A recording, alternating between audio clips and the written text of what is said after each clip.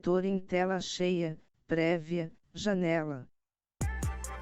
Beleza, galera? Mais um vídeo aqui no canal, hoje trazendo a semana 2, dia 3, dia 7 do Call of Duty Liga Média Week. E vamos falar aqui rapidinho, aqui, vamos botar aqui um momento aqui, dos jogos que nós vamos ter. Vou dar aqui minha opinião, mas eu já tenho gravado aqui nossa chamada opinião, né? Vamos aqui ouvir aqui. 2. WhatsApp documento. Conteúdo Vamos marco. ver aqui, nós temos uma mensagem aqui para o grupo Marcos Prazeno da Vamos ver qual é Amigos esse aqui. edição possui autocompletar multilinha em branco. Vamos ver. Clicável. Bom, galera, antes de continuar aqui mensagem com o de vídeo, Microsoft. vamos Exibição falar de rapidinho tarefa. para Exibição o de dia tarefa. 3, esse aqui, Projetor em tela. Projetor em tela.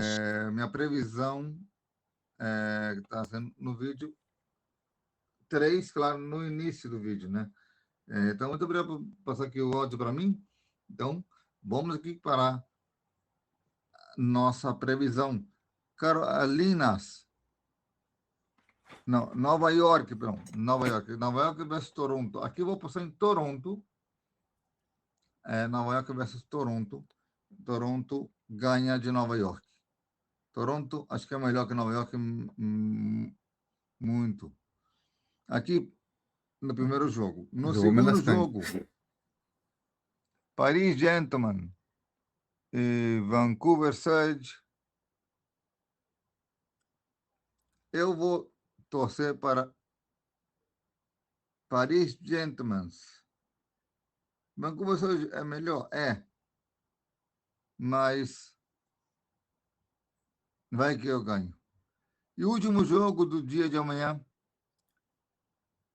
Carolinas e Falcões. Como as Carolinas estão surpreendendo, eu vou pegar o contra. Eu vou nos Falcões.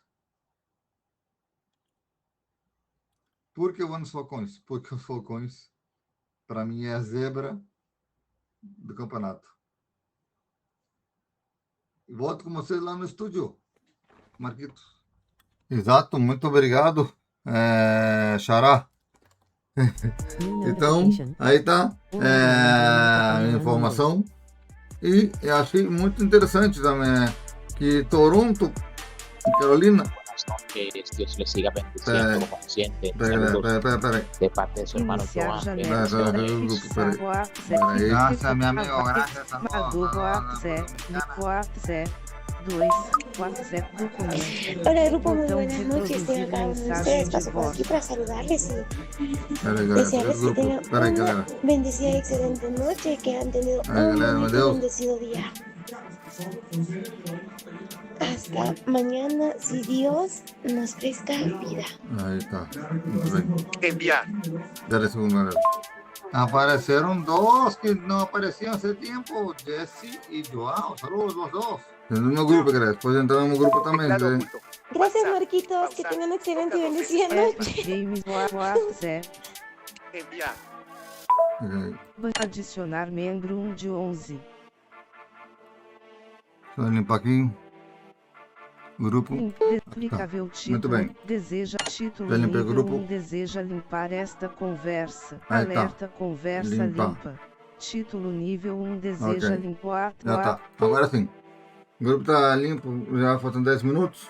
Quero lembrar vocês também de que de agora em diante a Pax vai estar aqui vindo no canal em algum momento. A Pax East, toda a Pax inteira vai estar aqui. A Latin America Game Showcase também vai trazer mais showcase para vocês. E entre outros, né? Botei com os áudios do grupo lá. Entrem, participem lá no meu grupo. Estou falando espanhol, português, eu falo só português também lá para vocês. Lembrando, faltam 5 horas de evento. E lembre-se também de acompanhar. E vamos lá, eu vou falar minha opinião aqui. Toronto e Nova York. Toronto leva por uma razão óbvia. Tem um time que está arrasando. Nova York ainda está lá embaixo na tabela. Rosalie e os outros dois devem falar daqui a pouquinho sobre isso. Paris Gentlemen está entre os 5 melhores.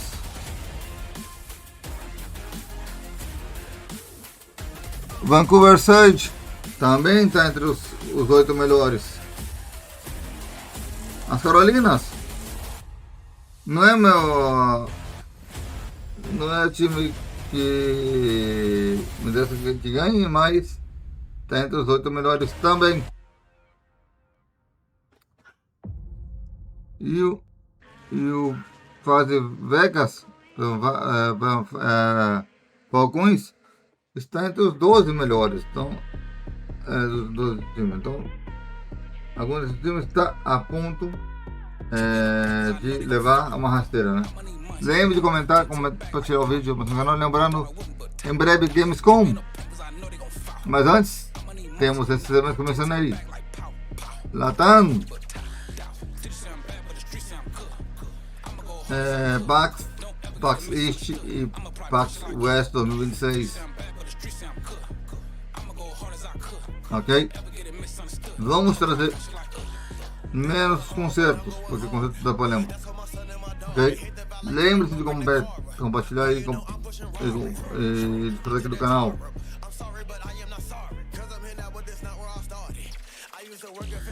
Lembro vocês também de em setembro temos o Tokyo Game Show, mas antes PAX West, como eu já falei. O Tokyo Game Show vem o final do ano. Nominados são para o The Game Awards e Joystick Games Awards, e seguido pelo grande evento The Game Awards. Mas antes do Game Awards temos assim, PC Game Awards. Temos muitos eventos durante os próximos dias aqui no canal. Hoje estamos no dia 7.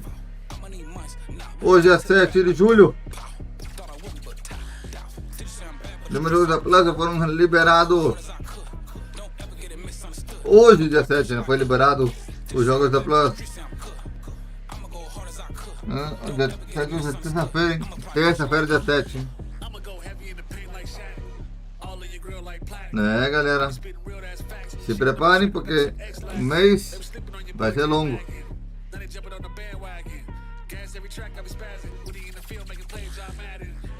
E lembrando vocês também que teremos entrevistas com meu amor, Natália Gabelotti, a hora, a final do ano.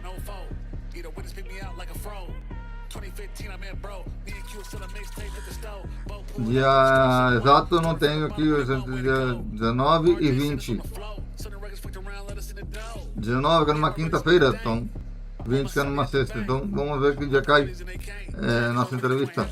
Dia 12 de dezembro, da Game Awards. Fique ligado. Call of Duty League está chegando na reta final. Faltam duas ligas, a Major 4 e mais outra Major. Outra Major ou grande mundial, hein? O mundial, se não me engano, é a próxima da próxima. Por exemplo, a Major 5, que é a próxima Major que vamos ter, e vamos ter ainda por cima o mundial. Os 12 times vão se matar.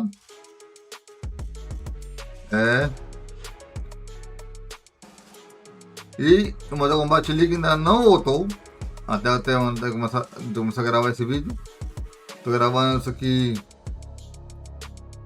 um par de dias antes desse vídeo ao ar. Não voltou ainda não, mas vamos voltar. Já vou estar bastante adiantado.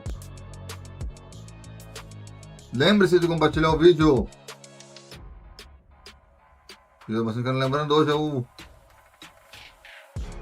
nosso grande final da semana 2. 2024. Essa mais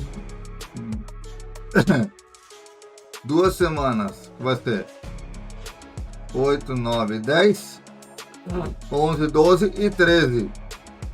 Ok? Então, vai ser em sequência. Se não vier um motocombate, ok? Se não vier um motocombate, vai ser essa ordem: 8, 9 e 10. É o próximo semana do Call of Duty. Então é amanhã. Então 7, 8, 9, 10. Depois 11, 12 e 13 para fechar o Mundial.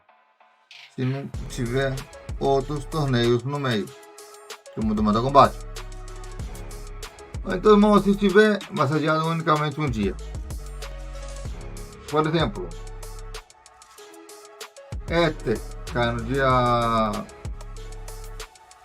8. Então, processo 9, 10, 11, 12. Daí terminaria. Devemos ter combate 13. Aí vem 14, 15, 16.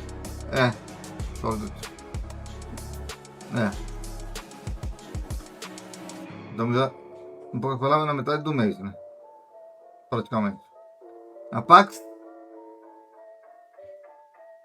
Vou descobrir. Eu estou no dia 7, coisa aqui, então amanhã dia 8. 1, 9, 2 e 10, 3. Correto. 11, 12 e 13. O terceiro da última semana. Então, dia 14 começaria o Mundial praticamente. Praticamente dia 14 começaria o Mundial. Iríamos 14, 15, 16 o Mundial. Julho.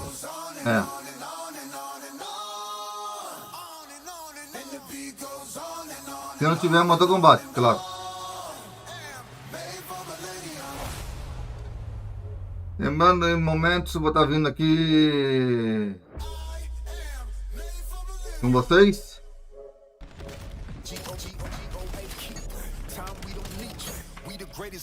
Vamos debater com o Rosa ali, com os rapazes aqui, com o Rosa ali, Parker.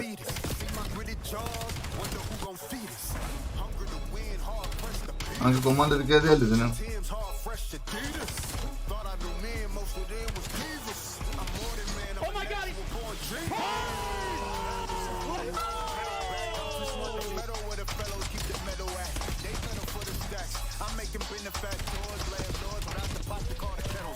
E agora aqui, galera, falta um minuto.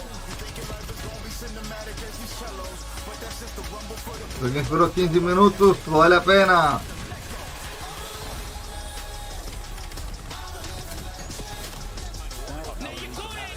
Cinco horas de muita emoção.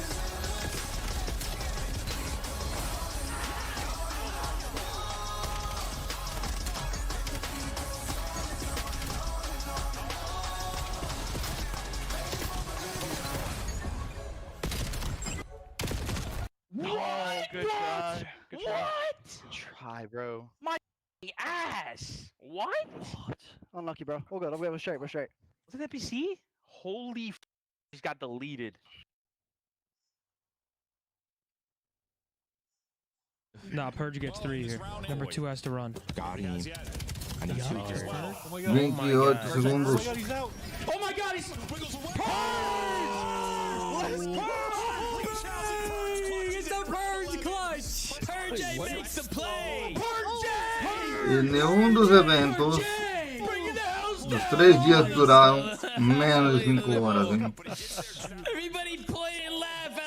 Duraram de 5 a 6 horas os nossos 3 dias, hein?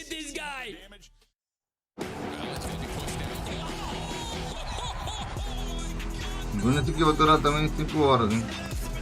Onde durou 6 horas, então se preparem.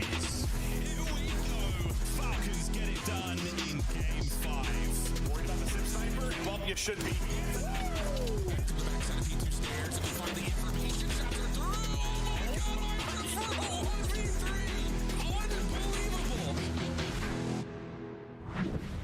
It's Championship Sunday. Not really, but it might as well be for teams like Carolina fighting for their lives to get to World Championships, where only the top 8 teams will be playing for this year's trophy. Ó, 18 melhores vão estar se enfrentando. 18 melhores, I want to hein? start with you. Other than the Carolina surprise yesterday, what do you take away from all the upsets? I take away mainly G2's performance. I think that was a team that I didn't have high expectations for, and they've definitely exceeded them. Nameless, you called Miami. Carolina. Once again, they are now 4-0 against FaZe, and that is going to give them a 60-point buffer over our Carolina Royal Ravens. Let's take a look at these standings. And Nameless, walk me through the situation we have brewing on that right side of the screen. Yeah, so Carolina technically aren't out yet. They would need a miracle. This team would have to win a lot of matches and make it very far in the tournament and hope for an absolute downpour out of the Heretics. But aside from that, if you're our top 8 teams, you're trying to avoid playing Optic or the LA Thieves. They have both been practically unbeatable aside of playing each other. And when you look at that, 7th place spot, 8th place spot, you're trying to pass G2. Heretics need some wins, need to have a good major. Now, Koi have been downtrending, but they're at 240 points. G2 and Falcons at 220, which means that the Heretics are the team in Carolina's sights. So let's take a look at the Royal Ravens. Exceed, Lurks, all looking great yesterday. They find some success against the Koi, and at the end of the day, they're saying we're not done, Ali. They know what they have in front of them, but Eli's saying we're not done. And that's how you have to approach it, right? That's, I feel like, a mentality shared by a lot of the players when they are put into situations like this, and it's the one that produces the best results. I mean, even when we saw like Mama and Craze move to G2, obviously their story is a little bit different, but it felt like when they were on Vancouver, they can kind of just chill a little bit, just play their game, play loose, and that's allowed a lot more success for a lot of these individual players. We saw insane numbers out of Lurk. Standy had a few moments yesterday, so definitely a lot of opportunity for Carolina here to prove that they deserve to be in the league. And of course, you're taking on the Riyadh Falcons, who are sitting at that 220 mark. So you're 70 points behind Riyadh. How do you take this squad down? Who are you looking at from the Royal Ravens? Yeah, I'm be looking at Lurks again. And I think he's got a new role in Search and Destroy where he's a little bit more free. Before it was Craze, kind of the playmaker for them. Well, now that they bring in Standy, he plays a little bit more within structure. It allows Lurks to shine. And you saw him tweeting out yesterday, my S&D bag is finally back. Saying when he was coming up, that was actually his favorite game mode. So it didn't translate immediately, but now he's starting to get comfortable there again. Carolina sitting at 2 wins, but the Gentlemates are only 1-2, Ali. After yesterday's loss, they're going to be looking to bounce back. You think it can be done, though, through Search and Destroy, which has been a weakness. Walk me through what the footage showed you yesterday. S&D wins championships, right? And Ant just had a great point about Carolina, Search and Destroy. And Search and Destroy has been a pain point specifically for the Parish Gentlemates. Not only that, it's been their attack. So overall on offense, they are bottom 2 right now in the league. So I wanted to kind of dive into this because obviously in the series versus Vegas FaZe, they were able to take a huge win. So let me make sure I'm starting all the way from the back here. So this is the situation, 4v4. We're over on the A side of things. No first bloods have gone down just yet. And again, like I said, Parish Gentlemates in their attack has not been great. So watch this. We're going to go into the start. Ezreal is going to fly out. He's going to get us a huge first blood. That's naturally going to get traded. And then we're put into this situation where number 7 is going to have to back down. And all of bomb site control is now in the hands of Parish Gentlemates. Now, typically, in this situation, I think most of us would assume that this is what's going to happen. Bomb probably going to go down. And in this situation, you have the numbers regardless. It's in a 3v2 situation. It doesn't matter that we don't have information on where number 5 is. So the setup here is going to have a guy on the outside watching the back. And then the guy in the front obviously would watch small room. But in this situation, Paris doesn't really choose to do that. They sit here for a moment and they kind of wait for number 7 to see if he tries and makes this route to either come into small room and get that free kill on the bomb plant as it's going down, or to maybe try and chow this guy outer, which again, we don't know where number 5 is. Could set up a situation where he then is able to push and get a free kill on bomb. So I'm gonna let this run. Parish Gentlemates don't actually plan to let that happen. They decide to sit here and they're like, you know what? We're going to instead try to push out the guy that we have information on in the back. Now, a couple trades go down. Regardless, they end up in this 2v1 situation. Number 7 gets out with his life once again. And the decision-making from Paris Gentlemates here now is to wait and see if this guy hits a wrap. So they're going to sit in dojo for a hot minute here. They're expecting number 7 to either try and hit this route to come through and check that bomb plant or go through mid. Out of the question at this point. So for the side Paris Gentlemates, he doesn't hit the route. 04 simply is not trying to give them anything for free. So what does Paris do? They instead decide finally to go get the bomb down. They have a perfect post-plant situation here. They're going to be watching both of each other's side. You got a guy covering this bomb. You got a guy covering the flank. 04 goes for the flank. They get the kill. They win the round. Now this is a great example of Paris Gentlemates and the approach that they are now trying to make towards search and destroy and kind of make things a little bit easier on themselves. They won an offensive round. Eventually, though, it's FaZe who gets the best of them, and you can see it is a 2-3 loss that makes them now 1-2. Their only win over Carolina. Today, you got Vancouver.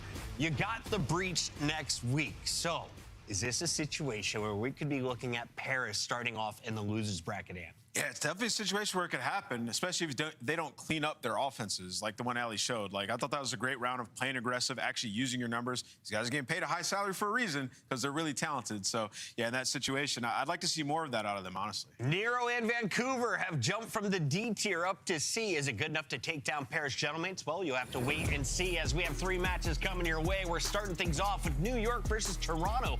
We've got those Paris Gentlemates taking on your Vancouver Surge at 4:30, and we'll close it out with the Royal Ravens versus Falcons as we head to the air. Right now, though, we're going to a break. When we come back, can Koi find a dub? They better. They're playing the bottom team in the league. That's nice.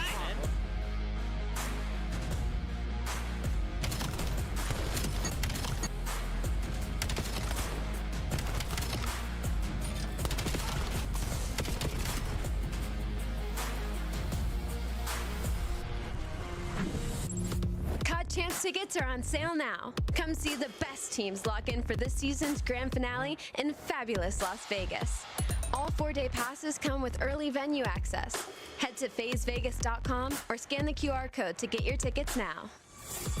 Scuff, official controller of the CDL.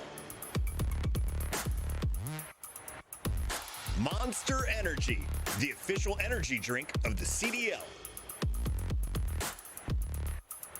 Brought to you by America's Navy and the special operators who work in the shadows.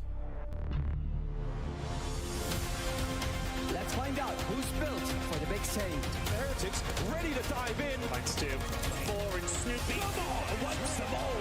But Hydra with the switch impossible. He's making top room. So damn happy. It's Saints. Down a bruiser. Dominance on the grandest stage.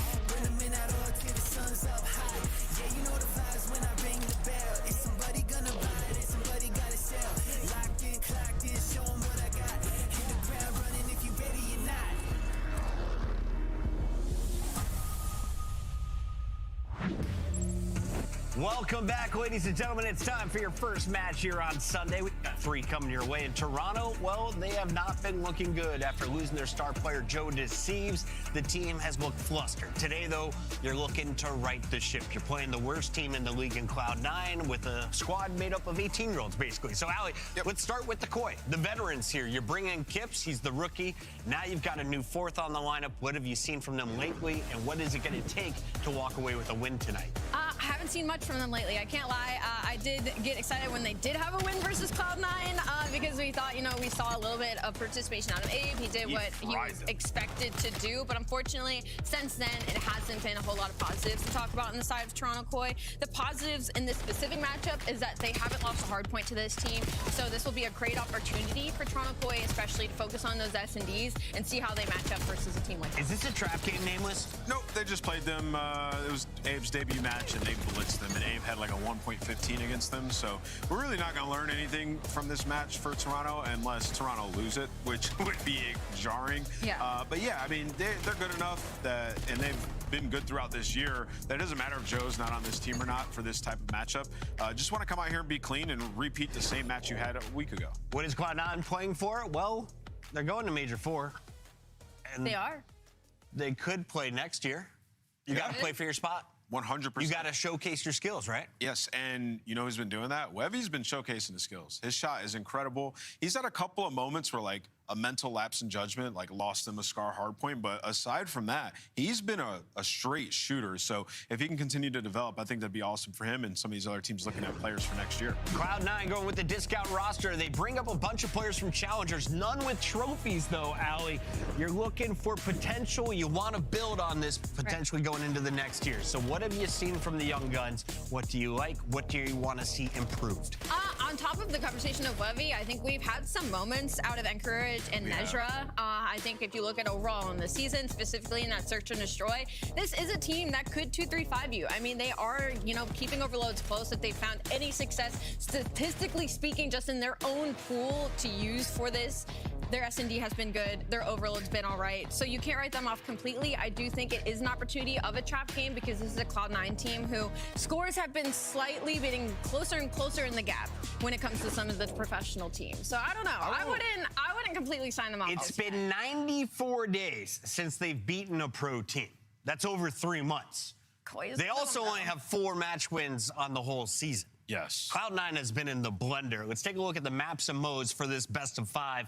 Can they find a chink in the armor of the Koi? We have Den, a triple dose, and I feel like maybe Cloud9's GM wasn't involved in the bans here. Why do you allow Den in 3 times after watching Koi pick up this map? Well, I mean, Den actually hasn't been that good for Koi for the past couple of weeks. I mean, Hardpoint, yes, that's still in the series, but the Den Search and Destroy and Den Overload, I mean, maybe Cloud9's just banking on the fact that it hasn't been as great, but versus a team like Toronto, regardless, is going to be difficult when it comes to the veto process. Any surprises in the vetoes, Ant? Not really, no. I mean, for C9, we don't really know what's happened in practice for them, right? They could have had some great strides, but yeah, I mean, in this matchup, you're just hoping for some individual moments. Like, this is a scouting opportunity for all these C9 guys. I will also say, what we saw from Toronto yesterday versus Boston was awful Call of Duty. Like, Toronto was sloppy. Yeah, they were not playing structured at all. It got really mixy, and in those mixy situations, Boston, particularly Afro, was having some highlight plays. So, like, you look at this team in C9, in those moments, Nedra can pop take, like he can hit flow. Wevy has a good shot, I just told you about it, right? So if Toronto try to play that style today, it could get away from them, and then you're starting to feel a little bit of pressure, right? So I guess that's the storyline I'm going in with this one. If Toronto play without structure, this could get interesting. Abe took over the last best of 5. They won 3-0 if you were the Koi, so it's time to lock in your Scuff pick'ems. Allie? 4 wins for Cloud9 means if you pick Cloud9 today, you get 5 points. Oh, I get 5? I'm going to start things off, and I will go with the gamble. Cloud9 gets their 5th match win today. Nameless. We get 5? You get 5 points. Nah, bruh. 5 points. It's Cloud9. Almost like I feel disrespectful doing it, you know? Like, it almost feels wrong. I think I'm going to stick with Koi. Yeah, I'll go with Koi as well. Koi. I think it would be a happy upset, though, if Cloud9 win. Yeah. For sure. It's not going to be a happy upset. It's going to be jubilant. We are going to be so excited because Miles Rossboss also has a Cloud9 tattoo on his back. He's wearing a bright right above his hips. He's got his Cloud9 blue on. You look beautiful. Take it away, Miles. Chance, you look so good, bro. Just handsome, clean cut. I like the beard look today, and that smile is contagious. Emmy Award winners. Takes one to know one. I liked the moment there where Ant thought about those 5 points. He really processed it, because the man might be a gambler, but he's not a dumbass. Here we go, boys and girls, into a very interesting series. Miles and Charles, the first one here. We're going to be seeing Shift and Stud a little bit later on today. Yeah, mate, what do you think about this one, Mr. Ashworth? You with your contagious smile and your shirt and your skin and hair. What do you think about that? With all of my features, I think it's going to be a good day at Call of Duty. C9 have certainly improved over the course of time. Webby is a very interesting pickup for the squad, and the fact that they're playing against Koi, currently sitting at 0-2, need to get a victory. So I expect them to come out with a certain degree of ferocity. The fact that they get triple done as well, I think Koi is happy as can be. I also, you know, the truth be told, Koi are on the downward turn. C9 could break the drought after 4 months. Very, very possible for them to do that today. But again, yet to be seen. Yet to be seen, ladies and gentlemen. Koi, a massive change up in their composition as a squad. Kips and Insight have swapped seats. More on that a little bit later on. Yeah, we'll get back to that. That's a big deal. But we'll see how much that impacts the gameplay, because I know for a fact, having played games competitively in a local area network environment with people either side of you, it does have an impact. Here we go, ladies and germs, into the first of 3 dens in our series. See how this one takes us. C9 taking on Toronto Koi. Here we go.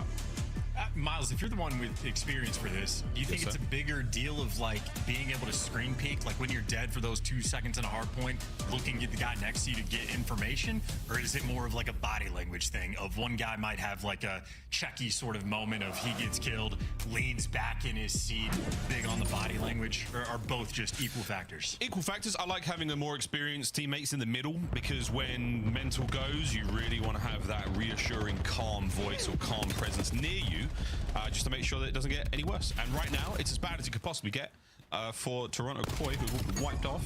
Kleenex finds a lovely pinch, finds himself 2, and that could be the 3rd in the feed. This looked just like our ranked gameplay from earlier, Chance. Yeah, flowing absolutely great with the MPC. Easy pinch, easy light for Kleenex. Great teamwork there from Insight and Kips. They are locking it down. SMG's following it up, so Kleenex sets his team up. They execute perfectly right inside the time, and that is a wild-looking mini-map. C9 literally 4 corners around the map to go for the spread. I think ultimately, Koi are just going to try to lock down these back spots. That's back left side of the map right now. We're eyes on Kips on the hunt. And it is time to find Nejra, who once again has eluded him. Very awkward moment there, but Kips manages to walk away with the kill at the very least. Number still here for C9. Hyde brought down. That is going to be Toronto Koi in the prime position to walk away with that P2 time. Opening hit coming in from C9 a little slow as they're going to wind up that punch. One man's going to go through Roost, 2 now through the middle of the map, and a single soul through that P3 side. We'll see how this hold goes in just a moment. This is 3 players, maybe 2 versus Insight in the backline as well. So Wade pushed out nice and cushy towards the front where he gets killed. Kleenex should have an easy pickup kill, and Insight doing his job on the backline. You dealt with 2 players in Toronto Koi. I mean, this is the dreamy setup you have on P2. They have just existed, pushed out way past lights, as comfortable and easy as it gets. A quick reposition here from Toronto. Dealing with the next wave of players, and so far very effective. 2 spree from Abe, 4 from Insight, most of that found on the back line, and a near perfect P2 so far. Final 15 seconds on the clock. We will see those tickle away, and it doesn't look like C9 will commit to any of the P2 scrap time. All eyes on the 3rd hard point, bottom side of the map. Interesting to see how Koi's going to approach this break as well. Kleenex going to be working the pinch here with Abe. New field popped. Nejra, though, posted in absolute depths, able to pick up 1, and he is going to be slowing Kleenex down. Still wins the gunfight, but hey, at least the first 15 seconds of this time, C9 comfortably able to get. Kleenex is just like a scalpel. He slices his way with incredible precision there through the C9 roster, and he's danced Nejra all the way to the back line here. Encourage eats a healthy amount of NPC rounds, and out to Abe. The nade and Dojo. Kips is going to be the one on the connection there. As Encourage finds another on the fight forward. Kleenex from spawn. Right back into the action. And he finds himself a second. The iron is strong. Here comes Wavy. Up close and personal. Kleenex finds 3, but no good on the break yet. Kleenex is just walking through them. Light work so far. 10 kills only on P3. Nice and flowy. 3 kills there. Scrap time, though. Going to go over towards C9. Toronto Koi, though, absolutely posted in the back of spawns. Kips will be the initial time collector. Insight and Kleenex, long-time duo. Going to be dealing with these 3 players. I've never tried. I wonder if you could wallbang this position. It's such a common spot on top of that Raven. I wonder. Well, that's all dead. Lovely work, Toronto Koi. C9 towards the top roof spot. Abe. Whoa. The surface-to-Abe air missile takes care of business. And a few more members of C9 now on the attack, trying to make their way through lights. Encourage once again, winning a couple of big ones. Wavy, Struggle Bus, Population, him at 3 and 10. Having a tough time here on Den. Koya also just bullying them in these situations, hopping off time and just pushing out so distant. They get the clean 4-man down. Everybody snaps into position right now. This is just almost a test of like how good is your practice going when you get these dream setups? How good is your execution really going to be for Toronto Koi in the first set of rotations? Perfect. A+. Coaching staff going to be very happy. Yeah, very happy indeed. Smiles all round. And no smiles just yet from C9. It's still got time to turn it around in our second set, but what an unbelievably productive first there from Koi. 134 they have mustered in our first set of hard points. Strong looks in the KD department as well. Insight, that 10 and 4 looking good.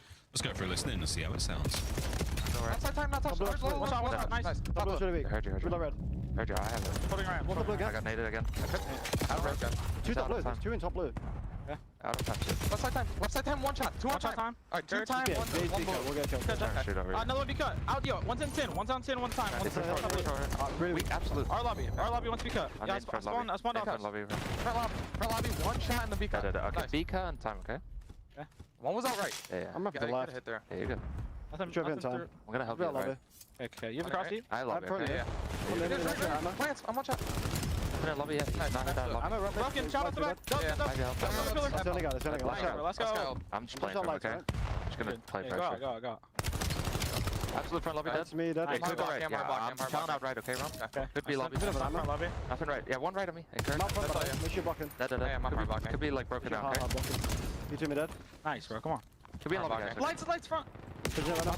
Front. Really weak front. The ones out top. Yeah, they could be lobby. Dead blocked to me. I threw a detonate lights. Could be lobby. That's fine. Stunned it. One challenge front. Lobby now. Lobby now. Lobby still. Pitch lobby. He's pep steps. He's trapping up. Went back to lobby. Lobby weak. Lobby weak and then one back as well. 2 time. Lobby front, okay? I went mid, okay? Yeah, one's out lights. Neutral. Cool, dead. Nice shot. I'm with you. I'm straight back on shot. I'm back lobby of me. I'm outer. It could be outer. Under me. Inner time. 2 of me. Hide. Pillar. He's close left. Yeah, well. 1 more back step. Out of me. Yeah, back there's the time. Tool side. It could be mid quick, okay? Yeah. Might be there. Child reach I'll see shit, man. I'm gonna be coming out. Outer. You're good. Maybe 1 more on you. Hey, his Webby's here on me. Okay, on you, bro. 2. We flipped. I'll be up. I'll be dead. 5 10. 2 and 10. Give me spot. Blue weak. 1 more pinch. Nice. Front dojo. Out of tree. Let's go out of tree. Got me tree weak. You went back to I spawned mid.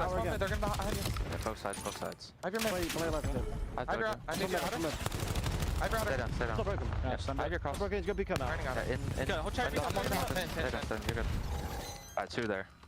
In 10 and be cut. Maybe time fast. Under half wall. Under half wall 2. Under half wall 2. One's be cut. I'm playing White he's laying up front of the closure. Very calm, very chill. Maybe too chill, Chance. Look at that scoreline. They do not appear to have any fear of losing the game, but as you pointed out, nearly tied up at the end of this one, so they got to lock in. C9 really turning things up. Webby had a very slow start to this game, but he had a nice takeover moment on P2, helping his team get back in the mix, and Guns heating up just a little bit for Cloud9. Yeah, it's starting to get a little bit zestier. They're doing the best they can to keep it all rolling. Nice 2 in the feed there from inside. We're going to make our way towards the sort of dojo side of the map now, and Kleenex yet again another highlight moment from him on this side, and it is dangerous stuff. Olabe brought down on the outside, single man there on time. Kips reinforcements here from inside. Many big finishes we've seen here on this side of the map. It is not going to happen here though. Kleenex still keeping the members of C9 firmly on their toes. An incredibly difficult attack for them to find. It has been impossible for C9 to cross this left side of the map and get past Kleenex. Both go arounds for the P4. They have struggled immensely in that capacity. Now they're trying to work 2 through server. They're getting some of these entry kills. It's not the most connected push though for C9. Finally getting grouped up together and good damage being done. So NPC's good enough to make the break. Problem is Kleenex has been just the absolute killer in this lobby. 28-17, that's the Hellstorm. Yeah, Kleenex is taking them to task. 7 spree, looking for his 8th. There's a man next to him. We'll let that one slide. He's going to shoot his teammate in the back, but we're going to keep on board with this play. He's looking for those P2 spawns going into our 3rd set. Right side of the map. And the Hellstorm is an option as well. Strong work here from Koi, closing out the 2nd set very well. Into the 3rd and final we go. And inside still that 21-14 looking strong for the squad. Clean X 28-18. It's the dads on this team who are running the show. Caught in the Hellstorm on the P1. It need to make the break. Dad's trying to show off with the missile. Webby on time, gonna jump right off and sort of run it down towards server. In Toronto, nobody in position really to do any type of damage. Hellstorm lands, no connection. Toronto get mid-cut, but C9 get the time. Problem is mid-cut, maybe more valuable. Abe goes and slaughters the entire squad. Yeah, it wasn't a great looking minimap for Koi, but boy howdy, did Abe turn that one around. Big 3. And that's going to be hard point in the hands of Koi. Final seconds. D1 is theirs. P2 now in the hands of C9. They are set up here to stay alive. How strong a hold can they find? Wavy pulling it right back. That 19-21 with over a minute 22 of hill time. He's put in the good work. Here we go. Hard points open, and it is time to party. Wavy on the back line. Here come Koi. Guns are hot, and he's still firing away. Lovely work onto the back there. Takes care of Gibbs. What a turn! Wavy goes huge. A big 3, and C9 are still alive. All 4. Toronto, what do you want to do? 2 right now through the front. All 4 going to be trying to break this one through the front. This is a hold the line type situation, gentlemen, but Gibbs might just break it down himself. Oh! Or Kleenex is going to even up those odds. That's a team kill. That's a painful moment. That is C9's opportunity to win this map. What in the name of all things sacred have we just seen? 230, 222.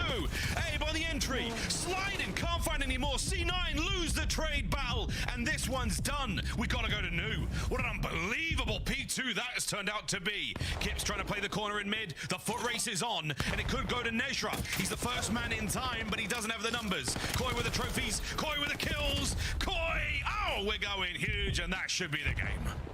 Called it. Everybody spawning out. Spawn up a dojo. Turn your head. They don't even have the time to really make this a contest. And Toronto Koi get it done.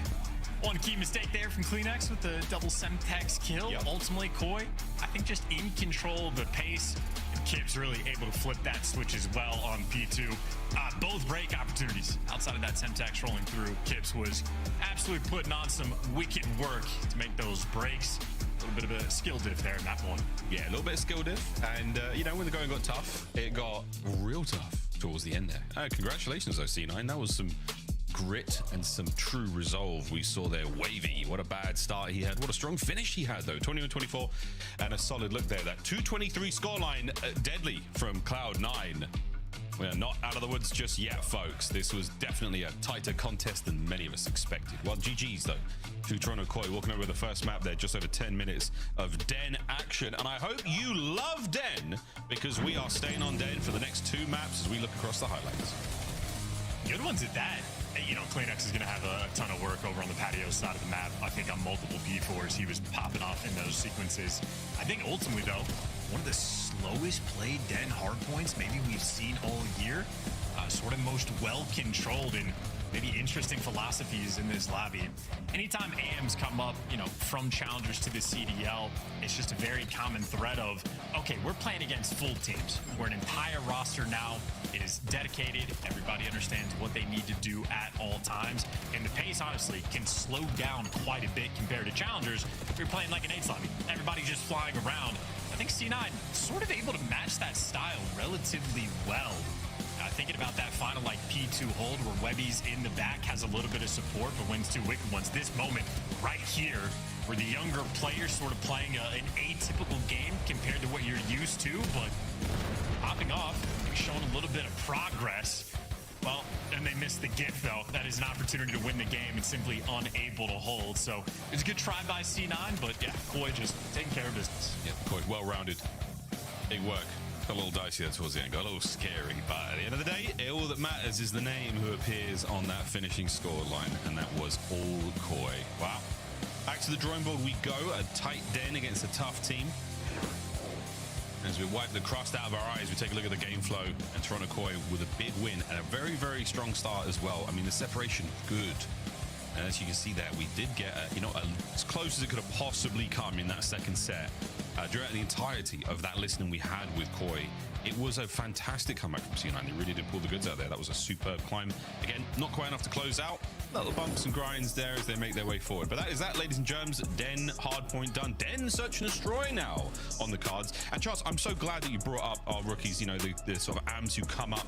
They find themselves here in the league. They find themselves up against the toughest competition in the world. Quite literally. But when it comes to search and destroy, there's always an opportunity there to cause some problems. Here are our rookies so far.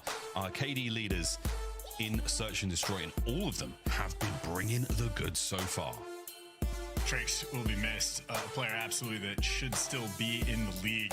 Kips, though, maybe a bit of a fall off. 1.17, obviously the best of the rookie class, but throughout the stage, 1.3 overall means he's been kicking it up a decent amount. I'd say C9, though, this is the opportunity. It is sort of your Neslo team. The hard points have been an ever-present struggle. Got a little bit of overload success. In search and destroy, Cloud9 absolutely have been bringing the work. An interesting battle on Den. See if they can cook something up for us, Miles. Abe's cooking up something right there. What are those warm pockets in his hands? Not quite warm too hot. In his hands. Not too hot. If they were hot, he might be in trouble. But those pockets might contain something. Is he cooking there? Is he microwaving them? I mean, that man is ready to rock and roll, folks. I've seen hand warmers in my time. I've been in the esports business now for a hot minute, for a very toasty, warm minute. But let me tell you, I've never seen hand warmers that big. That was at 2 pillows. And I'm talking going back to the Adam Assault double fisting on stage, the dual wield akimbo. I've seen it all. You know what I'm talking about, OGs. Those were some absolute pillows. That man is coming out fried in this search and destroy.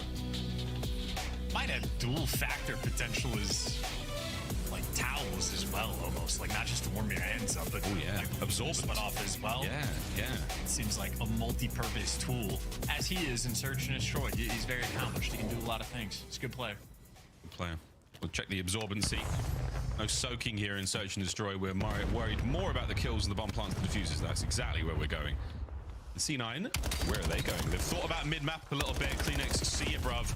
Wavy laying down some hate in mid-map. Great work on the first man.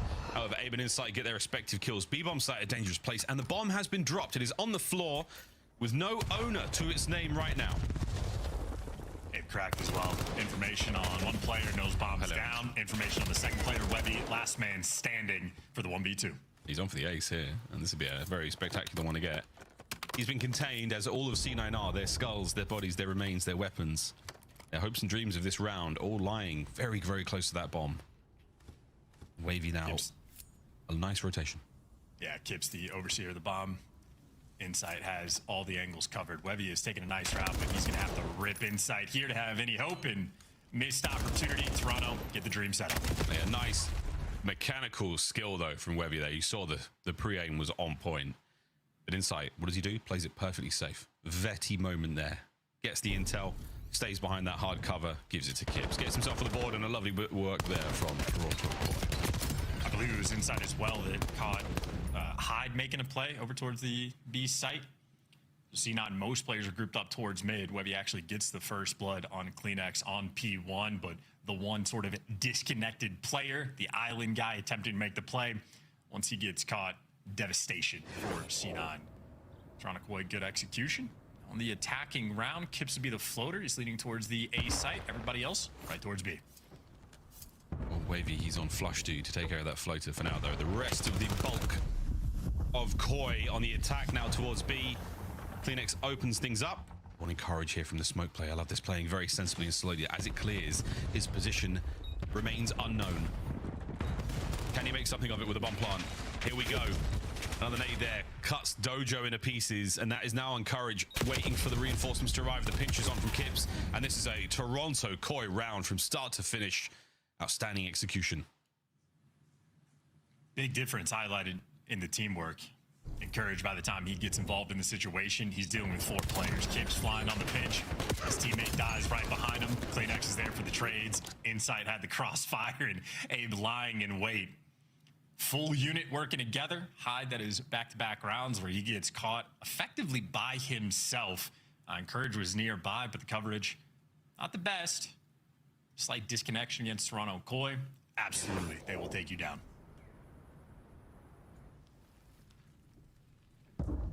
attack here for C9 New York.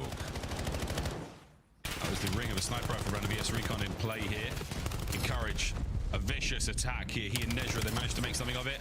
Encourage once again pushing pace. Huge advantage right now for C9. Oh, and a bomb plant. And the top of Nezra's head. A perfect nade to catch Insight and keep him in trouble, but wait, he holds the line. What a shot on a Nezra. It's a headshot, looking for the second man. The dance is still on.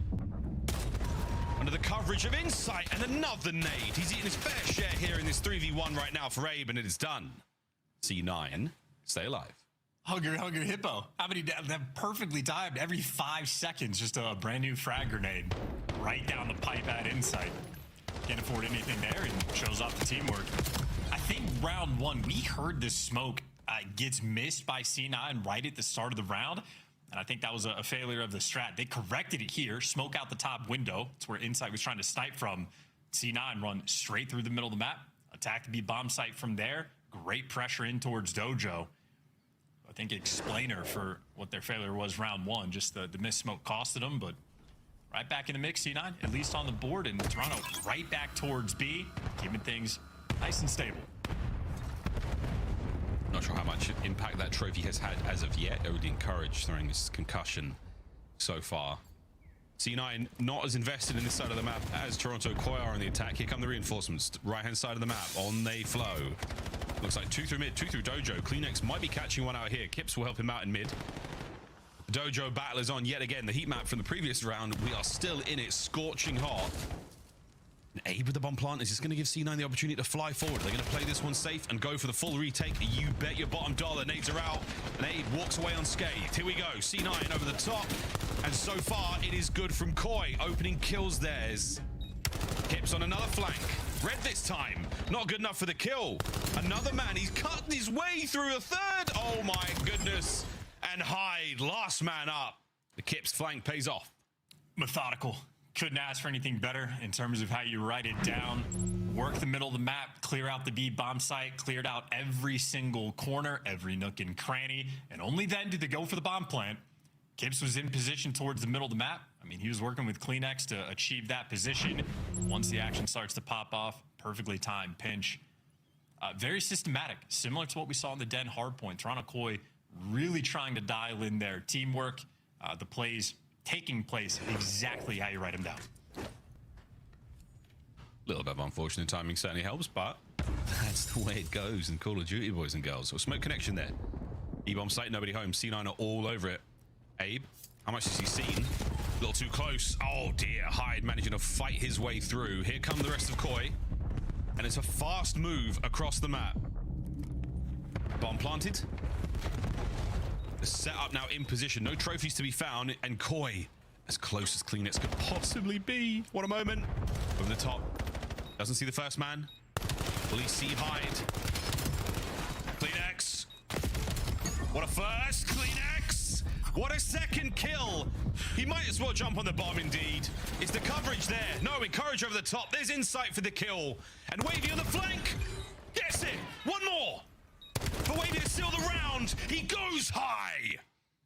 And it's new school versus old school in a banger of a closeout. Jukes about timing on point.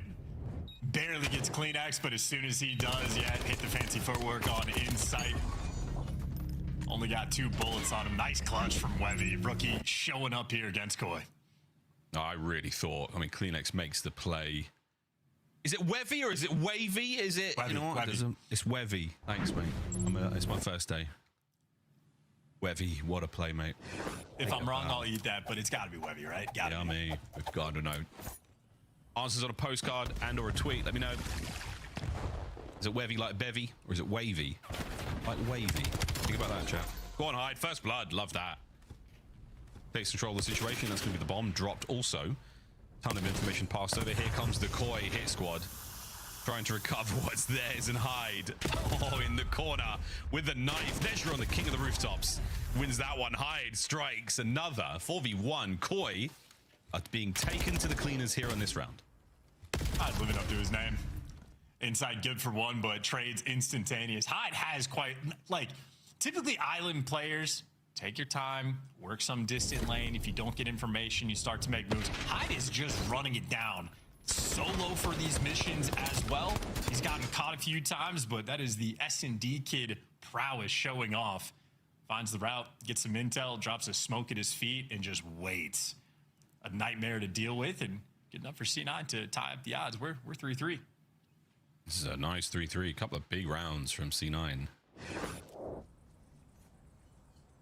Big clutch there from Webby previously. Nezra finding 2 in that round for himself. 3-1 split here for C9, but the bomb carrier, that's the scary one for Hyde. He is solo over by B. We're presumably waiting for the information here as Encourage gets a little closer. This reconnaissance by force, nades and stuns thrown just to clear out the A-bomb site, try to lure in those Koi players. And so far, Webby keeping them on their toes here. Bad news though, yeah, CleanX has taken space. Encourage, oh boy, denial. The trade is there. CleanX is unreal to even get that first kill. Encourage had the drop on him, but CleanX is in fact... Kips now wants to slow these guys down, allow his teammates to work something. It's not going to be the pinch. Abe's come over to mid-cut for support, and C9 sort of made the right play call just to wrap this one out. Toronto haven't quite cracked this code just yet. You see Insight. Now he's looking through walls, seeing if he can catch a player through lights. Here we go. It's been very quiet for 30 seconds straight. Oh, good lord. He gave up the lights angle for a second, and 2 of them have run past. Oh, goodness. Well, we'll see what happens now. Here we go, lads, in a small room. Webby catches the side of that frag grenade as it shoots past him. Not enough to stop Kips, though. Bad timing on the reload. We've all been there, mate. Hyde. Once again, the old smoke. Will the knife come out? Maybe. Nezra. Oh, they go high. Brings another one down. 2v1. Hyde from the smoke. Has bomb check if he needs it. Slow and steady. Eyes on the first man. Sees him through the smoke, but the outside. Wait. The dodge was good for a second, but Abe doesn't fall prey to those tricks. The defuse will be there, and Koi will take the lead.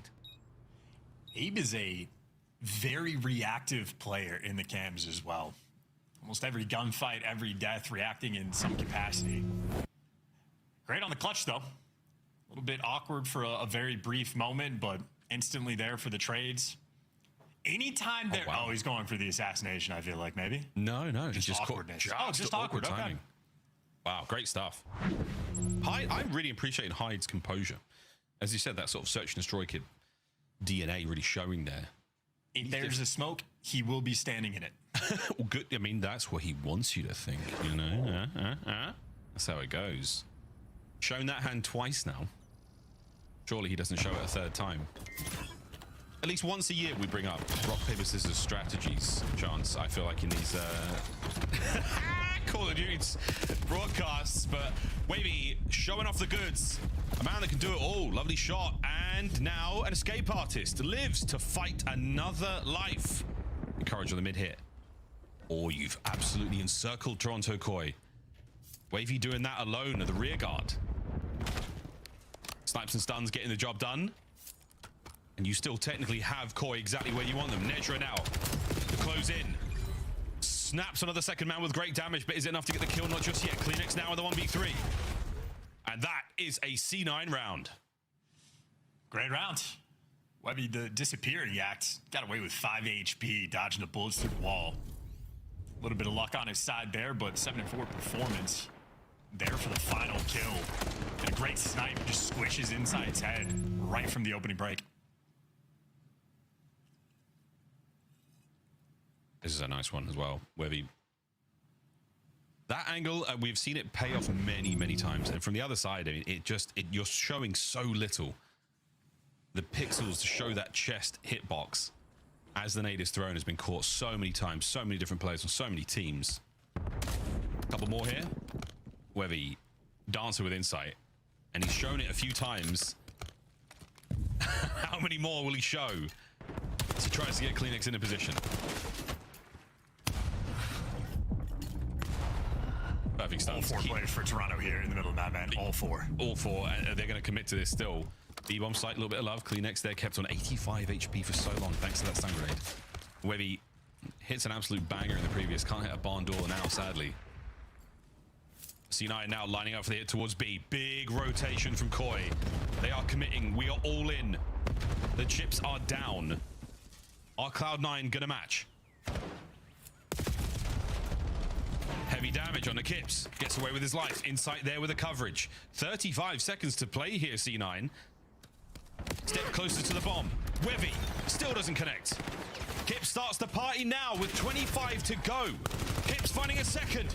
Kips on a third for the ace. No good, but Koi suffocates C9 there.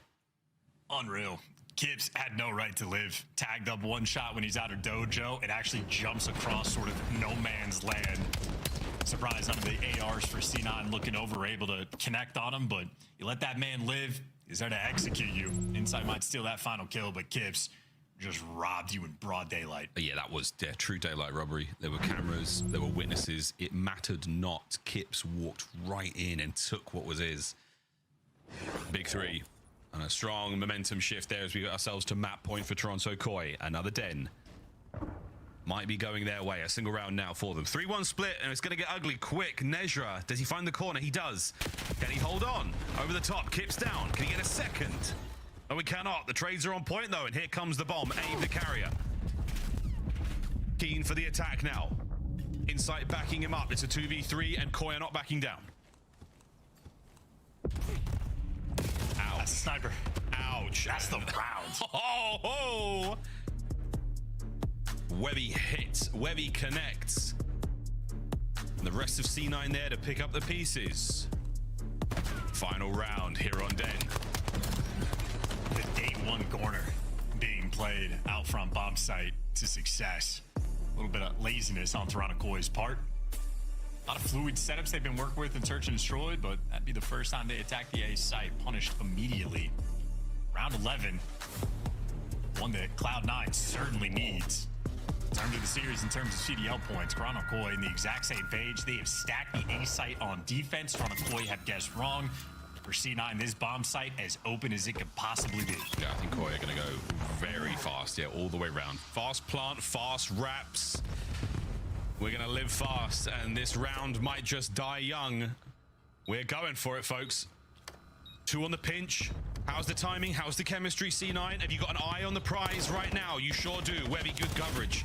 Trophy in position. The corner, though. Wait. Kleenex manages to fight his way through. An opening. A small gap in the radar, and he manages to sneak in. Kleenex still dancing. Whoa! Wins the fight on a hide, but now it's a 1v2. Nezra in courage now. Tight in the ranks. C9 in no man's land. Can they close it out here? Kleenex down. C9 tie it up. Taking care of business. Insane round. Call of Duty timing all over the place on that mini-map. C9 delivered, though. Hyde living up to his name. Cheeky spot there outside of front lockers. Unspotted. Kleenex might have found a little weird route to get through, but when all is said and done, Kleenex just left that last man standing.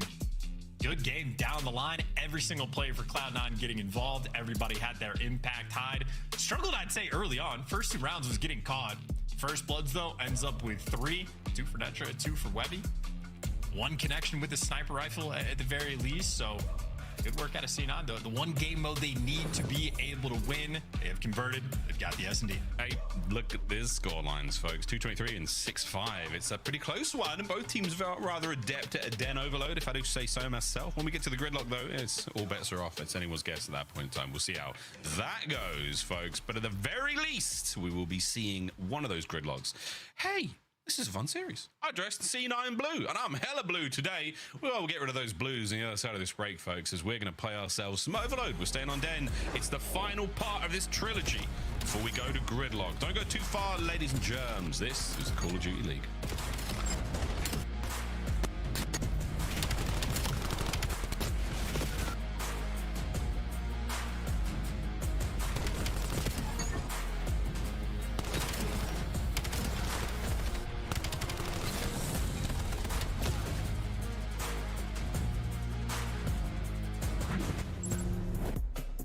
Black Ops 7 returns to the Esports World Cup this summer. Scan the QR code to get your tickets now. Scuff, official controller of the CDL. Monster Energy, the official energy drink of the CDL. Brought to you by America's Navy and the special operators who work in the shadows.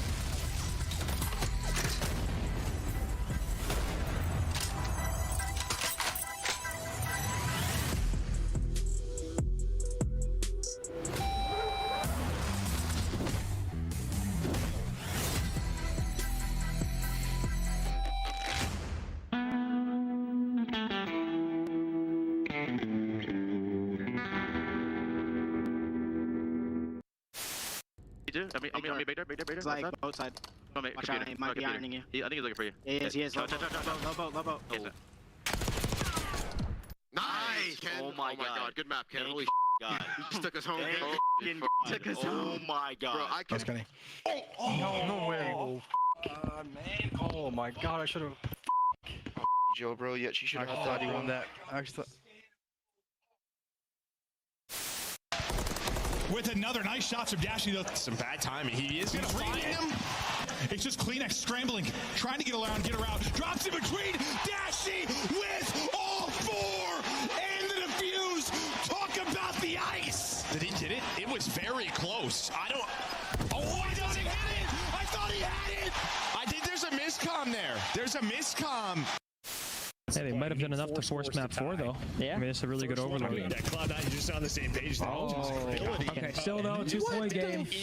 Guys. We got the cap. Oh my god. They scored 3 goals in 30 seconds. Are you serious? GG. Where's Okus going? Okus, where are you? Okus, where are you, brother? For the win. They win it! Oh my god. Wow. Oh my god. What the f did we just watch? What did we just watch? Well, we just watched a Den Search and Destroy that went to round 11. It was very fun, exciting stuff. C9 taking the win there. Now we stay on Den. Don't put your shoes on just yet. We're not going to gridlock. Butts in seats. It's time for overload. Chance, how are we feeling about both these squads? Sorry, the father in me came out there. Not great in the sense that both are 0-2, looking for their first win. A joyous day for at least the winning team on this one, because someone's going to have to get these CDL points. I'd say for Toronto Koi, the fact that they're playing at champs, they've been a consistent top 3, top 4 team for the past few stages. Dealing with the roster change, they're on the downtrend. This is officially scary hours. Like, Yin Yang Twins are going to be out of control because this is now dangerous, Miles. Map 3 is where it's going to be here. Now, if you lose this overload, I mean, guaranteed a map 5 or a loss for Koi, and you do not want to have to face C9 in Search and Destroy. Specifically, you need to beat them in the respawns. I don't know how many Yin Yang Twins songs to reference there. Sorry, man, that's a little bit out of my wheelhouse, but good stuff. Last matchup. This is how things went at -2 in round 1. And the Den Overload looking good. Neither of our boys got on the sheet in the score department, but very, very strong work there out of Kips. Good kills, solid KD, the damage was all there. And that possession time, again, something that we talk about quite a lot. Possession, very, very, very important. For those of you watching the Football World Cup, you know that possession doesn't always mean that your team will have the score or have the ability to win, but you can deny your opponent a lot.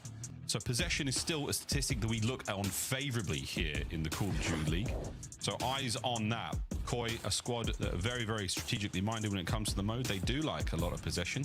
And if you got the Fang, if you got that EMP, you can really dictate the play. So here we go, ladies and gentlemen, the last part of our trilogy. This bit. Return to the Den one last time. Insight, 17 goals on Den this season alone. Let's see if we can get more now. Speaking of possession, Den is certainly a map where we've extended our understanding of how much time and space you can work with, when's the right time to go for these swings. We've seen on this map where teams will hold on to it seemingly forever. They'll spend 2 or 3 minutes swinging it back and forth, waiting for the opportunity. So a lot of creative potential. This map is very well understood. Possession time, ultimately now, the true name of the game. We'll see if it pays off. Opening trade. It was even until Abe tips the scales in favor of Koi. Now, Still trying to keep that EMP as safe and sound as possible. All the lethals, all the tacticals being exhausted. And some of them inhaled on the other side there. Who was that taking the deep breaths? Might have been Nezra's character. But in through the window. Oh, hide your kids, hide your wife, hide in the corner down. And it's going to be Kips on the kill. And big numbers now for Core in the middle of the map. And still, no one yet to grab that EMP. Insight on the double back. Will he be the one to touch it first? And the answer is yes for a second. Big wins by Nezra on this sequence. Finally get a fall, but Toronto were able to dominate the middle of the map. Could never get the device because they did not have mid-cut. Now a situation, if they get this device out mid-cut, dangerous. You got both Abe and Kleenex pushed out towards this overload portal. Right. You got to get the device out, though. And for Toronto, Koi, everybody's focused on kills first. Finally, Kips wraps back, picks it up. This could be a score. Kleenex still here. It's on a 4 spree. Somehow still has a Semtex. That's unbelievable. Here comes the kills. Insight's there. Good for it. One more man to deal with. Oh, Insight, he's pumped the brakes. The bus has been parked. 4 HP gets away with his life for a second longer. Koi rock up. And boy, if they had that EMP possession a moment ago, it would be 1-0 right now. We'd be talking about rallies. We'd be talking about where it's going to next. But instead, we're still stuck in the mud. And we are still battling towards that B goal. Nezra and Hyde find theirs. And that is the reset. A big opportunity here for Encourage. The numbers are great. Kleenex, though, he digs deep. Holy Kleenex. What a play that could have been. Reinforcements are here and Koi right back in control. Robbed of the quad feed. Kleenex has been the true titan in this lobby, stepping up as much as he can. Koi back in possession. Once you lose Kips, though, that might slow down the play. Cloud9 defensively, keeping things under control. Cloud9 defense. Oh, they found a window to work with here. Cloud9 shuffling to save it. Let's go for a quick listen in. Yeah, back mid. Might go right two. Might go make cut two. There's two. There's two. Inside weak. Inside weak. Yeah, here. Go right. Help him right. Close on me. One shot. Abe. Right back tower. You're down next week. You're good. I'm behind him. I'm behind him. There's running left. Inside. Alright, maybe cut. Okay, he one small. One shot. One mid. Abe is absolute. We're going B cut. Last guy, and Kips and Dojo. Cutting mid, they can't go mid. I got missing Kips. I'm meeting you. There's side 10 cleaner. I got him. On the head, one shot, Abe. Jump out. Missing Kips still. Kips was all right. Missing Kips. On the tree, dead. I'm right. On the tree. On the tree, Abe, guys. On the tree, Abe. You guys got one mega fight, bro. I'm making a spawn. I'll look over your middle. Go. Top blue. Top blue. Low server. Two low server. Top blue. Hide. I'll play with top blue, bro. Top blue inside. Top blue. Top blue. I'll grab ball. Can you wrap left? No, I can't. One mid. Abe. One shot. Pitch server. You're gonna have to jump back down. That's server. One more top blue. Bring it through. Go. One shot after that. I'm dead. He's gonna respond. Going back. I'm going back mid. Push him mid. Are you everyone take it down? Yeah. I'm gonna pitch DB. I'm pitching DB, guys. I'm pitching with you. I'm already. Can't see these boys don't want it. They are furious in the comms. Just over a minute to play here in the first half, and neither team really able to get too close. But this might be the turning point. Encourage is in position. The EMP's going the wrong way though. Now back over the top side to B. But wait. Oh, Abe down to the lobby once again. Shots of damage. No, nothing. No, it's over. Koi with a chance to attack. By God, though, have the spawn kills from C9 been incredible. Haven't converted into anything close to a score, but they've been spawning them out very consistently, and that means something. 45 seconds of possession there for C9 New York. And another one on the back here from Insight. B goal. No, not yet. Oh, Encourages on it. Picks up one here. The pinch is on. Final 20 seconds of the first half before we go to the extra time. And what do you know? Kleenex piecing yet again with the NPC at range. Final 15. Here we go. Flowing. Great movement. Hopping over. Oh boy. C9 setting up for spawn kills. Maybe the full wrap. This is, I mean, you got options. We're 6 pushed out towards B. One player through mid. Levy's working the A side. C9 are everywhere. They're everywhere. Wait. Nezra. What a two to the pistol. And he's going to get the goal. Sure is. What a moment from C9. In extra time as the whistle blows, they go up 1-0 into the second half. Oh, man, and all the heroics you could ask for there. Kleenex, he's got the Clark Kent swirl and the hair today, but that's Superman unable to make anything magical happen there for Koi. This is, hey, truly, if you're a Toronto Koi fan, you're going to be putting your head through a wall. This has not been the greatest look, and compared to, again, consistent top 3, top 4 team all year. And now this is officially the struggle bus. C9 making good plays, though. Again, identifying possession as the name of the game. Multiple options existing inside their spawn. Situation here before the final capture where they just had every single lane pushed out and covered, and eventually someone gets that 2-piece, gets the ball rolling. Measure up with a great sequence and Encourage able to finish that one out of 5. And you start things off nice and strong. Koi have had a second to refresh themselves there in the half. What was said in the locker room now as we get ourselves rocking. Right in a position though, goes Nezra at 14 and 10 so far. Webby finding the mid-map kills. Oh, it's a third. We're set up for a successful capture here, chaps. Nezra, back in a spawn. You were not wrong, mate. The spawn kills have been on point. Hyde puts it through for 2. This is shaping up to be a demoralizing match for Toronto Koi if this continues.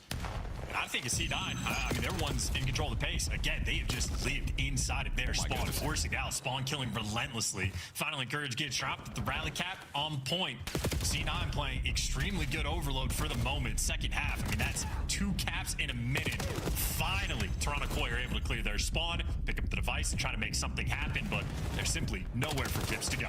Yep, the third rally, the elusive triple, not going to happen right now, but 3-0. What a brilliant start.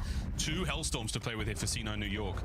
And we've seen how suffocating that can be to totally deny play, especially on the other side of the map. Lovely work yet again from Webby. Good kills. Should be on for a goal here for Koi, but wait, Encourage. Trying to stop it. Not going to happen. Koi get there first. Great read by Kips to take the gunfight before trying to sprint that through. At least you're on the board, only down by 2. Plenty of time to work with. Still trying to get these players out of your spawn. And a mini-map that's just so difficult to read these types of situations. We'll see if Toronto can sort of crack this code. Insight, go for some spawn kills with the MPC. Don't see it too often, but gets the job done. That's a 5 spree, forcing the spawn out. You still need that device, and Hyde right now has not been allowing them to get it. Well, Hyde gets taken care of, Abe with the device in hand, but it has just been such a slow approach. C9 keeping control of the pace. Yeah, C9 once again, big pace now. Legs are strong, fighting their way forward, and it's going to be Wavy once again, looking for another capture here. Trophies are still in play. Kips, what a shot at range, taking care of business here. Nezra, he's up next. Here come Koi. Not without a lot of damage. Is it enough to get the trades here for Encourage? It's getting a bit ugly inside that P2 position.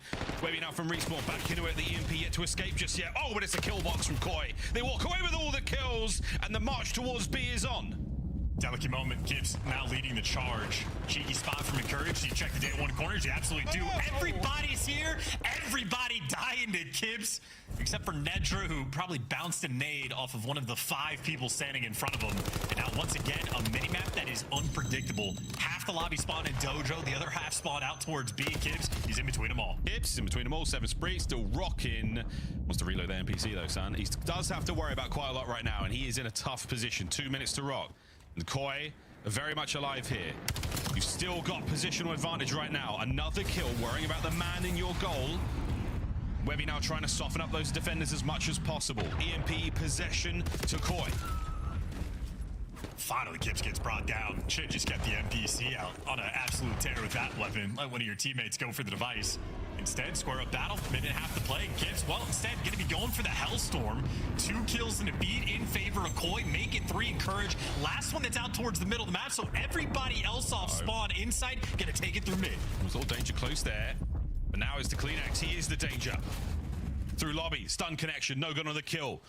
Koi lose the play here. It's going to be C9 with advantage. Can they pick up EMP? Maybe make a play happen. Abe, he's the man on the back line now, trying to make something happen. The final Hellstorm there, exhausted from C9. The information war might be on. It's a very ambitious play from Kips. Trying to get something going here, and under the Hellstorm, Koi have been stopped.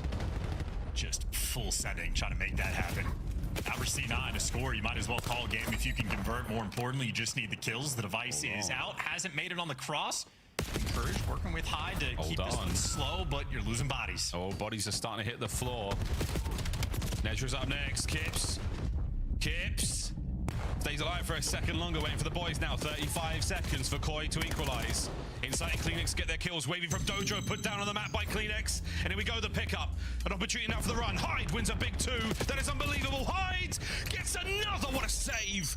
Abe now fighting his way forward. 20 seconds. The bus has been parked. Oh, winning the gunfights. No lanes open. Desperation effort for Koi. 2 players working the top side. 1 guy out towards Dojo. Can't park the bus for too long. Hyde might get run down. Or maybe they just have enough time for Koi. It's 1 man that can get this done, and he doesn't win the gunfight. C9 have done it. They have beaten Koi in Overload in absolute dagger. And that was a moment. Hyde. Take a bow, son. What an unbelievable hold. 3 gargantuan kills on defense into the EMP hold and possession. It won the game for them there. Demonic possession at times was true demon work from those boys. C9 coming to play on Den. Back-to-back maps gives them the lead in the series. And Nezra blew himself up twice with grenades. Didn't matter. Cloud9, multiple missed opportunities early on where they're just going for spawn kills, never had the device control. That is one of the sloppier Overload games we have seen in this stage, maybe since like stage 1. C9 come out on top, and Toronto Koi just disconnected, not looking good. Kip's going on 8 sprees, not able to convert that into anything, at least overperforming. That is, I'm starting to feel bad for the Koi boys. I think it's really all it is. Yeah, got it like a fish. Like a fish. Got it. It's a Koi joke. It's a fish. You know what I'm talking about, chat. You know exactly what I'm talking about. Highlights here in a big way. A lot of love for... I mean, Abe got some nice pieces, but Nezra, Hyde, Courage, Webby, the C9 roster certainly coming together when they need it the most. Kips, yeah, individual prowess, very, very impressive. Kleenex, undeniable when you need him the most. But good lord, did you need him too often there, Toronto Koi, to pull out something magical? C9 New York, a well-rounded effort indeed. Fantastic rally there in the second half that really came to life. 1 or 2 opportunities that could have gone their way. Koi, we could be in sudden death right now, but alas, C9 continually impressed, Johnson. They're fighting as hard as they possibly can in the most uphill of battles we have ever seen in professional Call of Duty. Credit for the pop-off moments for C9 to get the scores and rally caps. Nezra goes huge for the first one before the first half ends. This is it. Pops the 3-piece to make it happen. This is awkwardness on the back line for Hyde, yet defensively going huge, popping the 3. Nezra killing himself again. Don't know why he keeps doing that. And even for the rally captures, I think Webby went on the 5 spree. Nezra makes the impact again, and Courage set up some time for the spawn kills. So every single player on Cloud9 getting involved, taking their time to shine and bask in that light. For Koi, this is just devastating. Abe's face says it all. That is a degree of shock, a little bit of horror as they look across the scoreline. 5, 6, 2, 3. These are tough score lines, folks. The first hardpoint wasn't exactly a blowout. And we go to Gridlock where, folks, this could be it. We're staying on Gridlock until the end of the series, one way or another. Man, you're thinking about those pick'ems. You're thinking about the desk at the start there. You're thinking about 5 points for picking C9. Crazy. Absolutely crazy. Charles, how do we think the Gridlock's going to go? Any sort of nuggets of wisdom from your family bucket you can share with us? I'm scared, to be perfectly honest, for Koi in this situation. The hardpoint for C9 has not been good. It's been 94 days since they've won a series. Hardpoint has been their weakest game mode by far. They've been losing their hardpoints by an average of 40, 45 points. So struggling to even keep the respawns close. Now they're up 2-1, and I might be a believer that anybody can beat Koi at this point. Hasn't looked particularly great. They looked a little bit checked out. The vibe in the first hardpoint, the energy simply not there for Koi. Unexpected. Perilous moment now, because if C9 get this win, that might dagger their year. It's a scary, scary prospect. This is how Gridlock has gone so far in the season. Koi with a single map more in official match play. The margins of victory and the rotation. Nice, C9. Look at that. The hold's not so bad there for Koi either. So as far as we're concerned, statistically, quite an even matchup. We will test the resolve of our players right now. And again, the stun, the surprise that Koi experienced, the loss there in that overload. We'll see how heavily that looms over them going into Gridlock. Starting to get dicey, starting to get very tense indeed. And for C9, I mean, boys, you've got nothing in the world to lose right now. They are certainly playing for possible future positions in the league and absolutely to just destroy that Koi run to champs. And the fact that Gridlock is the hardpoint map they've had the most success on, they've got to be ecstatic to see it here for the map number 4. Playing good Call of Duty. Every single player for C9 getting involved and leveling up their game. Taking out Koi, I mean, even if the roster is in a painful spot like this, still no joke. Insight and Kleenex, 2 of the most successful players we have had in the CDL era. They have been towards the top of the league for 6-7 years now. Didn't do that intentionally, but I'm just doing the math for 2019, and it just works out in that capacity. So a great opportunity and a great look so far for C9. If they close this out in 4, wild work, extremely impressive, and ultimately, as you pointed out, Miles, playing with nothing to lose and have that sort of comfort S&D for the map 5 if they need it. Another opportunity. I mean, they beat Gentlemanmates, and that roster absolutely blew it up a month later. You beat Koi, and similar type of vibe kill will take place. C9, the Wild Card Reapers. The Wild Card Reapers doesn't have a ring to it. It does not exactly roll off the It's not my best work. It's not my best. It's not up to you. But what that team does do, though, is they rustle you jimmies. They get under your skin, and they keep you in serious contest. Hydration break for Kips. LOL. You know what I'm talking about? He's staying well hydrated. As the boys will get themselves ready to dive into the next one. Abe, contemplating existence right now. Yeah, me too, man. Me too. Insight, been in many times before. A couple of deep breaths. Amy Craven. And of course, final man to round out the roster, Kleenex. Tobias Juel Jonsson, the Great Dane. We haven't seen that greatness on the podium for a minute. Here we go, Koi. This is a must win for you boys. A very, very important map of this entire series coming up next. Time to lock it in. Toronto Koi playing against Hyde, who graduated from high school just a few weeks ago. Congrats. Very fresh player. Webby honestly might still be in high school. It's Ojani's younger brother. Who knows with it? Yeah. That's unreal. That's unreal. What a talented COD family. You know, like the family get-togethers, like, yeah, I should play COD. Yeah, 2v2s. Absolutely belt to ass, rest of the family. Standing so far here in Major 4th qualifiers, both of our squads, a clean sheet in the wrong direction. They joined Vancouver Surge. We'll see those play later on today. Looking for that big change. Looking at the losers bracket at Major 4. You don't want to travel all the way to lovely Paris, lads, and do a one and done. Let's turn that frown upside down. Let's try to get ourselves up into the left-hand side of that table. A couple of games still to play next weekend as well. Before we get ourselves to Paris, I've got to check myself in soon. I've got to like get my meal and all that stuff right now. I'm well excited to get myself to Paris, mate. Make sure your visas and passports are set, boys and girls. If you are joining us, especially those traveling internationally, for the folks traveling for the UK, it's gonna be real nice. Maybe get the train. You could be home for dinner. Crazy how that works. Chance Gridlock. We've already talked about it a little bit going into this one. Both teams low reps, but vibe check. Where are you going for this one? If you paid attention to the standings, you noticed that C9 were above Toronto. You didn't? It was on the graphic. C9 was above Toronto Koi. The reason is because they have a better map record. Both teams might be 0-2, but currently Toronto Koi, including this series, are 2-8 in map count. So struggling to find success even in these small moments. So not feeling particularly good for them going into the Gridlock. C9, again, it is one of their better hardpoint maps. Truly scary hours. I'm scared of a lot of things. I don't have my flight to Paris yet. I got to send some more emails. It's terrifying. I know. We're very far behind right now. Yeah, you put the fear into me there. I was fine. I was feeling real confident about that, but now I'm you know, maybe we should just go to a break. Maybe just go to a break and I can compose myself. It's on the other side for our 4th map of the series. Dominate the competition on main stage with the CDL Major Hunter Tracer Pack.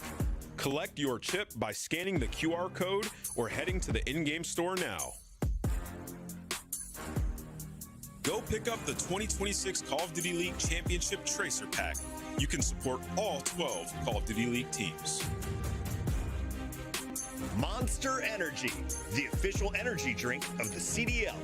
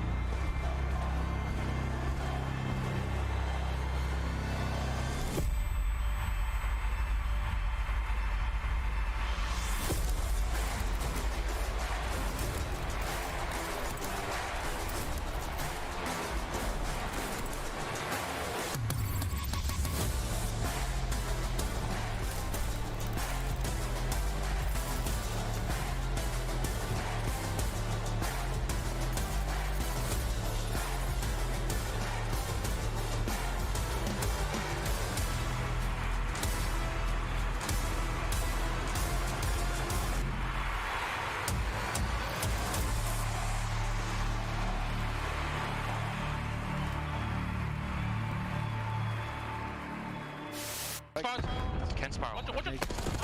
Sparrow, there's two. Go. Around me. Last guy right, he's low. He's low. I'm 245. Oh, sorry. We get it? Yeah. GG! Boom. Let's go. Garrett. I want to say that I was not trying to curse us. I did not. I thought it was 250 kills. So when we were up 70 kills, I was like, "There's no way we can lose." Yeah. Now it makes.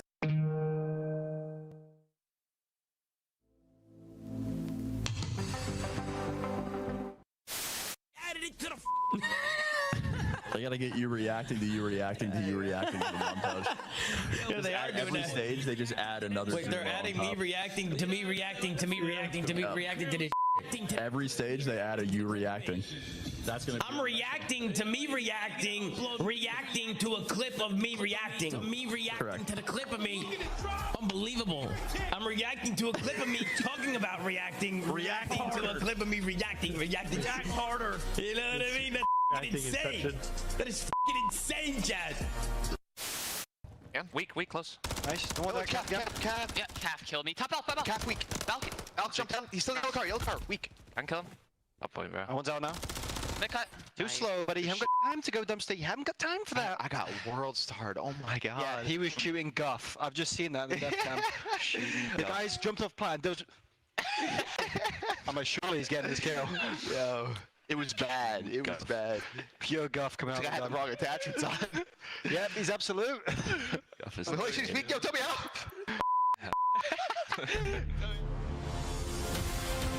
Let's find out who's built for the big save. Heretics ready to dive in. Thanks, Tim. 4 and Snoopy. Wipes them all. But Hydra with the switch impossible. He's making top room. So damn happy. It's Saints. Down a bruiser. Dominance on the branded stage.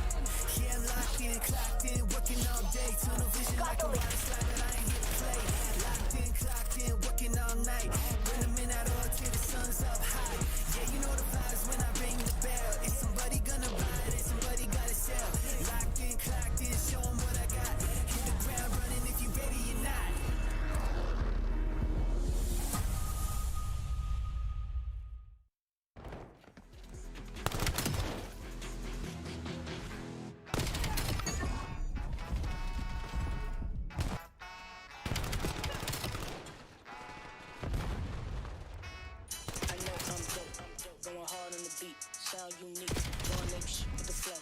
Ain't tryna compete with the fool in the street. I'm out tryna make this dough. This game ain't sweet, better move your feet if you not what you came in for. I'm around the elite, y'all roll up, twist that shit, sound so low. Like a top athlete, my skills concrete, moving up your head. On check, to a high rise suite, on the ground, have a seat back, feeling me, mango. Being obsolete, you ain't grind, you don't eat, y'all already know my turn.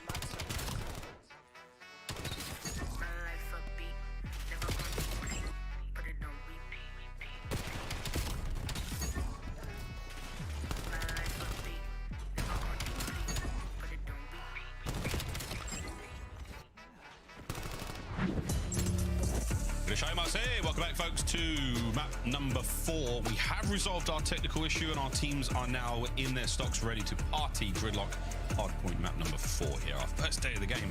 We're dragging this one out a little bit. I'm kind of surprised. Everyone was like, oh, it's going to be a 3-0. Koi are going to absolutely smack. Well, you're wrong. They're down in that right now. We might be going into a game 5. We'll see how that one goes. But C9 New York. There's something about New York. They got the magic right now, baby. That little round 11 ditty, and then you got that stuff. I'm talking about shots. No, the round 11 what? I have absolutely no clue. They've been squeaking out some wins. Might be right about some of that New York magic, though. Something in the air, something in the water. Makes the pizza taste delicious, and apparently helps you out in the respawns as well, because the overload, not too shabby. Den hardpoint. In hindsight, a closely fought map, or maybe we didn't give Cloud9 enough credit, enough of their due. Team that's made some improvements. Webby looks like he has been good for the squad. And now for a gridlock hardpoint, the one that they have had the most success on, with the advantage in the series.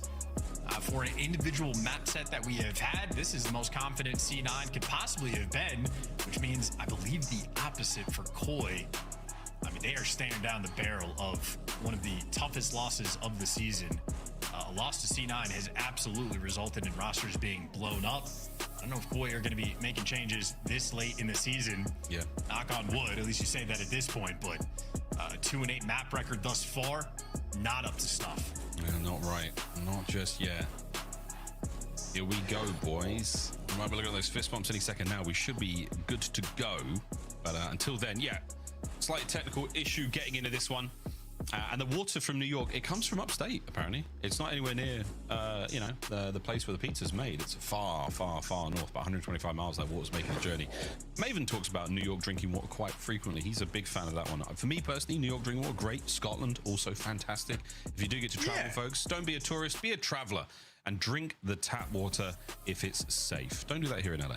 You might end up a mutant, and not the cool X-Men kind. You know, you don't get powers. You just, you know, you might just pee blood. Anyway, into the game we should be going soon. As let me tell you, C9 looking hot, looking fierce. Have they been iced just a tiny bit? Maybe, baby. We will see though. The gridlock hardpoints have been unforgiving thus far. Many of our teams, we've seen some spectacular comebacks to the map, and it's early life here in the Black Ops 7 season. Here we go. This should be it. Come on, Kleenex, turn that front upside down. We need to see some of that good here on Gridlock. Don't forget, the championship pack available in store now. If you came across Chance and Jeremy Stud and I in rank today, shout out Zultz, he was there for the games too. You saw us rocking this skin pack, and did we look good as we won our games. I'm up 120 SR today. Oh yeah, that's what I'm talking about. What rank are you, Miles? None of your bloody business, Chance.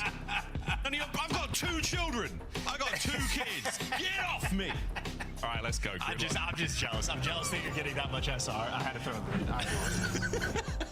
Here we go. What I'm giving you. Here we go. We left the Den Castle and we've descended one of the mean streets of Tokyo, and looks like Godzilla might have taken a step through the middle of this one, because let me tell you, boys and girls, it's a mess, and so is that C9 roster. They're nearly all dead. Great shots at him, Garage. Absolutely no motion, so not a problem for Toronto Koi. Happily soaking up this P1 time, 15 seconds, entirely uncontested. We're clearing out showers before we move towards the time. C9 have won every single gunfight that isn't actually near the hard point. And Hyde strikes, trying to set up Encourage there for the pinch. And hey, good enough, good success. Not the quickest work in the world, but hey, good enough for the break. It's the tortoise in the hare. Weavy good shots. Courage, his little spree comes to a close, but yeah, he might not have had the motion, but he had the lotion, because he's looking smooth right now. Nezra shots in the back line here. We're worried about that P2 run, and only a 10-point game going out of our first hard point into our second. Inside tracked everywhere he goes. Enough to open the door, though, for the other 2 players to slip through. So inside the distraction, his teammates there for the kill. We've secured the back spawns. Koi now just trying to secure that time. Perfect nade. Oh, he dodges that. Still, though, you're running out of men on time. Nezra, he is picking you to pieces now. Koi looking for an angle of attack here. Not going to find a single thing, as their landing is not going to get stuck at all. They're going to absolutely bottom out. C9 lead change. Quick turn inside in Kleenex now. As a dance towards the far right-hand side of this lane is still on. Cloud9 evicted momentarily from the point, but they've got the numbers, and here comes the 4v4. 20 seconds is also awkward to fight for. Got to be careful about when you want to rotate. It looks like, yeah, C9 have completely cleared house. They're going to get every last second of that scrap, build up a nice lead. And the opportunity to win the rotation is going to be there. Insight, the first one, holding the line. Well, successful at that. Now the teammates are there for the follow-up, so Koi have stabilized on the rotation. They'll get the initial time, but they are losing bodies. Well, good news, they respawn. Bad news, they're probably going to respawn far away. Here we go, in to the onsen. Hyde brought it down by the Kleenex's NPC there through the paper walls over the time. Abe's good. Kips, what an aid. Dance great. Clean up. Last man traded out. C9 had to lose the lead, and now worrying about the new hard point. You've still got another shot or two at this one, boys. They spawn up in the back. Toronto Koi, not expecting it in the slightest. But they also just do not hit the go button, so Koi have all the time in the world to solve that problem. 1v1 gunfight for the time. Abe cleans them up. Koi have been extremely stable here so far on P3. Not a perfect full 60, but also not far from it. Up 20 so far, and by the end of the time, they're going to have about a 30-second lead. Good news for C9. At least they're spawning towards New. This is a very, very confident, very calm hill for them. I'm sure the listener will be just as mellow as well. But yeah, P3, superb work from them there. The rotation of 4 now is on. And a great bit of intel here. Unencouraged, Kips is going to take care of business. Oh, the second man. Most of that done from the hip. A delight. Hyde alone on time. Reinforcements from Wavy on the way in. But are they going to get there in time? The answer is no. Red dealt with. A little bit of friendly fire. Not a problem. We'll be back in action before you know it. C9. Counter-attack is on. Can they get the break? Kips is going to be near time with the trophy on the 4 spree. Might be thinking about the Hellstorm. Another kill round back. Instant Shao. He is looking for the 2Bs. Good damage being done, so his teammates' lives a little bit easier. Insight. MPC in hand. Great damage. Cleaning the house up. And okay, Gridlock, this might answer our question. Toronto Koi, at least through the first set of rotations, looking like the better team. Yeah, much smoother, much cleaner, much more well-oiled. Nice 3 dead, though. In the final 10 seconds here, is Abe going to be able to get it? Not a chance. Well, looking from that rotation into our second set, and it's going to be all C9 for now, but a perfect 2-2 split right down the middle of the map there. Koi might be able to get involved in the pinch here. Wavy goes high. Inside, nice shots. There we go. The time will change hands for now. And once again, pinch is on, now dealt with. Left-hand side of the map, that's where C9 are coming from. In terms of efficiency and decision making, we are nearly dead even in the kills column between these two teams, but that 60-point gap just highlights Koi of when they're actually making these moves. They're making moves on the pinch. Kip's good for 1, A for the other. Courage going to be last man standing, and actually his teammates getting a really close spawn, so C9, if they play the flood game quick enough, they should have the extra man. They've got it. You've kept C9 in time. You've got Koi at bay. A bit of a wrap there. Going to be Kleenex on the low left-hand side of the minimap, trying to make something happen here towards P2, but it's been a nice hold. Out of Cloud9 here, this P1 from them, solid. They're going to get as much time as possible. They've accrued it. And now looking towards the bottom side yet again. Koi, block by block here on Gridlock. They clean the streets, and Kleenex, he and Kips make it 3 in the feed. So patient, so controlled. Kleenex lying in wait for 20 seconds inside of the mailroom, waits for the intel and times it out perfectly. After C9, you are spawning so far away. Kips is fighting a guy in showers. He might lose that, but Nezra's still 20 seconds before he's in the picture. Meanwhile, his teammates getting cut down like ribbons. 50-point lead and then some. A good P2 so far. We're shredding. No turtles found. Inside down as well. That's going to be a good hold. Turn into nothing. Wavy and Hyde on the attack. Kleenex now goes left. Anyway, hit a contested. She found the perfect window. Sure has. Back and forth we go. C9 on time. Gone. Kleenex down and out again. It is endless here on Gridlock. A great artist is Kleenex. No Renaissance painting there. Setting up on the rotation where the last go round P3 absolutely set Koi apart. For C9, you need to win these rotations, and that is not a good start, Kips. Typically good for 2. Great damage. His teammates get the cleanup kills. And once again, look at how far away C9 actually is for this new time. They get 1 cheeky back spawn, but I think Koi are reading every last thing. Yeah, it does look like Insight has picked that one up instantly. Great work. Very heads-up moment there from Koi. None of this gets away from them. Insight though is FOV. Doesn't spot this player. We do, and that's great shots onto Nezra there. The NPC still working out for him now. Pressure and a little bit of a pinch. You might be able to get the kill here. You've run out of time, and the Koi spawns are a mile away. So Hyde's 2-piece works out 3 now in the feed. Nezra good for another. Here comes Abe on the entry.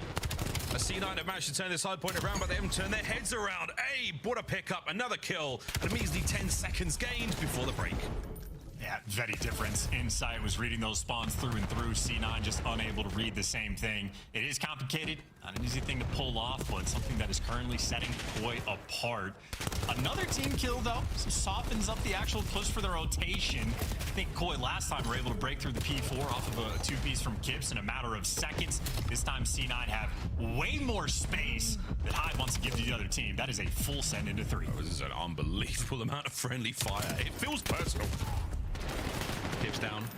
Wave in the back, no good for the second man. Here comes Hyde. And inside plays the tight angle MPC, and he's kicking ass. Nezha is up next, but the trade's perfect. Kleenex is seemingly everywhere. On a Kips, front line, bang out. Koi looking to break 200. Kips able to clear out mid-map, means all guns forward. He's going for the peak again. Black intel means you have to know everybody's front. Abe gonna spot out everything, including eating a couple of these nades. Good damage being done, and it is just a funnel system. C9 are desperate to four-man hit through the front. It doesn't sound easy, and it wasn't. They get wiped off the board, get scrap time being collected, and Toronto Koi ahead of the rotation in P1. Again. Yet again. Another set, another Koi rotation one, couple of sprees. No Hellstorms yet. We've seen how deadly they can be on this map. Some very, very wide open hard points. C9, oh, we're getting involved, lads. Oh, Jamie Craven, 22 and 17. Getting him kills. The belt is off. Oh, and he's looking for that ass. Doesn't get the next two, though. That would have been unbelievable. Here comes Kips. Here comes Kips. Nice 4. Wipes them off, and again, perfect read. No assumptions here. Word to Jeremy Stud, they'll get you killed. All bases covered for Koi, and that is watertight on P1. And we're back to the just flooding in through front. Desperation effort. Hope it pays off. Hope we win the gunfights. So far, so good. Insight overwhelmed a single team kill, but doesn't make any bit of difference. C9 needed to be able to break through the front. They're absolutely successful. Boy, decision to make. You want to rotate? You want to fight through P1? Kips doesn't know what he wants to do. Head on a swivel. He's back and forth. We're fighting for the final 10. Yep, he's fighting. He's absolutely fine. Go on, son. Gets himself 2. Final few seconds. His Wavy's going to be an issue towards new time. He's whipped off a good corner there. As the rest of Koi now make their way in. This could be the final moments. But we get ourselves to that map 5. Kleenex on the hold. It's going to be Abe in the feed. His 3 is enough to get you over the finish line and get us to a game 5 gridlock to decide it all. Very solid win. Well played from Koi. I mean, look at the slaying numbers. I think they might be only +3 or +4 in the kills column. They converted those 4 extra kills into a 100-point victory. So Koi absolutely dialed in on gridlock, especially so for those P3 spawns. Very consistent about reading it. Both hills got locked down, not for a full 60, but for a substantial sum of time. They probably outscored them maybe 80, 85 points to 10 on that hill alone. So without the slaying being there, you need some key moments. Toronto Koi absolutely delivered, and tip it to the younger players on Koi. Kips with 1 minute and 37 in time, Abe with nearly 2. Locking it down on the OBJ. 250, 158. The hard points still eluding C9. Well, folks, while they get into game flow, this one's going to be big. Yeah, that's a nice bit of separation. No legs there from Cloud9. Unable to keep up with the stamina, no pace, as they just got run away from them there. Good stuff, Koi. Map 5, though, the only thing that matters right now. Can Koi do the unthinkable? Or will C9 break the drought? 4 months since they have defeated a professional team, and today could well be the day. They did find success in the opening Search and Destroy, some very, very spicy moments. And now on to Gridlock. God only knows what happens next. Quick break, ladies and gentlemen, on the other side of it. The exciting conclusion to this series. Cloud9 New York, Toronto Koi after this.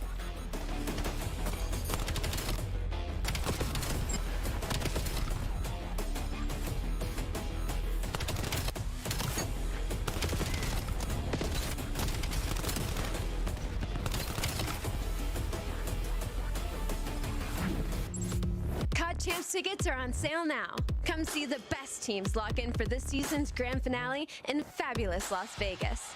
All 4-day passes come with early venue access. Head to phasevegas.com or scan the QR code to get your tickets now. Go pick up the 2026 Call of Duty League Championship Tracer Pack. You can support all 12 Call of Duty League teams. Scuff, official controller of the CDL. At COD Champs, it's more than Call of Duty. It's you whipping an F1 go-kart at the Grand Prix Plaza, testing your aim and movement at Summerlin Paintball. It's you driving supercars at Speed Vegas, surviving the best escape rooms at Escapology, experiencing the immersive art in the Arte Museum. It's you taking a picture in front of the Bellagio Water Show and seeing Vegas from the largest observation wheel in the US. It's you and the squad making memories for life. A weekend in Vegas that you'll never forget.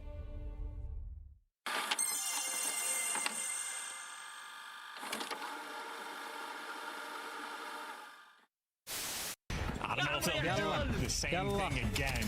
Getting beaten down both the hard points, and Exney just gets to feast on them. He dropped 40 in map number 1, didn't need that much in map number 4.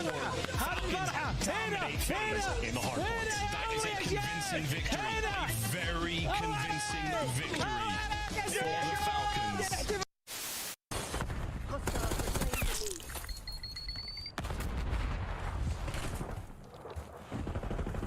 No, sim controller. Oh, yeah. Low motor strain preset. Oh, yeah. Oh, yeah. Like, Oh, give me all the headshots. Exactly. Behind enemy lines. He's getting loose early every round. Like, do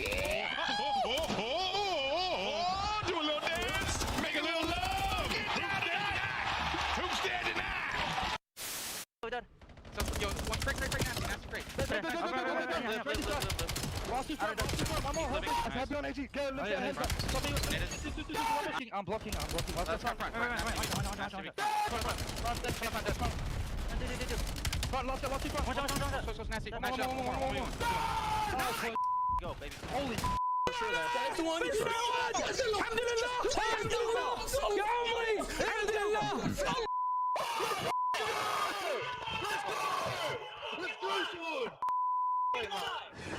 Clip of me reacting. Yo, what is this clip? Yo, what is this clip? To a clip of me talking about reacting to a clip of me reacting back harder. You know what I mean? That's insane. That is fucking insane. And I'm reacting to a clip of me losing full, reacting to a clip of me reacting to a clip of me reacting to that clip of me reacting to that clip.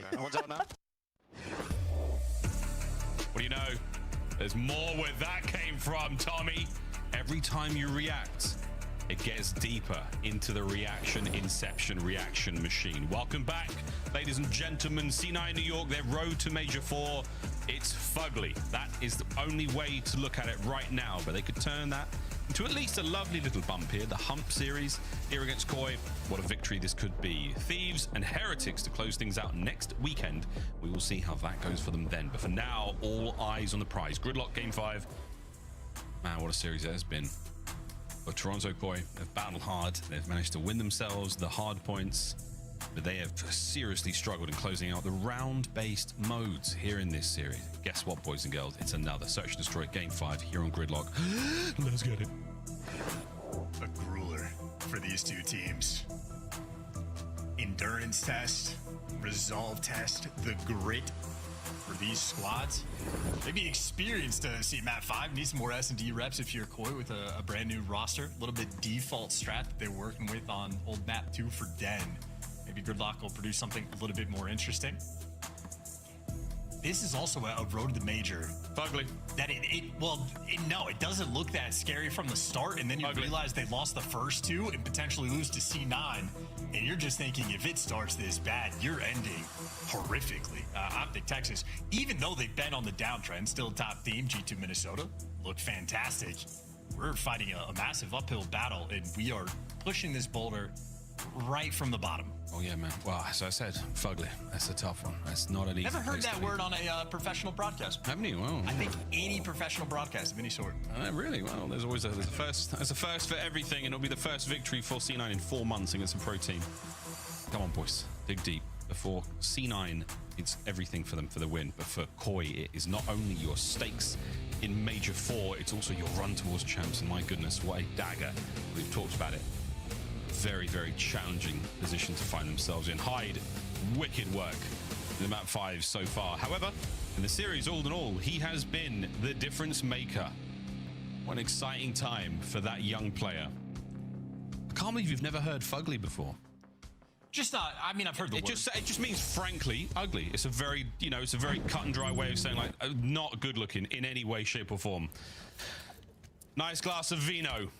One of these teams will be enjoying. The other, bad tap water. Here we go. C9 might be up through the middle of the map every single round, offense and defense. Nedra already has made it. He absolutely gets spotted.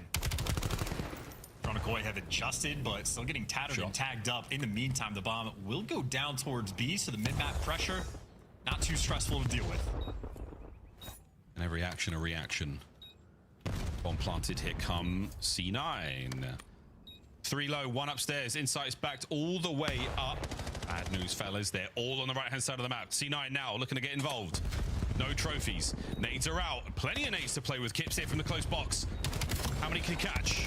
1 into his net. What a nade from CleanX. Nezra keeps it rolling. And that will be that, folks. All down to Weavy. What a shot it could have been. But nay, Koi, take the first. We have called him everything but Wevy. This poor guy. C9, though, looking for the middle map on defense. They absolutely secure that. Problem is, no bomb site there. Toronto walk up. Default plant spot. Great execution after the fact. Peach of a nade. I believe that was rolling in through whatever Toronto player. Quite a few of them were chucking them, but... CleanX. I think that the S&D, maybe this entire series, even some of like the setups and holes that we were seeing on some of the hard points, Toronto playing an incredibly stock and standard game for the moment. But when it goes well, it goes great. It's how you write the strats down. When they win, it looks really clean. And Weavy. Oh, so close. It's so far. Still no first blood. 2-2 split here from Koi. Both bomb sites getting equal love. And Encourage. It's a great spot to be in for the intel, but nobody home just yet. Nezra, he is doing what he can now. 3 players in on towards showers. Abe from Towel. Is he sweating yet? Here come the nades. What a noise. What a noise. Another nade from CleanX makes. Kips, he's got mid-map covered. CleanX is now getting the damage in early. The trade should be on point. The flank is there, but wait, we've turned for it. Nezra traded out. Nice damage, though, either way. 2 players there by B. C9 desperately trying to lick the wounds. And whoa, it's not going to happen yet again. Kips goes big for 2. Was also bombed down in the dead center of the map, so not a ton of hope there for C9 to convert that one. Toronto able to watch everything. In the middle of the map pressure, expectation, I'd say, for C9 to be attacking these routes. Insight, absolutely, be watching it time and time again. Nowhere you can go without being spotted. Kips there for the final kill. And decent stuff to start off this gridlock. Se lembra, galera, de comentar, do seu like, compartilhar o vídeo. Vocês ficaram lembrando o canal oficial de torneios e de eventos de games. Lembrando, aqui no canal temos tudo. Acho que é o último round do Toronto versus as Carolinas, hein? Segue Toronto, como eu falei, ganhando, hein? A lot of noise made. That means number 1 and number 2, Kips and Abe, have a 2v1. Nedra just needs to escape. As long as he lives, he's happy. He has, in fact, gotten out of dodge. They have lost control of this site. CleanX in his galera, get this bomb down. Parece. From C9 is to commit to the A bomb site, and rightfully so. Here comes the plant. Wait, minhas previsões. Só tem uma que outra falha, mas não. Analisando bem meus erros, meu acerto. Tá acertando mais do que errando, né? Então é um ponto positivo, né? Exceptionally clean diffuse. Good job, very decisive. Nezra able to get out of shower successfully, groups up with his teammates, everybody there for the reinforcements, they get a trophy down, and hit that go button. You want to get the timing just right, because ideally you start the retake while the bomb plant is in the process of going down. Timing very well executed. Have the extra quase 2 horas de live, hein, galera? Quase 2 horas, hein? As good as it gets for a B-side retake. Nossa, seria 3 horas de live. What was that, folks? All right, Cena, you've shown us more than enough signs of life here in this 2-1. Going away? Yes, we are, lads. Committing. Big time. 4 horas de live. 3-1. Inside out of this fight for now.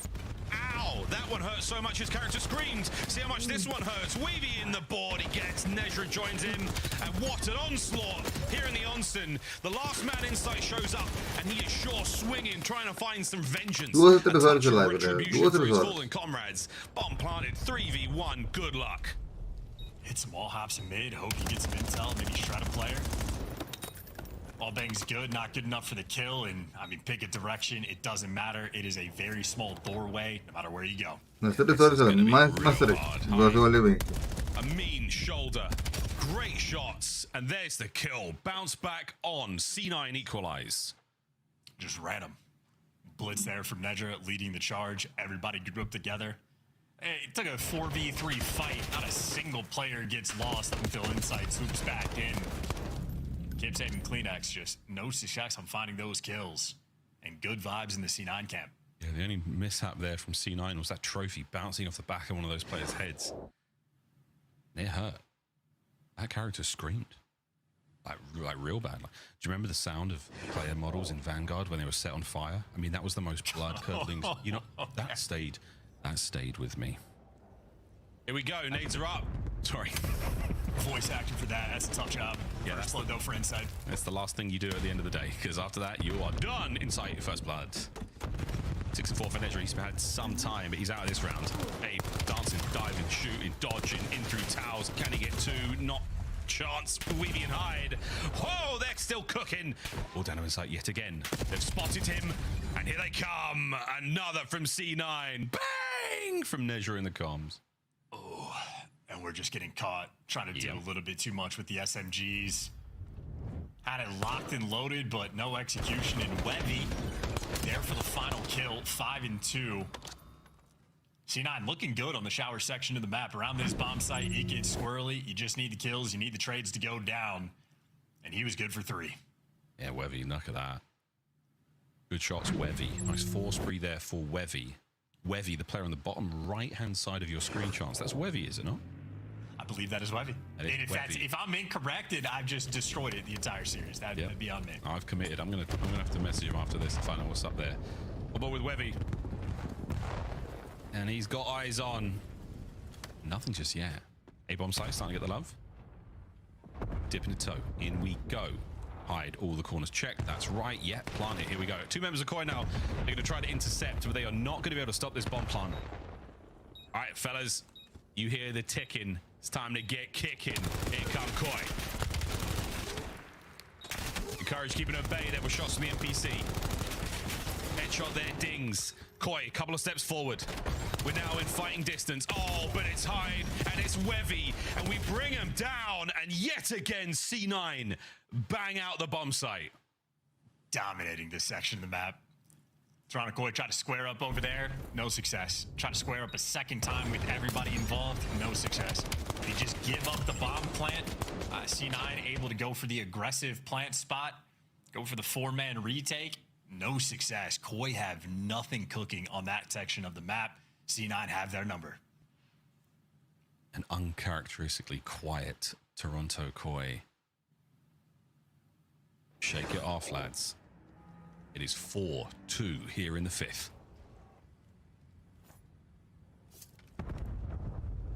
Surprisingly for Koi going to the A site. They've had no success, but Nedra, similar situation to a few rounds before. As long as he lives, you're going to be happy. C9 have been successful with these retakes. Yeah, complete advantage right now, Koi. Bomb planted, here we go. C9 are going to get here a little late.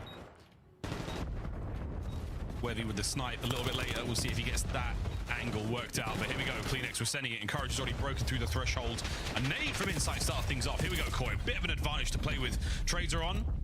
But we are still ready to go. That is a hellstorm now for Webby, and the round done. Is it a Pyrrhic victory? We will find out. Hydration break. Koi, stay alive.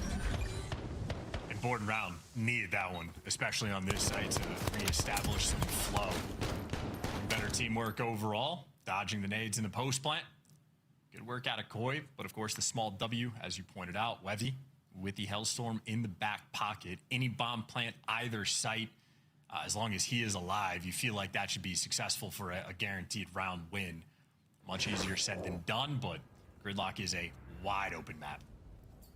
Until you get into the A-bomb site, then it is dirty little corners and tight angles to play with. And that's where we're governed. Koi trying to overwhelm the site before anything happens. And enough nades have been shown. But wait, are we going to commit to this? Abe, Mutefield, he's going to dodge this Hellstorm. He will stay undetected for the time being, but he will not be able to evade the eyes and ears of those players for now. Here we go.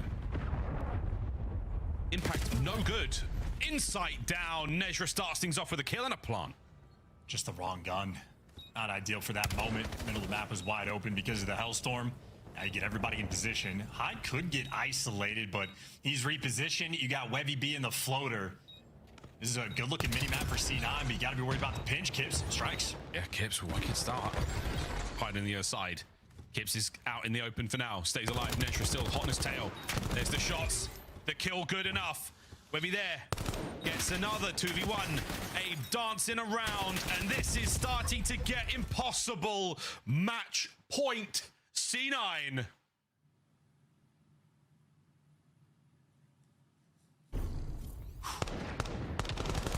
Webby 9-3, able to do whatever he wants. I'm just feeling an air of hopelessness for this Toronto Koi camp. Typically heads up gameplay, always tracking players. They know where everybody's at all times. Insight just getting caught way too up close and personal there with the AR up top. I mean, Kips goes on a pinch, but just not ready for the next guys who's going to be playing back 18 for the post plant. This is not heads up gameplay that we are accustomed to expecting from Koi. C9, this could be the final dagger. Any one of these rounds, and Insight forced to back down from the snipe. Webby puts it away. What a catch. Kleenex, a beautiful nade. Trying to will his boys into the 4th round win. Stacking now towards A. Nezra alone. A single kill is enough to help. Any more than that would be unbelievable. Reinforcements now rapidly making their way. A quick reaction here from C9. Survival game, 2 players on the pinch, though. They're the ones that have to make something happen for Nedra. Nedra hoping for a scam, or maybe Nedra allow his teammates to wrap back with him. They're going to hit this 3v4. Yeah, 3v4. They're going to hit this together now. Reinforce. Abe gives it up for a second. Not a problem. Encouraged with the trade. Done. Nedra, last man. And he's not going down without a fight. Waiting for the regen. 25 seconds. Eyes on. Good shots, but not enough to save himself from the angle. Koi live to fight another round. 5-4. Stressed out, though. And no golden opportunities. They have struggled on multiple sections of the map. They've struggled with a couple different strats C9 have brought to the table. Cloud9 have also shown presence on both bomb sites and through the middle of the map on attacking rounds. So almost pure guesswork and pure feel for these strat calls. Expectation is Koi almost likely to stack maybe 3 players on that A bomb site. Inside will be the floater on the other side of the map, whether he watches mid or down low, up to him. But C9, Old Faithful. It's going to be 3 out of 4 players going towards A. A bomb site certainly getting the love. Insight back in his window, where we saw him fall previously. Over by B. Oh, that's a problem. It hits the woodwork. Shots in from Kleenex. He takes care of the woodwork in his own regard. Encouraged, so heavily damaged, managing to stay alive. He cursed the life out of that one. Hide. Bomb recovery. Oh, and he just walks right into the irons of Kleenex. Slays him. 4v1. Round 11. Can lightning strike twice in this series? Koi, tooth and nail. We're leaving it all on the line here. The final round of the series. Keep in mind, a game 5, round 11 between these two squads. Nedra has team killed himself twice with nades in this series. We've been jumping off the map. We have entry with frags on our teammates, and still, this is a closely fought battle. Round 11, though, opportunity here for the Mortal Kombat fatality. C9 on the attack. Going A. Playing it safe. Koi will not have the numbers here. Will we have the nades? Get trophies down. Watch out for the teamwork. Trophies connect. Here we go. Koi, immediate read. They have backed it up. Put it into reverse and waited now for the reinforcements. The 4-man hit. Bomb plant. This is it. Nothing left to throw. Hellstorm is gone. Who will find the opening blood? Hide on the dance. Spots them on the cross. The damage is in, but no kill just yet. Insight threads the needle. Kips guns another. And now the pressure applied. No chance to suture the wound. It is down to Encourage, who has been wiped off the map. Koi, live. The finger was on the detonator, ready to blow it up, but they say not today. Round 11 is won. Man, and what do we make of this series? Interested to hear the devs' thoughts on it. Painful there for C9, just a round away and no ice in their veins. Poor positioning there in the final round for Insight to rip you for the first blood. The previous one, just a bad frag grenade. Rookie mistakes can happen. They will absolutely be punishing. And a map as close as this, well, make sure you apologize to Easy Mac after this one for leaving the game. Easy Mac has done phenomenal work this year. He has been stepping up and improving year over year. Another tough scoreboard for him to deal with. But ultimately for Toronto, I suppose a win is a win. 10 CDL points, 2 more series to play, and they have moved successfully away from the 12th spot. Admittedly, they do not climb that high. I think they're now going to be sitting in 10th place overall. Woo! Woo-hoo! What a stressful series! Really, though, a genuinely very, very stressful series. That was this kind of one that turns players from diamonds into, I mean, under enough pressure. That's what the Heart of a Dying Star was. Adamantium? No, what's Mjolnir made of? Uru. There you go. Tough stuff. Desk. Any of you thinking about that 5 point? That would have been nice, right? I was hula hooping up here like 6 rounds ago. Like we were vibing. I was about to get 5 points, and then Koi clocked in. Let's take a look at what just went down, because this was a slop fest. A lot of tech breaks, some delays. Was it mental pauses? Were they trying to throw Cloud9 off the heater because my boys in blue were firing through 4 games in? At one point, I was ready to jump through the screen and fight everybody on court the way that they were playing Search and Destroy. And they did it again in the round 11. Luckily, this time it pans out for them. What are you talking about in particular? Just the stack or the refusal to chow? What are you looking at? So a lot of the times in their defensive rounds, it's been like this for so long, they just give so much space and so much respect to their opponent when they have such good players who have great intuition instincts on the map. So I don't always agree with it, but yeah, C9 and a lot of the aggressive rounds that were kind of 44 skirmishes, like they got the better of Toronto, showing their gun skill. Yeah, some huge clutches. You know, there was one round in particular where Toronto had the first 2 kills, I believe, and it was a 2v4 backed up into showers that C9 had. So showing some individual prowess on their side. But man, these guys in the end of maps, the end of this S&D, it was 5-3. You get come back down. Yeah. In that hard point, can't close. In that hard point, you had a huge opportunity to win at the end as well. Just lose all 4 on rotation. Just unlucky if you're C9. I have nothing to say. I'm speechless. I'm sad. I guess we're done with it. We move on. How do we get to a game 5? How do we get to round 11? Like, I guess when I do look at how the series ended up playing out and how we set it up in previous matchups, that Toronto Koi has always won the hard points. Sit down, Aroma. Aroma, just take a seat, bro. Yeah, just chill, bro. Honestly, that would have been like the one time I would have really wanted to watch an Aroma watch party, because I know that his reactions were just on 10 the whole time. He is probably mind blown. There's certain states you can't drink on a Sunday. I don't think that's the case for Aroma. We are going to take a look at this come play of the game as we celebrate one of the big moves. It should be the team name. In fact, it's multiple moves by the Issue. Kleenex sneezing on people.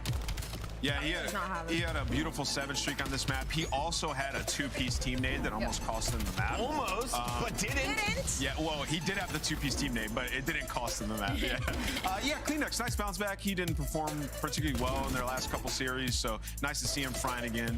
And yeah, they're gonna need way more, but he's gonna have to be that superstar. Well, this kind of plays in. So what I was saying before we had to see Aroma's crash out was that Toronto Koi, they are still now undefeated versus Cloud9 New York in the hard points.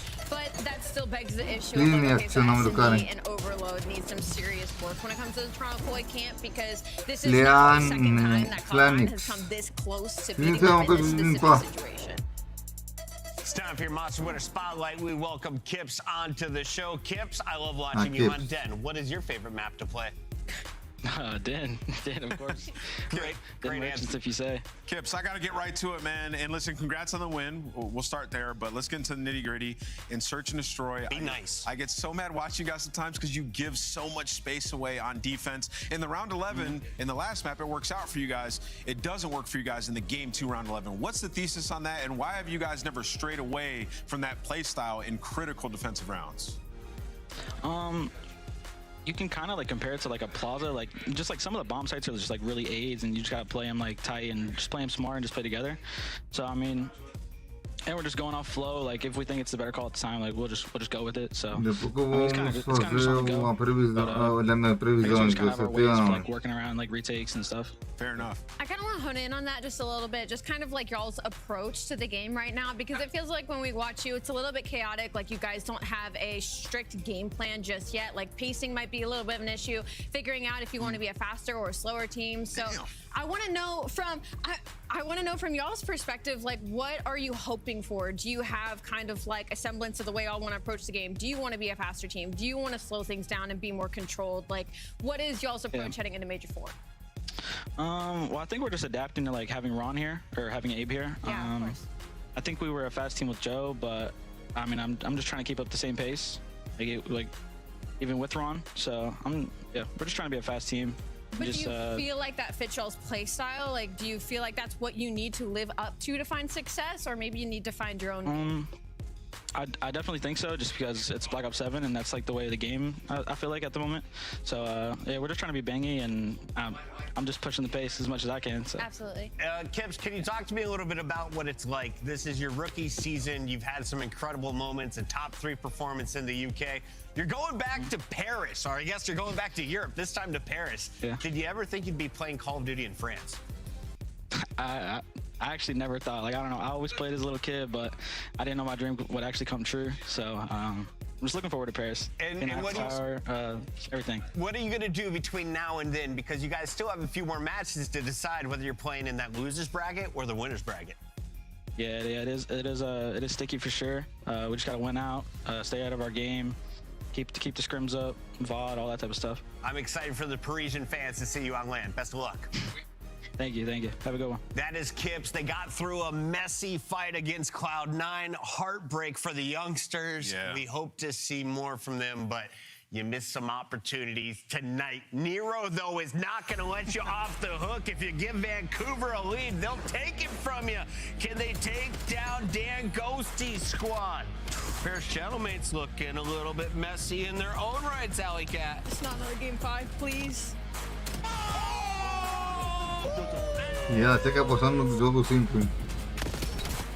É, galera, vamos fazer o chão treme. Iniciar janela. Mostrar relógio.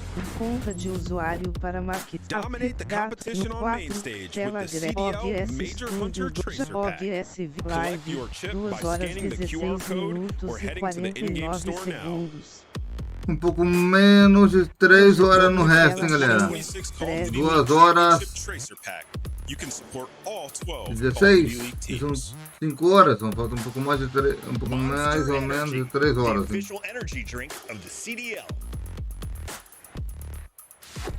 Você dá 2 partidas. Aí, Las Vegas aí, ó.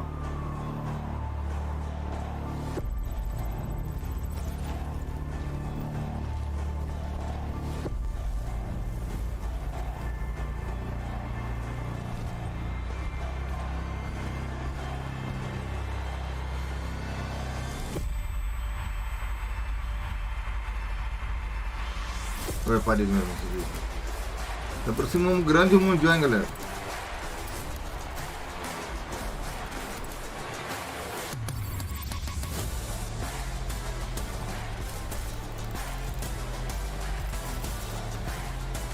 Esse aqui no canal em agosto, grande mundial.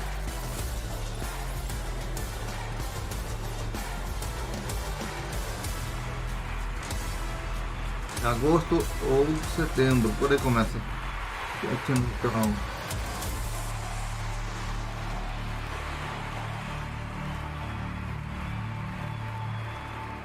Do they have flak? Oh, my. Oh, they got flak.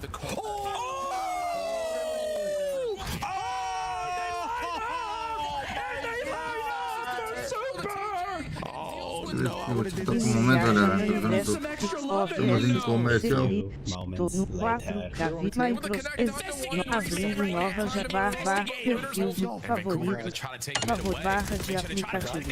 Afor.ai. Clientará e personalize da hipótese da imagem comercial vídeo. Mas tem coisa, aplicações aqui, ó. Carregando página. Carregamento concluído. Carregando página. Banner marco busca marco clicável botão Start. Interior Start pela medição Start Bel Heavy. USOY Outubro Jamer. Formulário Bus Marina, Marquitos presenta, @Marquitos principal Marco. Preciso monetizar este canal porque temos um propósito, meu novo eu. Carregando carregamento concluído. Clicável close button projetor em tela cheia. Prévia. Janela. Ainda nada de desbugar essa. The chair's gonna. Yep. Okay. Hit him with the side stream. Is he gonna come back? He's in our sword. I went left. Oh, pinch left. Yeah, there's one deep. I'm waiting. Renko, there's one more deep there. I split it. I'll try. Yeah, nice. Go. For the game. Boom.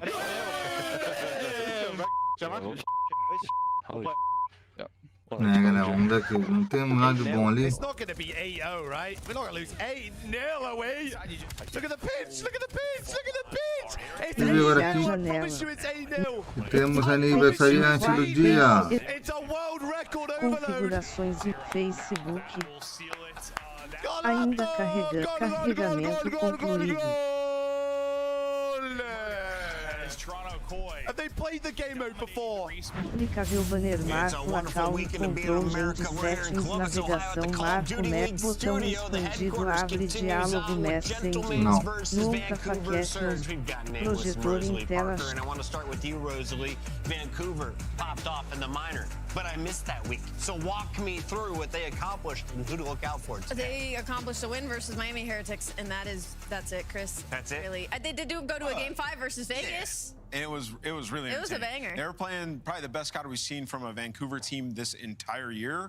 And we also should mention that Mamba's back. You know, being on this team, when he was on G2, he's trying to be that role player. He's been a slayer through their last couple of series for this Vancouver squad, and they're starting to find some flow. Nero's playing some good COD, and it does feel like they actually have a system in place. Yeah. Overload, they've now won 2 in a row. They've had some of the best defense that we've had so far in stage 4. So you need a little bit more of that. And if they clean up their search and destroy, then they'll be a little bit more comfortable in these series. So I'm more bullish on Vancouver than I've ever been all season long. It's just really late. I just asked Rosalie to be positive about her Paris opponent. I don't know what I was thinking here.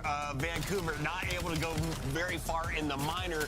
They did get the dub over Miami, and you said Mamba, the rookie, is starting to find his form. But who's the most dangerous player on that Vancouver squad? I would still say Mamba. To be honest, the way that he was playing and how loose he's been playing, I think the second answer is probably Nero, just because we know his ceiling when he's on one. But I did want to take a different angle in that sense, just because of the interview that we had with Mamba, where he's like, this is the most comfortable I've been. Mind you, that is a player, him and Craze, that we were all very bullish on as they were brought up because of their challenger placings and things like that. So I'd say Mamba. They have 3 X factors. Like, all 3 of those guys, like, they can be inconsistent, but when they're on, they're so hard to play against, especially if it's versus FaZe. Reminds me of Doug Spencer Martin's Strictly Business alongside Apathy and Slack. Let's take a look here at their opponents. It's Gentlemates. They go by the name of Paris in some places, and these guys, they've been looking good, then really bad, then good, and then bad again. Ali, where are they at right now? They went to a game 5, round 11 against FaZe. This has been a weird weekend. I think for Eles estão indo bem e ao mesmo tempo, né, o Paris Gentlemen. them necessarily. I think Joe is giving you what you were hoping for. Estrel has been Tá amazing misturado. thus far, but the problem is they've gone up against FaZe Vegas in a game 5, and then they went up and got beat really bad versus Optic Texas last weekend. So for Gentlemen, they're still in a weird period where we don't know what their ceiling is yet. With this roster, I will say though, the decision making in Search and Destroy, as we broke down earlier, is looking like it's Nós heading in the terminar, right galera, em direction. setembro, outubro. É o torneio final. They're going to run through teams. And you saw that Como with Joe, the Slayer Raider, 2 I believe meses it's para like terminar. top 3 in the entire league, so he's still frying. And even in that FaZe series, he had like a E aqui no canal vai terminar mais ou menos em outubro, então são 2 meses. And you didn't see the result, you'd be like, yo, if that was a scrim and you're watching their streams, Não you'd be está like, mal a they just ideia. dominated FaZe. It felt like they won 5-0. So yeah, this Gentlemates team is just trying to play catch up to the top teams, but they're in Vamos that tier descobrir. looking right at them right now. Now, we'll be updating the standings at the end of the show, but if Paris loses today, they're in the losers bracket, right? Sheesh, yeah, they'd be They might 1 and 3, yeah. right? Crazy way to think about things. Let's jump into our maps and modes for this best of Oh, 5. Paris Sake, Gentlemen. Hacienda, Exposure, Scar, O and Vancouver Greenbluff. Sage. Will we get to the Game 5 search and destroy? Eu acho que dessa vez vai levar Paris Gentlemen. Como eu falei, né? Mainly because that second map is the one that the São os que vão para Paris, né? Paris, vai Paris. Hacienda search and destroy. Okay. I think an interesting conversation point is the exposure. Haven't seen that from Gentlemates in a while. It's not necessarily their favorite, but it's not their least favorite either. And on the side of Vancouver, they're coming off of a 3-2 Vegas win on exposure overload. So maybe trying to set themselves up for some success in the middle of the series. Yeah, I'll check. Yo, Joe is giggling. He always giggling. I mean, that was full throwback laugh. I have to Não know sei. He looks like he's kind of happy. No, he's giggling. he's trying not to let Joe know he's funny. He's like, little bro, come on. He's trying to be nonchalant and spoke about it. Yeah, Joe's got Dan giggling. Parece que tiraram do Gentleman o Netuno e botaram ele no outro time, quer ver? Nero's not going to be fully awake yet. Yeah, not yet. I'm going with Gentlemates as well. I think they get this one done. 3-1. Imagine. I'm going to go with Gentlemates. I think we go 3-1 too. I think it's a good call. Surge Turkey! 3-2. Ok. Mais ou menos. Shift and study. Você postou seria 3-0. Okay, thanks, Chris. Appreciate it. Nah, I mean, hey. Vamos ver, Rodali. Right now, Jay. Quem leva vocês ou eu, hein? 3-1, 3-2 e eu 3-0, né? Vamos ver quem leva melhor, então. Vamos ver. But Paris, the same rate, is kind of doing the same thing, and they just feel like they're two different calibers right now. Yeah, without a doubt, man, because if you're Vancouver, you weren't expecting a team that's obviously not going to champs already to still be able to put themselves in position to make a couple roster changes and fight on some of the top teams that we have in the game.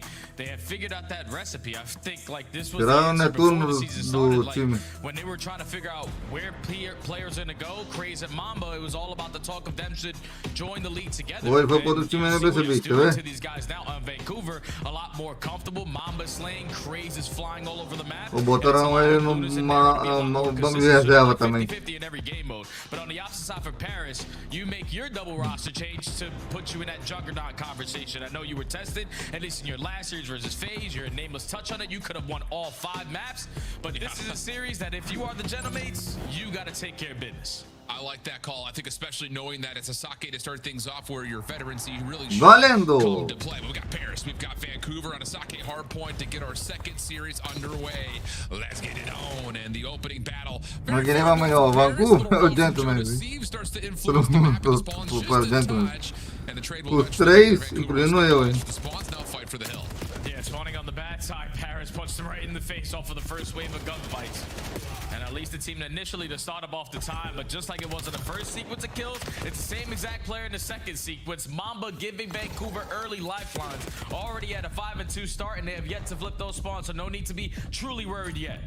Well, you do get a long route from Joe to seize Estriel from the middle of the bar, but to find a little bit more with Sid putting pressure over through the P5 side of the map. Nice shots from Estriel. And that's a really, really cool look in terms of how do you flip spawns late into the first hard point, moving over to P2, hit all 3 lanes at the same time. Something should open up because it's a big old map. So good stuff for Paris, put themselves in control of P2, but Vancouver, a couple of kills, couple of movements through the middle of the map, trying to work on a hill break, but not going to get there. All 3 make it, almost all 4 to drop. There it is. Lunars will fall, and Paris are now firmly in control.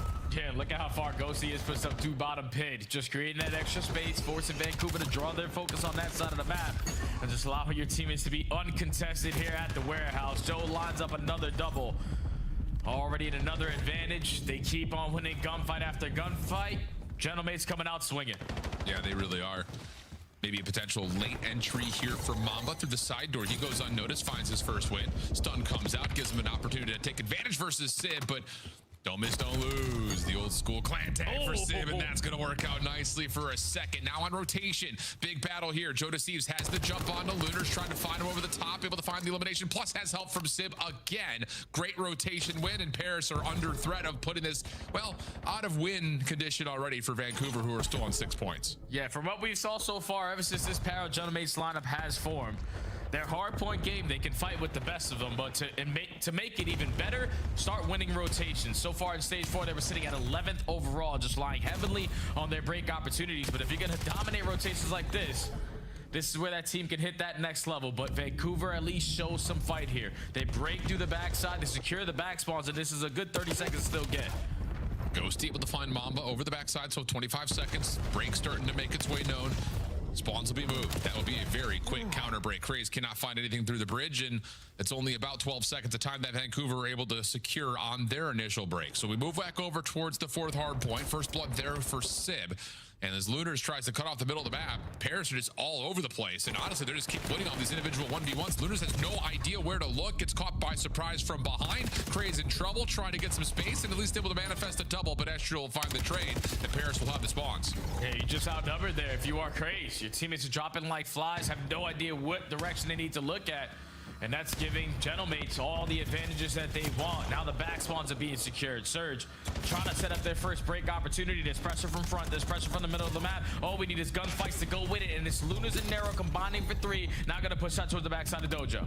Well, Sib able to keep his life back Dojo, so he will block spawns for a moment. Actually, no, he won't. Just kidding. Mamba and Lunar still playing inside of Dojo as they spawn there. Lunars, Nero, both finding kills. Vancouver now with the numbers. Astro looking to just create something in this last 20 seconds. But he will be pushed off the angle through the bar window and is kind of the pivot man here in terms of either hitting on the flank or rotating to new. So you've got to find kills somewhere else. And outside of jumping one player into contest, Paris really not finding a lot of success in this back 20. Yeah, if you were Astro, you're just trying to draw the attention, try to allow your teammates who are trying to triple hit through the front the advantage in those gunfights, but at least you don't really give up a lot of time to Surge because it was a contest fest in the final 20 seconds. So you're still up by 60, almost 65, but you don't have the spawns towards back warehouse. Vancouver going to be the team in early and Nero with an SMG trying to get hot. Ooh, just kind of finds a piece of timing to get himself a second kill on a Sib. Mamba with an AR out. Responsible for watching the right side of this upcoming hit. Craze the one to try to jump into the hard point. Lots of neutral time here, though, considering that Vancouver had a pretty preferable setup. Craze open over, not going to find the win on a Ghosty, but he's low. Easy follow on to Mamba. And the last one left will also drop. Nice shots out of Mamba, 14 and 11. And Vancouver have done a nice job considering they lost both P2 and P3. Now you're only down under about 40 seconds, and you still got some time to fight for it. Yeah, you can still get this final 15 and only go into the second set down by 30. So Vancouver now, Gunny's starting to be hot. Nero was 2 and 10. Now he's 11 and 16. So still not positive, but he's starting to find some consistency in that slaying. And that's now leading to the comeback here for the Surge. Now we reset. Back to the mid-map we go. And with routes like Craze is hitting, you're not going to be able to read this. Vancouver had the early advantage in the numbers. Oh, but Sid gets a little bit free through the front. Forces Lunars to have to make a play. Only good for one. Mamba for his trade. Over the top, no. Ghosty flying high, able to find 2, and that will put Paris into the P1 time for now. Craze again working on long routes, this time met and dealt with by Sib. And that's one of the big issues, I would say, for what we saw kind of in Carolina, what we're starting to see a little bit here for Vancouver. If Craze cannot find those openings, everyone else is kind of stuck with no man's land. They're not really able to do too much. Yeah, and I'm loving to see these adjustments so far from Paris because Sid, who's been a guy that can dominate with the M15, he's understanding so far, hard point after hard point, what gun I need to use that's going to give me the best chance to lock it down. So with all this pressure through bottom pit, whip out the NPC. He finds himself on the forward row, and now you're pushing the Surge back. There's one player already spawning all the way out, and now you just need to locate where the hell the rest of these guys are because you have the advantage. Like this, though. 3 players from the front able to work their way back into the hard point, finding the elimination of the player in the hill, and then you just bully out the back. Spawns will move. Hard point owned by Paris. And even though Vancouver did a nice job of kind of saving a poor first rotation of hills on the money hard points, they're not going to have an opportunity to do that again if this continues. So you need to start to put together a break, and unfortunately, they don't get the read on the block spawn to Sib, so he has the natural pinch. Vancouver with 33 seconds will have a couple of players in the back, but they're not convincingly spawning in. Yeah, no need to worry about these guys over the back. Cool, you can try to contest it. You can get those back spawns. Oh, no. We'll just sit nice and comfy in towards the time. Because early off the rotation, Sib has been on this side of the map for about 25 seconds already. So much trust in the new lineup to lock it down in the 3v4, and even if you lose it, who cares? We got rotation to do. Yeah, and that's just another moment where I believe Sib actually kind of spawns to the front of P2. So with 25 seconds, 30 seconds left in the hard point, your teammate's finding kills. He says, all right, you guys got that. Yep. Now he's got help from Ghosty on the cross. Crazy able to find 1. Trying to get Lunars involved in the play from the other side, but Craze is feeling like he's got to go and do this himself. And as he does, Astral meets him, puts him to rest, and all of a sudden, Paris have win condition. And they can't win it here on the P3 HP, but you can get pretty damn close. If you are the Surge, you desperately need to find a break, and we desperately need to stop going 1 by 1 because you're just giving Paris so many advantages. Nero and Craze, though, are able to combine for 2, so all our pressure up through the street might lead to a break.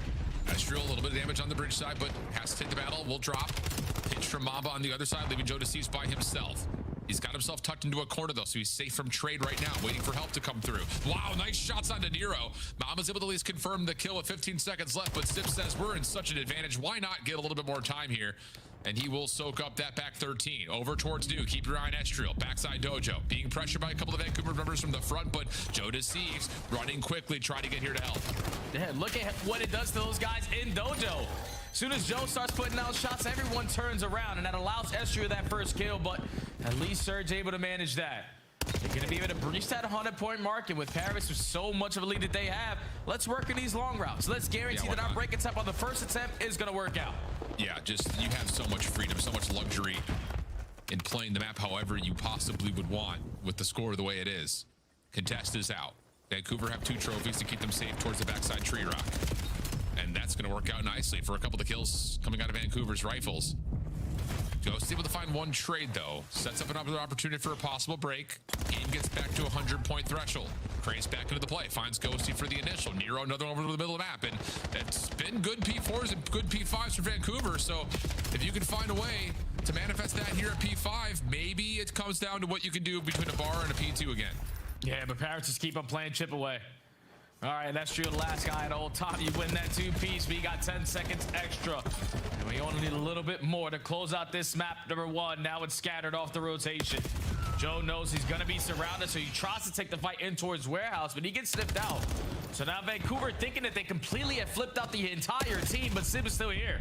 Oh, Sib's not missing. Nice shots. Estriel creates one from the front. Now it's just time to find the player in the hard point, and Lunars has nowhere to go. 2:35, 1:38. Possible final moment here for Vancouver to try to set up a break, and they're doing it from multiple points of ingress. Craze playing along the back, everyone else from the front. And this hit better find some success now, and it will. Lunars and Mambas will find 2. That clears the hard point. Sips late pinch shut down, and Estriel will fall. So all 4 drop, and Vancouver are still alive.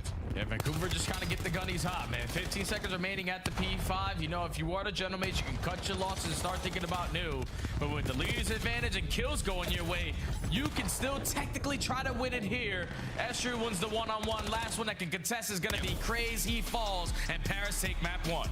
Yeah, I mean, it's one of those maps that, like, for Vancouver, you give us some moments of, like, okay, great. Like, you do really well in the P4, you put together into the P5, but anyone who's watched this map at this point is sitting here after the first rotation of hills and saying, all right, Paris pretty much already won the map because they won all of P2 and won 40 seconds on rotation to P3.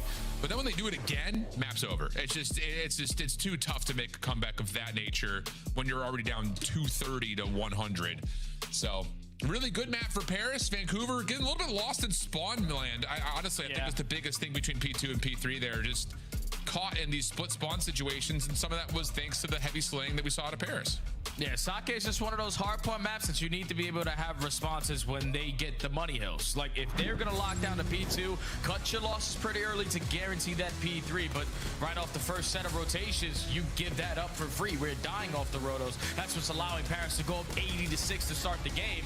And then after that, it's just very difficult to even come back because you ended out great at the P4 to P5. You're down 30 going into the next set, but now into the next set is where Paris have trophy systems. It completely changes the game because Sib is going from an M15 to an MPC. All right, the aggression is there. They're pushing you back, now allowing you to get any time off the P1.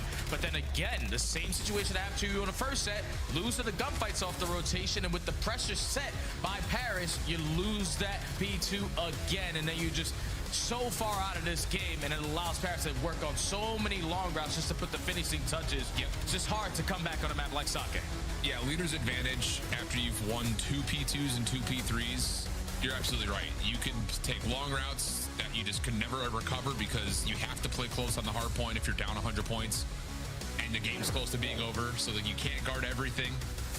Or the other side of it is that we saw it a little bit there from Paris kind of at the end. It's like you can just get everyone together and just four-man hit something because, again, you're just going to have the guns up. So, again, comeback effort on P4 to P5, solid for Vancouver, but rotationally, obviously a lot of misunderstandings and some missed opportunities, generally speaking, on terms of P2, P3, which is something they're going to look at, try to figure themselves out. But for now, we take the conversation into the Hacienda Search and Destroy. Haven't really seen much of this out of Paris to this point, and on the other side for Vancouver, their Search and Destroy generally has not been very good. But this new roster has brought, I think, an extra spark to it. So maybe something there, even though they're 0-2 as a team on this map. Yeah, I feel like that Search and Destroy can fight with the best of them. Obviously, you had some tight ones versus FaZe. You get to that gridlock game 5, you just get outclassed. But that's usually what's going to happen when you're a fresh team. Even though there's some old chemistry between Mamba and Craze. You also teamed alongside Nero, even on that Ravens lineup. It's just when you put a different four together, at this point of the game, like, it's just hard to come out and instantly have play calls that are going to change the game for that roster. So it's going to be tough for them to try to put it up against this Paris lineup. But Paris are a new team too. Their Search and Destroy is all up in the air. But the one time that they did play Hacienda was versus FaZe, and we casted it. We're thinking FaZe are going to be unbelievable at the map. Yeah. And they 6-0'd them. So Paris got to be feeling good here. Yeah, without question. And, you know, again, just looking at this team overall, you're looking at this road to Major 4, and yeah, it's that map 5 really does hurt, especially considering when you look at the maps count, like the map scores and individual maps. Like Paris is a spot they could have 3-0'd, but you lose out on that 1 point hard point, and then everything starts to get away from you at the end of the series.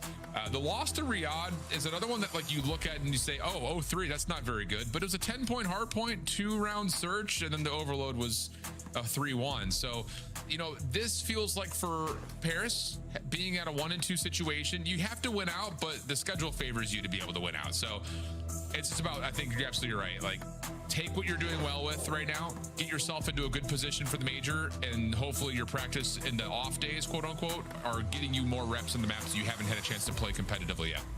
Yeah, everything is all about practice for this new team, man. Like I said, trying to get back to that juggernaut form to compete with the likes of Thieves, with the likes of Optic, with the likes of FaZe, even though you did go to a game 5 and you should have won all 5 maps if you wanted to, but just to put yourself in that final form, especially going into your event less than 2 weeks away.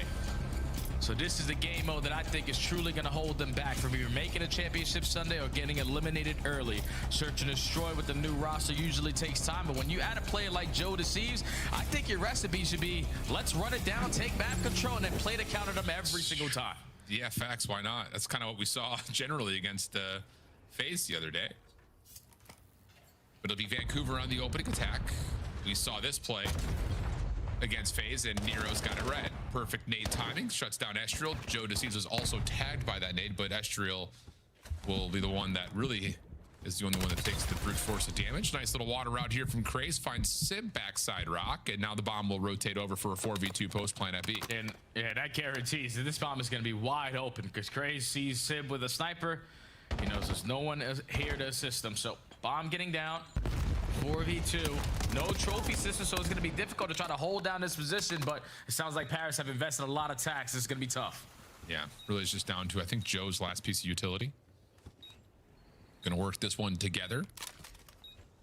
Oh, I like this idea. Joe trying to clear off that rock heady. A lot of damage coming through, and actually Ghosty is able to set Joe up for a freebie on the Lunars. Follow-up is good, 1v2. 20 seconds on the clock. Vancouver just don't scam, and that's exactly right. Craze just takes an aggressive route, gets around the back. No chance to read that with the clock remaining, and Vancouver get the opener. Yeah, it's just Vancouver doing their homework. Paris played FaZe and played it flawlessly. They're probably going to come out the same exact game plan. So you shut down the early secret pressure with an opening frag. And then by just drawing the attention on that side of the map, Craze hits the super mega water route all the way through the backside of Boathouse. Gets that second kill, gives a comm to his teammates. B-bomb is going to be open. Just an easy post plant there to start for Surge.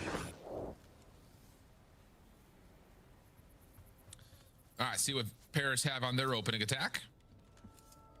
Lots of nades towards A, but the bomb is going to delay through arches, wait for the defensive nades to come through first, of which none are tossed.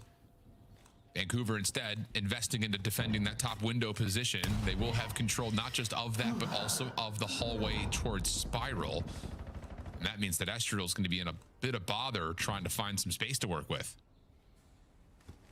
Yeah, the entire Paris squad is struggling to take some space because they're all scattered. You know the Vancouvers have invested a lot of tax to potentially get pushed up through the middle of the map, and it's all about timings and Crazy to spot them on a rotation out while Nero finds the first kill. Oh, really nice little slide right there from Craze. Keeps him away from Sib finding what would look to be a free double. And Mamba will find Estriel lurking over towards Checkers. Bomb grabbed, though, by Ghosty. Has a wide open A site, but plenty of time if he wants to try to finesse something first. First check just misses out on the timing to see Lunars. But this re-wrap back will be exactly where the teeth of the defense is. Nice shot, opening shots on the Lunars. Ghosty gets a bit of freedom, comes back into the play, beats the kill cam, has an opportunity to isolate again down to the 1v1. He's got himself versus Mamba. 13 seconds on the clock. Mamba playing over towards Checkers. Ghosty, that's the only spot he has not checked yet. And here comes Mamba trying to chase out from behind. Ghosty still not looking that way, and Mamba will find the freebie to shut down the 1v3.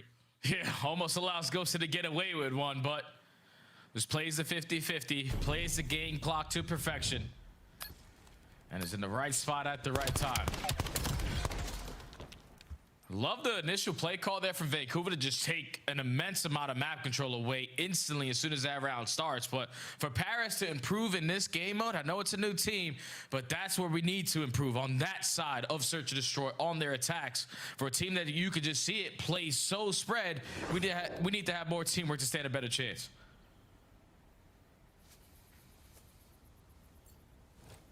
Okay, here we go.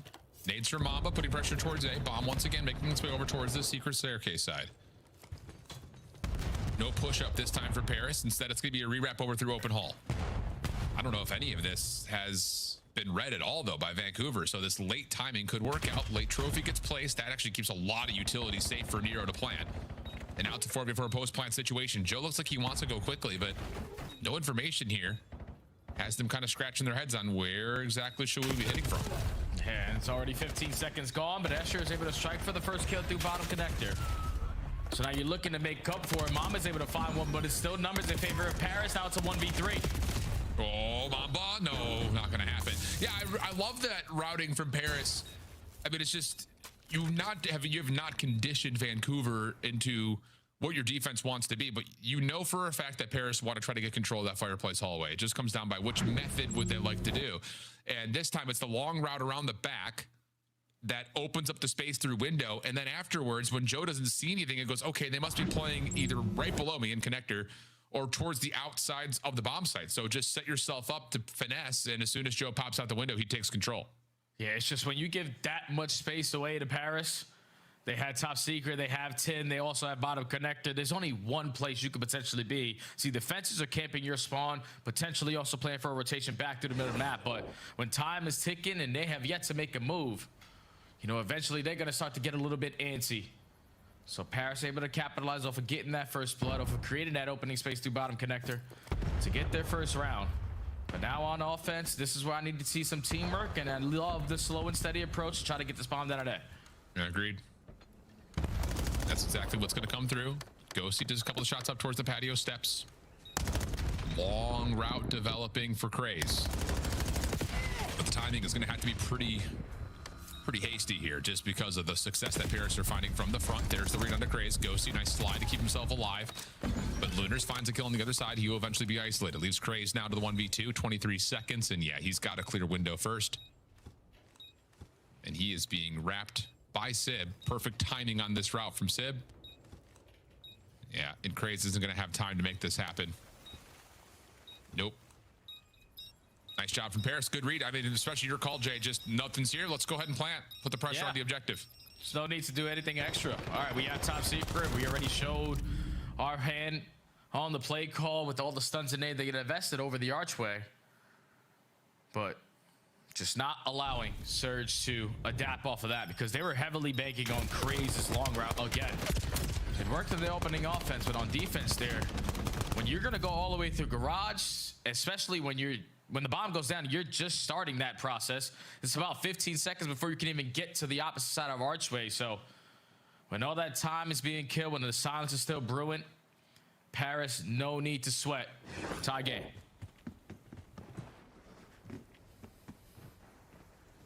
Here we go. Big hit for Paris defensively up top towards the windows and down low. Estriel, though, caught off. Joe just needs to find the trade immediately. Gets us to an early 3v3. High ground control looking decent for Paris. And yeah, Vancouver have had to back away and find some other medium to try to approach this attack. And Joe's going to find the bomb carrier in Nero. Bottom staircase. This is a very problematic moment for Vancouver in a 2v3. Yeah, and he was able to pick up a Hellstorm too. So Joe still gathering a lot of information. Was able to spot out Mamba. Doesn't want to force the one-on-one gunfight because you know your teammates still have the advantage. 50 seconds to go. They got B on lock. Let me just play A. Well, here comes the first play. Working your way through this Paris defense around A. And honestly, I was going to say maybe Mamba caught some timing there, but it gets red, and then Joe just seems able to find one up top. So Hellstorm locked. Paris starting to roll. And Vancouver are now, well, I mean, down one, but it feels like more than that with the Hellstorm lingering. Yeah, it's just Paris have flipped the switch, man. Aggression has been the answer, or quick decision-making. It's not allowing Vancouver to think. Offensive were quickly getting the bomb down. Defensive were not giving you any space in the middle of the map. This is just what you want to see with this Paris lineup, with the SMGs that you have, and the amount of gun skill that they possess, regardless of the position. Joe is on 7 in a row, looking like Jalen Brunson last night. I was wondering how long it was going to take you to make the next reference. Here we go. Hellstorm dropping in. Paris through garage are going to get a free plan at B. What are Vancouver thinking in terms of retake? And Mamba will drop to the Hellstorm. Not ideal. Meanwhile, long route for Joe Deceives as he's got some information that the high ground positions of Vancouver are the biggest problem spots, if you were to even call it that. Here comes the retake, though. Gotta go quickly because Joe on the back lines is gonna make you pay for it. Cannot locate kill number 9 in a row. But it's Craze left in a 1v4, and the Gentleman's are starting to run away with Hacienda, Al. That's just way too much of an easy play call. You allow the guy to get a Hellstorm, great. We're going to use it on offense, the side of the map, which we struggle on, to open up that B side for free. Because just simply off of where Joe calls that in, allows his teammates to understand, as soon as we get that opening kill, as soon as we get that bomb plant, Joe is working that late pitch. Next level search and destroy is being played right now from a new squad. Paris with 4 rounds in a row, dominating so far. Yeah, it's been really clean. And it's, I would say, like, dramatically different from what we saw the other day versus FaZe. Like, it doesn't feel as structured in the way that they had kind of approached, especially their mid-rounding when they had numbers advantage. This feels like the tempo is just a little bit changed, and maybe some of that is just kind of knowing who you're playing against. Oh, this time the defense can be under some pressure, but it's full high ground control. Joe's able to get around the backside through closet. Find one in response to the opening first blood, but Craze provides another. We have a 3v2 for Vancouver. And they have information now on a Ghosty. So just gonna retrieve the bomb in there, man up, and not waste any time on the objective play. You're gonna plant it over for office. You're gonna have so many different spots you can watch it from, but don't get caught if your Mamba. Joe finds another.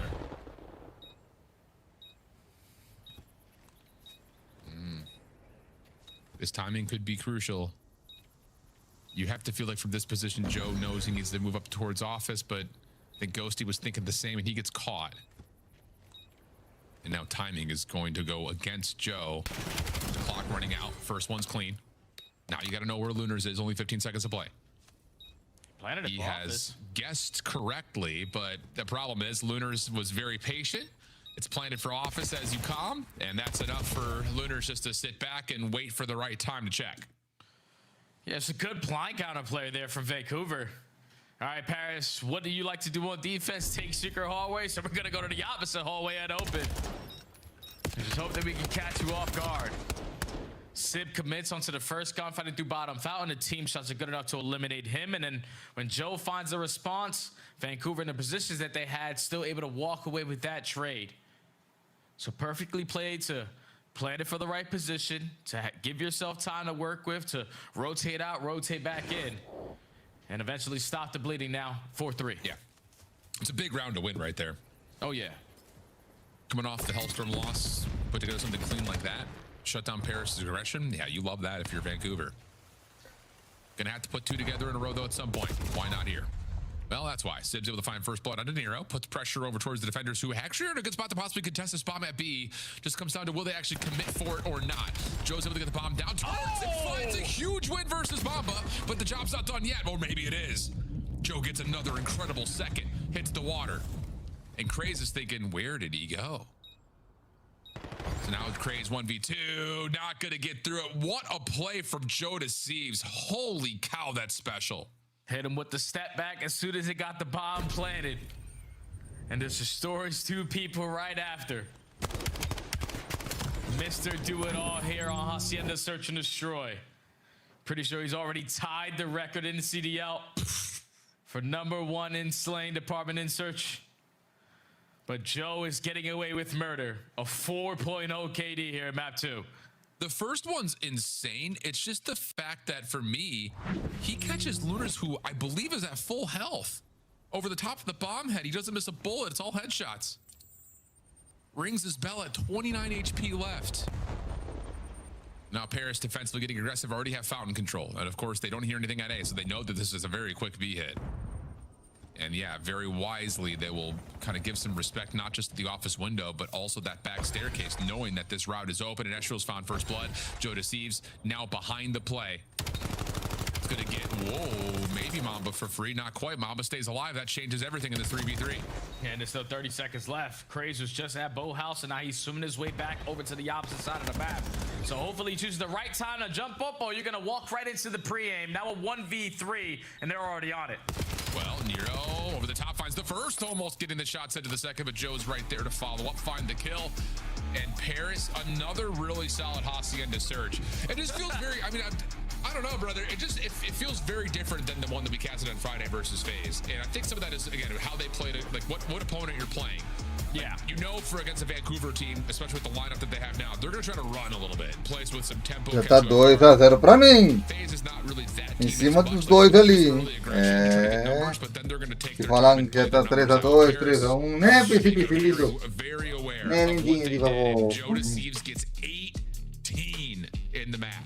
Yeah, that's the record. Right there, Joe's able to set it. 3 weeks on a new lineup.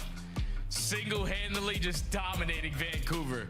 You can just tell by the way that he was playing, he had no remorse for human life on the opposite side.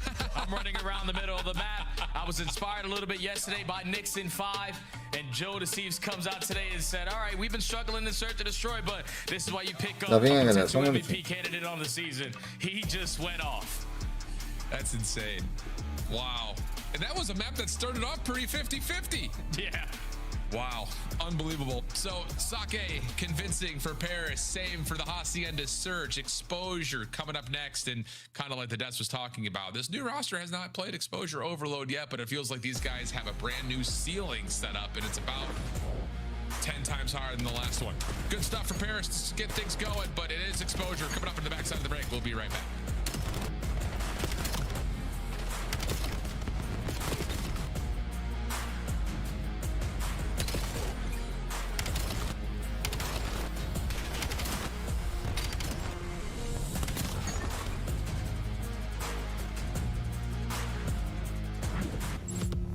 Champs tickets are on sale now. Come see the best teams lock in for this season's grand finale in fabulous Las Vegas. All 4-day passes come with early venue access. Head to FazeVegas.com or scan the QR code to get your tickets now. Go pick up the 2026 Call of Duty League Championship Tracer Pack. You can support all 12 Call of Duty League teams. Scuff, official controller of the CDL.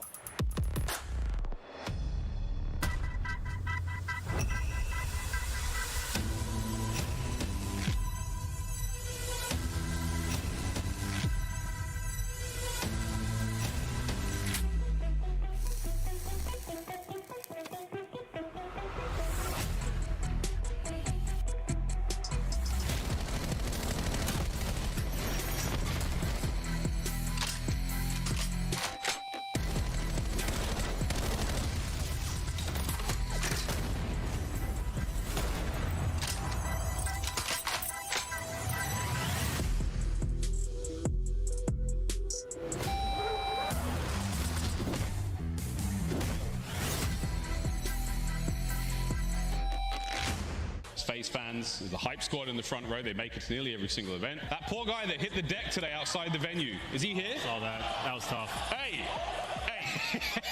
What? That poor guy ate concrete for breakfast. Tough one. Aqui, galera, apareceu o resultado aqui na tela do jogo anterior. 3-2. E eu falei que ia ganhar Toronto, ganhou Toronto. No momento eu falei que ia ganhar Paris em cima de Vancouver. E tá indo para Paris.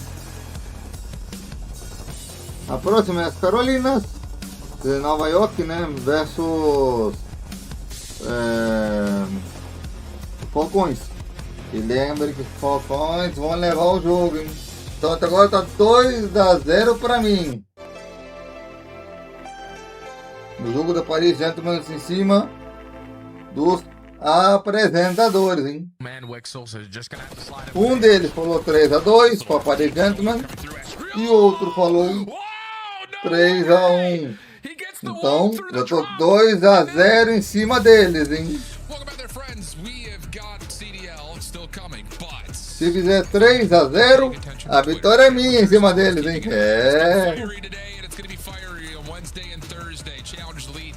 Mas ainda tem muito jogo pela frente.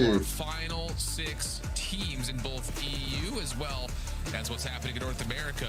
North America especially, Jay, it's been an interesting season because you look at the bracket, some of the teams that have been at the top of the North American Challengers region find themselves fighting for their lives a little bit earlier than you would have expected, and it's Cabal who actually find themselves in the upper bracket final with the Telluride Bush team who are coming off that Atlanta win. Yeah, every time we talk about Challengers, this one specifically, knowing that Cabal were the last team to qualify, they are undefeated. All in every single one of their matchups. They look like one of the top dogs with a bunch of players who haven't really had a lot of success all season. Just sometimes we always say it out, the perfect recipe for success is a team that nobody wanted. And if Cabal can come out and potentially win that elite, you know what it's going to do to the pro points? It's going to shake it up for COD champs. So it's anyone's game, and I'm here for it. Yeah, the end of the season for Challengers is going to be insane. We still got 2 spots up for grabs at Paris for the Challengers finals, and everything else comes down to pro point dispersion. And then, of course, EWC, if it's anything like it was last year, we had Challengers teams come out and really give it to some of the lower teams in the CDL.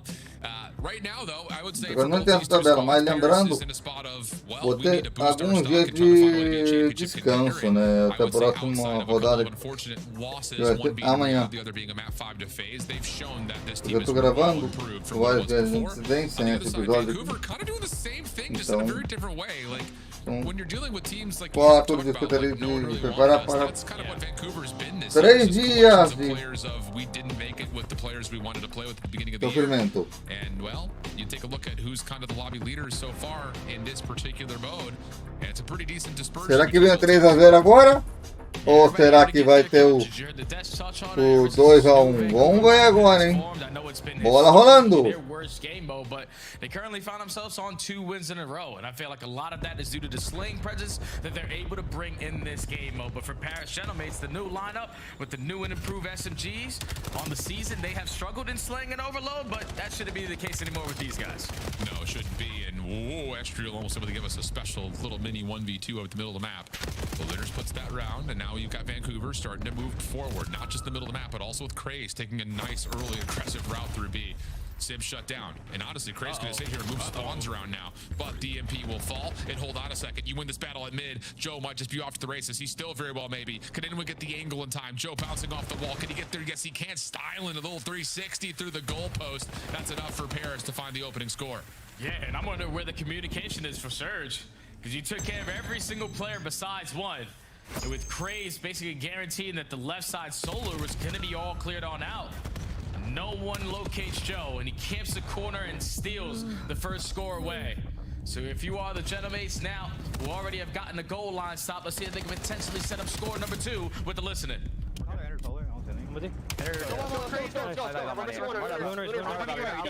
gonna be deep right. We can Jeep. First guy. He's like close up now. Oh shit, nice. What's up, Dad? I'm Jeep. You got it. I got it. Nice, good job. We're good, nice. We're missing going to be cut. It should be crazy here. It should be crazy here. We're getting our server, okay? We're gonna be front server. I'm gonna get server. I'm gonna get server. Can pitch my low. No, you're good. You have P1 dead. I have your low, Joe. I'm near close pipe. I don't see him long. Here time. Getting long. Think close pipe. Top server. Mamba. Still up there. I blow. I'm getting a low left. off. 1 HP. There's 3 left. 3 to left. Absolute. Absolute 6. It's just you, Joe. Front of the wall. I need the cross tree. I need the low.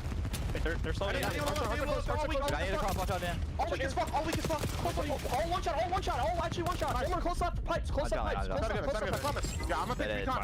Close mid. He's already close.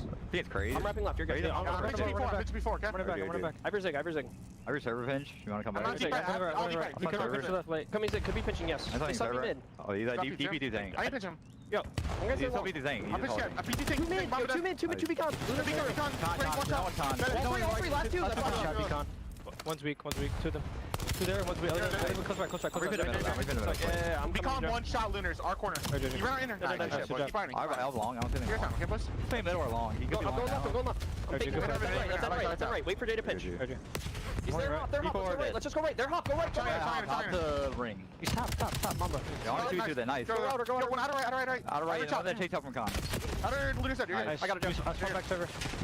Craze. I'm one shot. I'm playing one for streak. One for streak. Come here. Are we missing our spawn? Lunar's in 1. Very hot. Jay, when was the last time you saw a map that was 3-0 in Overload and one of the players on the team that's winning is 1-8? Yeah, I don't know. I saw it yesterday. A team was still winning and a teammate was 0-11. Big shout out to the Thieves, but right now, I told you, this is why you bring in this caliber of SMG duo. Because even with Sid currently struggling, the SMGs are finding very impactful kills around the map that is leading to this 3-0 score that you have. And now if you would have General Major looking to get score number 4, EMP is already off the rotation, and Joe as the lead blocker is yet to be contested. Yeah, Joe's just going to sit here to see if he can catch somebody defensively, either rotating through mid or trying to stuff a defense up close and personal at panels. Ghosty gets one, Joe gets another. Now you can be off to the races. All 4 guns are up. You know Nero is here, and he's going to fall. That is a very easy half of Overload right there for Paris. And it's so strange, too. Because like even when we were just jumped into the list, and I was just like, a really good opening look for Vancouver. They just get a little bit blindsided about the EMP rotation, and then there's just no one home defensively, and that just leads to Paris running things away.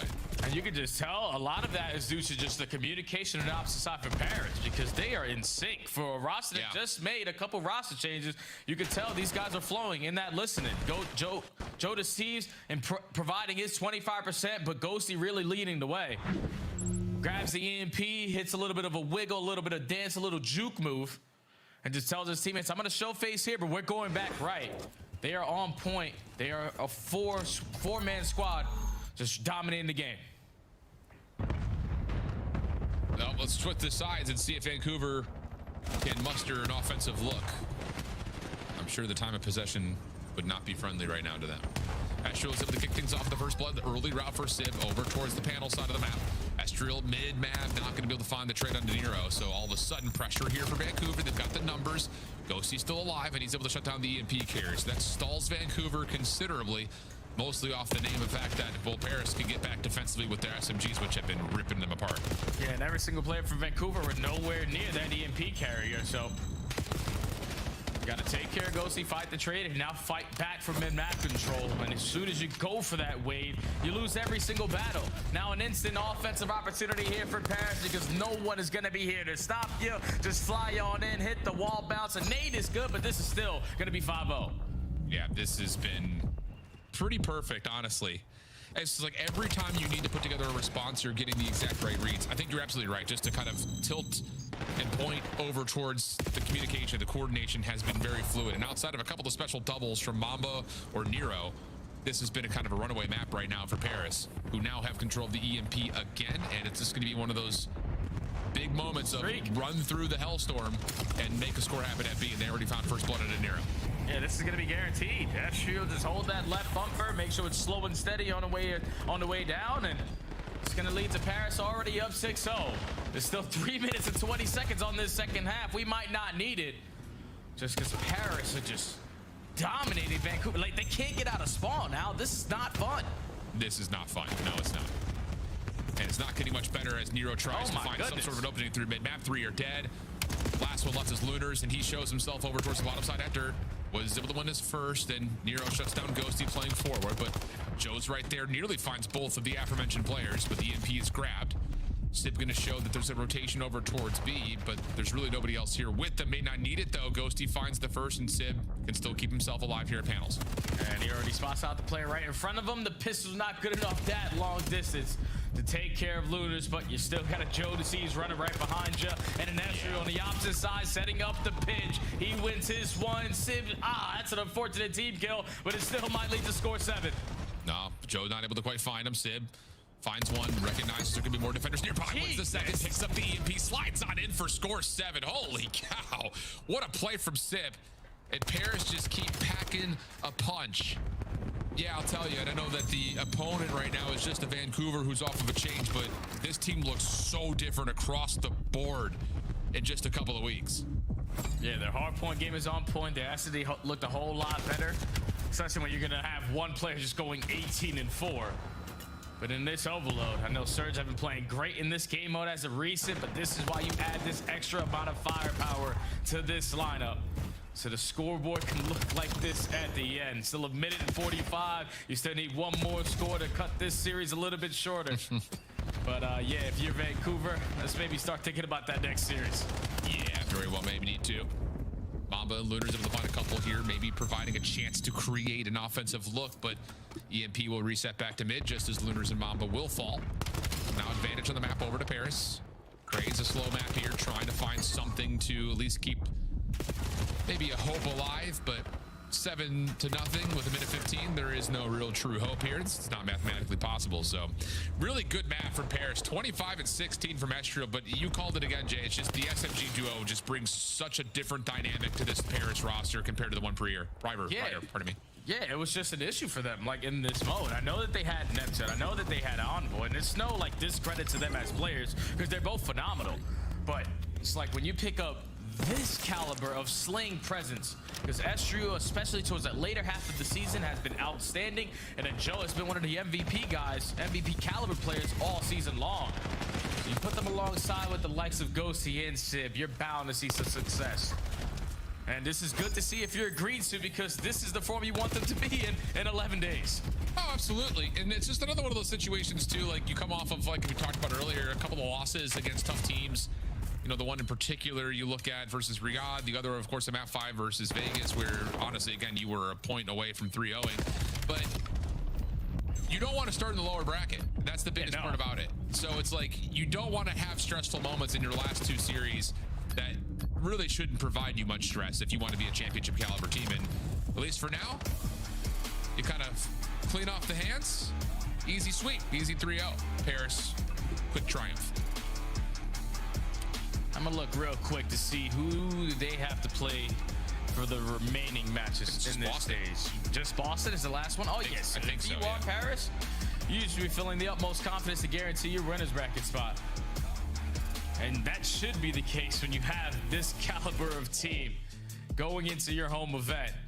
But they complete the 3-0 versus Surge. Everything that we saw from Surge can still be true. Like, they have improved ever since they made their roster change. They have been pushing the teams the distance.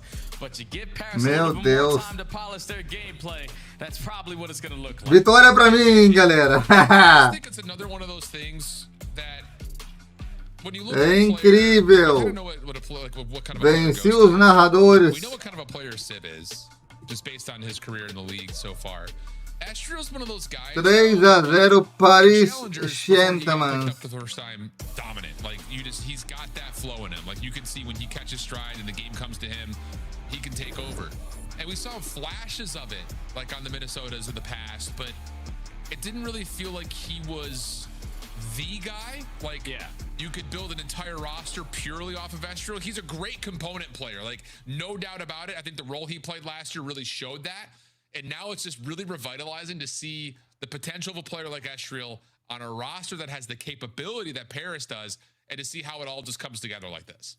Yeah, you gotta be happy. I spawned alongside Joe Deceived, who's an MVP. Sib and Ghosted, he already hosted the trophy. So Estrio is waking up every day, happy as hell.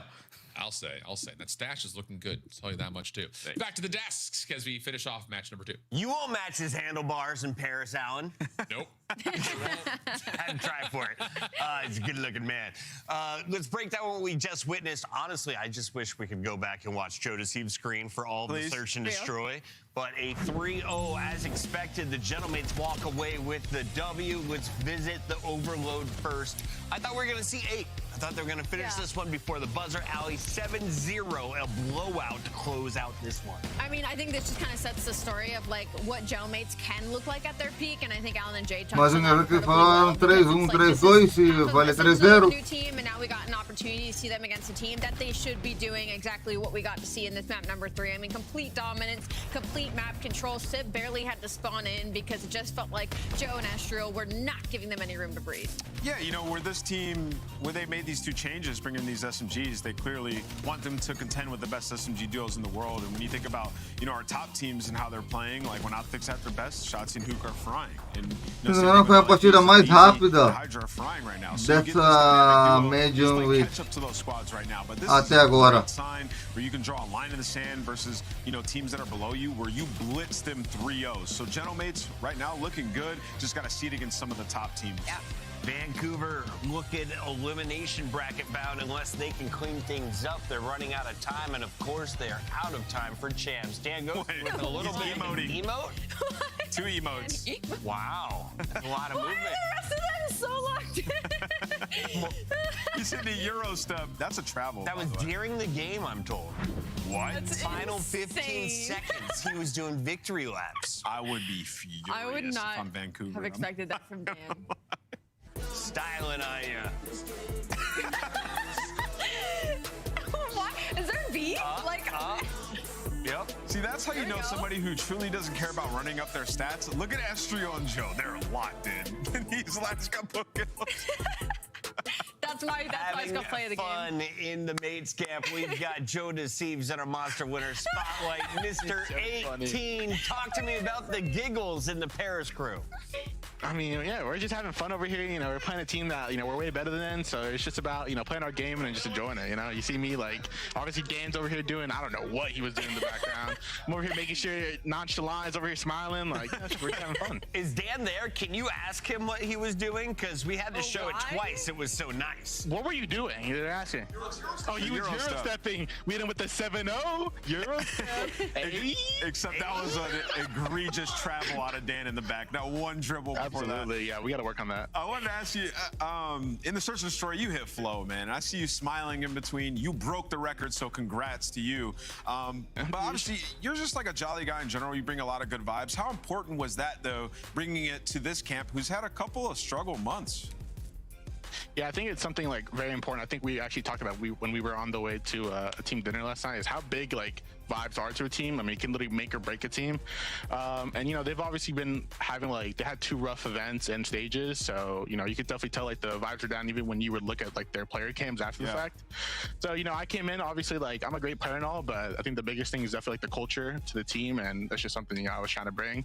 And I feel like so far it's been pretty well. You know, we had obviously a week of challenger scrims, but I feel like we improved so much. So you know, hopefully nothing got caught, like nothing happened during like these past 2 series, and we can actually scrim pro teams and, you know, improve even more than what we have. So I think you guys are clean. You guys are good. And I really appreciate that angle, because I feel like we do get told a lot about teamwork once it gets to the end of the season, and vibes and getting a look into you guys and how you're handling that is really important, especially for the viewers at home. And going off of that, in that last overload, there was a couple of times where Estriel would pop like a 3-piece, and I'm telling you, he didn't even flinch. Like, he would just pop 3, and it was just like, all right, guys, like, let's just go to the next. What is it like having teammates like that? Is it kind of destabilizing for you? Because you're seeing that in the kill feed, and you're like, hello? Are you him? I mean, you know, that's just how Justice is. You know, we were actually talking about it before the match.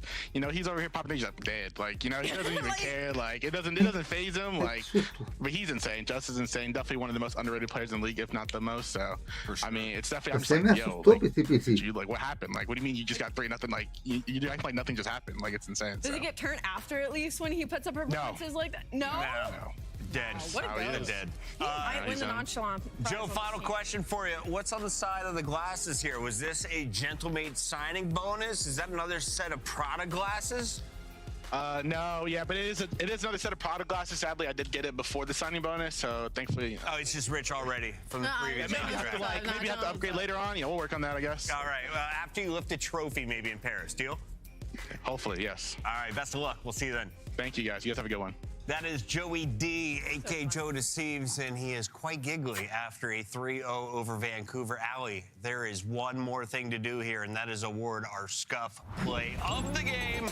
18 kills in one search and destroy.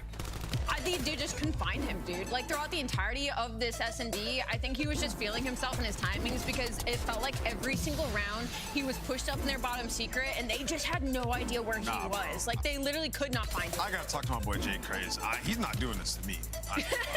As soon as I pull up the back button, I see he's got 10, bro. We're finding. We're sitting in corners. You actually have to talk about that. Like, yo, this guy is catching fire. We have to find him. 14-3 to start the game. Ladies and gentlemen, there was no round 11. Joe Deceives gets it done. 18 kills in 9 rounds. Ridiculous performance for one of Ant's top 10 players in the league. We're going to break. When we come back, it's a battle of birds. We got Falcons, Ravens. Agora sim vem o bicho papão, né? Quem vai levar, né? Falcões ou Ravens? Ai, meu Deus. Carolina Ravens. Iniciar todos no 4K tela OBS Studio 2 executando o Windows. Já OBS 28.1 live 3 horas 20 minutos e 7 segundos. Vou tomar 1h30, hein, galera, de live. 1h30. Tela cheia, prévia, janela. O resto de live, hein? 1h30, porque são 5 horas de live. São 3 horas e 20 minutos. Então.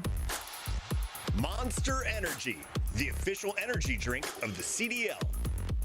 Pouco mais de 1 hora. Brought to you by America's Navy and the special operators. Esse vai para jogo simples, é o último jogo aqui. At COD Champs, the fun goes beyond your seat. If you're in the starter ranks, you gotta slide over to the iconic. Esse ano vai ser complicado, hein? Then drop into the playground made for no canal aqui trazendo todos os eventos possíveis e não possíveis. Now at the next level, full send the obstacles at Spy Ninja's Adventure Park. Then get active at Lake Las Vegas Water Sports. For the ultimate experience, take a helicopter tour of the Grand Canyon. Then jump off an 800-foot building at Sky Jump. And that's how you make your Champs weekend unforgettable.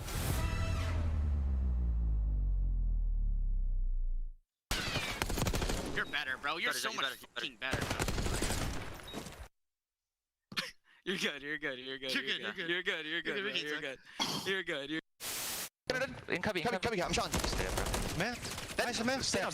Just lay it. Live. I can help. I can hold the front. You're good. You're good. Stay down. Stay down now. Already front. Let's get time. Bust up that. Absolute front. London. Nice. Boys, holy that P5 was so me neither. That P5 was no. And you both just died to it. It was awesome. Negócio do bloopers, hein? Iniciar janela. Pesquisar. 4K Microsoft Edge. Uma janela em favoritos.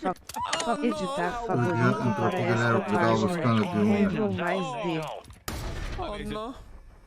Carregando página. Carregamento concluído. Seguindo. On the stairs. Nice. I'm looking you. Could be outer. No. 3v1. Nice, baby. Oh my god. I mean, I'm trying to scam it. They won't even kill me. Barra de busca. Formulário buscas recém. Mariana Marquitos apresenta. @Marquitos apresenta. TikTok documento em branco. Criado por Maria Natália Gardello. Principal marco clicável. Seguida volta. Visitado link. Carregamento concluído. Clicável close button. HTTP. Projetor em tela. Logan is a beast. I mean, that guy is I feel like I got carried almost. I mean, me and Exceed are just giving comms and just trying to make plays, like set them up. But I mean, it felt like I felt like I just got carried. I mean, Logan is kind of just our space creator. Like he just finds a gap, runs it down, then we kind of play off him a little bit. And I mean, I'm just glad because I mean, search and destroy is like my bread and butter. My hard point has kind of been kind of ass. So like, I mean, I'm working on it. We're working on it. Cara, não jogou nem no controle, né? Que comercial que tem ali no comercial dele, você tem controle ainda por cima. That was Standy and the Royal Ravens after a major upset earlier in the week, and now they're looking for back-to-back dubs, and to do so, well, it'll keep them in the running for World Finals. Allie, they are that team outside the door. They're in 9th place right now. They need to finish flawless. They do so need these to finish 10 points are huge. Can Logan, aka Lurks, lead the way once again? Before the Optic Texas series, I probably would have said highly unlikely, definitely no. Now after the Optic series, there is some opportunity here. I mean, you're talking about Riyadh Falcons that struggles to beat Optic Texas, so when you think about the triangle of death, technically there should be a situation for Royal Ravens. The biggest thing for them right now is getting participation out of everybody during a series like this. You're going to need Standy to step it up when it comes to those respawns. And talking about search and destroys, they've been looking better in that game mode. They get a couple favorables in here. They've been icing up in these round 11. Estou em noveno lugar, número 2. Eles não conseguem manter 3 partidas com vitória. Yeah, absolutely. That is unlikely, but I will say duas, pelo menos. Nenhuma perde duas. On the cusp above you, you would have to win this. And they had one crack at this earlier in the minor, and they lost it, right? They lost in a Game 5. So for the Riyadh Falcons, you don't want to go to Game 5 this time. You know, you needed Pred to absolutely pop off. You went at a 1.3 in the series nearly, but it did go the distance. I will say the good thing for Falcons now is they can win Game 5s because Exon's been so good with the sniper. 7-3 in SC and Overload, and actually over the course of the last 30 days, he is the #1 sniper in the CDL. Shout out to Exnid. He's been unbelievable. Exnid, my guy. The glow up has been incredible this season. Played alongside world champs. You're going to learn something, but that's just raw talent being exposed. There's no aim assist on the snipes, Allie. Let's talk a little bit about this team, though, because as much as it's important for 10 points to go to the Ravens to keep them in the running for Worlds, Falcons want to climb the ranks. Yes. And with Koi opening the doors for everyone else, Falcons could go as high as 5th place, maybe even 4th before we get to that Major 4. Yes, there's still a situation where Riyadh does not want to have that round 1 versus Optic or versus LA Deep. So you're right, they still are going to be playing for this points game. So when we look at the maps and modes and the big layout, Sake already to open it up. I don't really love that for the side of Riyadh Falcons just because of what they were able to do versus Optic Texas, which wasn't much. They got almost 100-point clubs there, so maybe trying to add it to their map pool. Hacienda, S&D here. We haven't seen Carolina in it in their last 5, so maybe they're trying something new. So this is a big, this is kind of a big question mark layout. Well, they played the Sake last time, and it was not good for Riyadh. They got cooked on that map, 250. Carolina Ravens. Feeling good to kick things off. Eu acho que leva probably to take that Falcões, porque Carolina Ravens está lá em nono lugar. Difficult to beat Riyadh and Overload. They're a top 2 Overload, top 3 Overload team on the entire season. So got to win map 1 and get it done in those S&Ds. Go ahead and follow in my footsteps. I choose the Falcons to kick things off. This is the bird battle. But I'm going to go with Riyadh. I think it's cleaner this time. 3-1 Riyadh. I don't think it's cleaner this time. I'm going to go with the Carolina Royal Ravens. I love when a team's back's against the wall. This is do or die for them, and I think they pull out something special. Rosalie, you realize you're 5 back. This would put you 6 back going into majors. The analyst does not realize how many I am back on the prediction count. Just to point out, you were in the lead. I was. All right, we gotta and then Paris Gentleman had a little bit of a rough stage 3, and now we're heading into stage 4. They're back. We're going to stage 4. I'm fine. The problem is I like Joe, and he's on Paris. Chip and Study are back too. Hey guys. That's some major copium right there out of Alley. We'll let it play. We'll let it play. Jay, I think this is an interesting one because I think just the recency of watching Carolina yesterday. Yeah, I mean, hey, things are really coming to life in the 2-3-5, but on the flip side, Riyadh is loaded obviously they dropped the series to Optic in the minor, but outside of that, they've been pretty darn solid against tough opponents. Carolina Ravens é azul, então vamos ver quem leva. I remember we casted them on previous series, and we were like Falcons without a doubt, sitting that top 4. Like they look like they have it in every single game mode. Everything was clicking, but then agora vou. Nós estamos fazendo esse vídeo, estou almoçando, então. was Vou almost almoçar out the e window. já But venho you have a aqui chance para to make up for it here going up against Carolina. It's segunda not like partida, hein? Carolina, though, going to be an easy win. These guys have been testing every single team that they have gone up against. And yesterday, taking the likes of Optic Bora lá, in a galera. 2-3-5 fashion. Carolina Historically, Ravens. Falcons have dominated here, but Ravens have been feeling good. And this is a bit of a Falcões. rematch. Começando agora. As well, the Sake and the Gridlock are 2 of the 3 opening maps, and I'll say Carolina were battling really nicely on the Sake hardpoint when they had played before. They won it 250 to 176, but we're already jumping into the mix. Carolina from the quote-unquote unfavored side, already finding some preferential treatment at the bar. Must have had some cash waving in the air. They get quick service, and that's enough for the first 15 seconds, plus maybe a little bit extra to go their way. Yeah, and if you're Carolina, I wouldn't want to play them if you are any other team in the league, if they're able to at least get their hardpoint game to 60-40. Because I feel like when you look at this roster between Fire, Exceed, and Standy, there's really not going to be a lot of pressure there. So Lurks has to overcompensate, and you know that the guy is willing to do that because he's already sitting at 5-0. Yesterday, he drops 100 kills plus in that series versus Optic, and he has been one of those shining rookies. 107.83, a near 1.3 KD against Optic. Not common to see something like that, but he was, I would say, the key reason why they were able to win that series. So on the flip side, as much as you can sit here and praise Lurks, you also need something else out of the other 3 to really show up against another tough opponent here. For now, Riyadh in the hard point for P2, really solid looking setup, and this is great from Exit. First blood comes through, slows down the hit from the front, allows an opportunity for Kismet to peek his head, find a kill. Spawns should still be good, and they will be as Celium jumps into the hard point. Yeah, Pred just gets the info on the last player, crossing through the front door, so it allows your teammates to reinforce right back into the warehouse. So to soak up this final 25 seconds. Carolina are just knocking at the door, though. They're not going to be willing to give this up for free. And this might come back to bite them because now you should take some space if you are the Falcons to potentially flip them on out. But they don't. So Ravens give it a good punch, but can set up now at noon. Looking like Kismet, timing to get up top to this mantle could be key. Pred's able to find Lurks, who was weak initially. Exceed quick shutdown.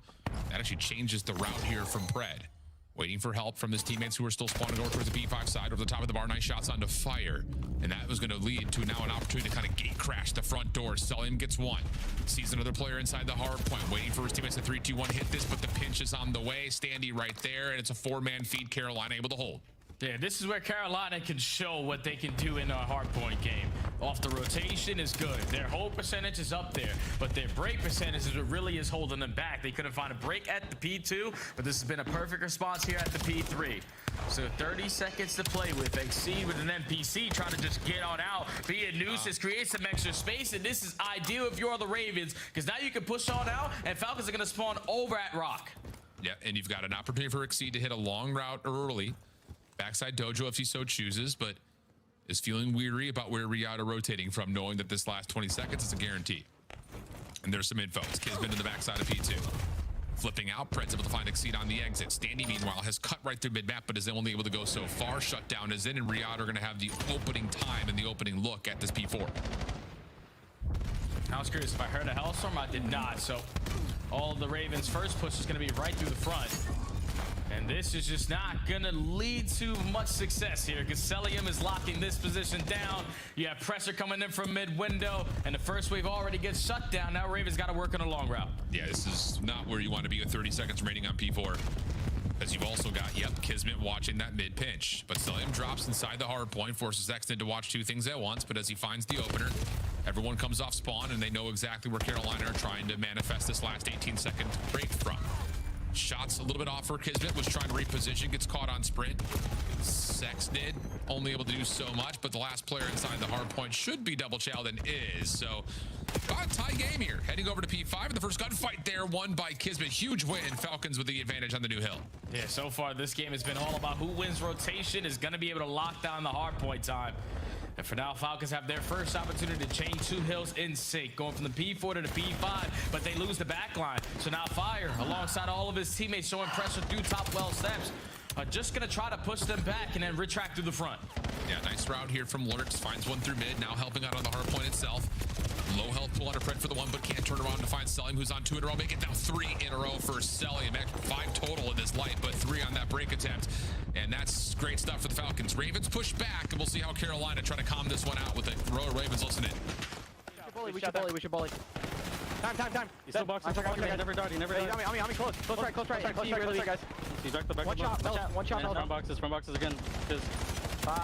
Box weak and no dead. I'm hitting around. Boxes, there's two. I'm hitting around. One stone, two times. He's already gonna be out main. He's gonna be out main. I flip. Every window here. I flip. Give me a second. I have a pinch. One's probably gonna pinch. Exit dead, guys. Yeah, one stone on me. Stone. MC. Get time. He's going main. He ran at main. MC. He's gonna be out the way. I got pinch. He's doing RP1 door. Two main, guys. Two main.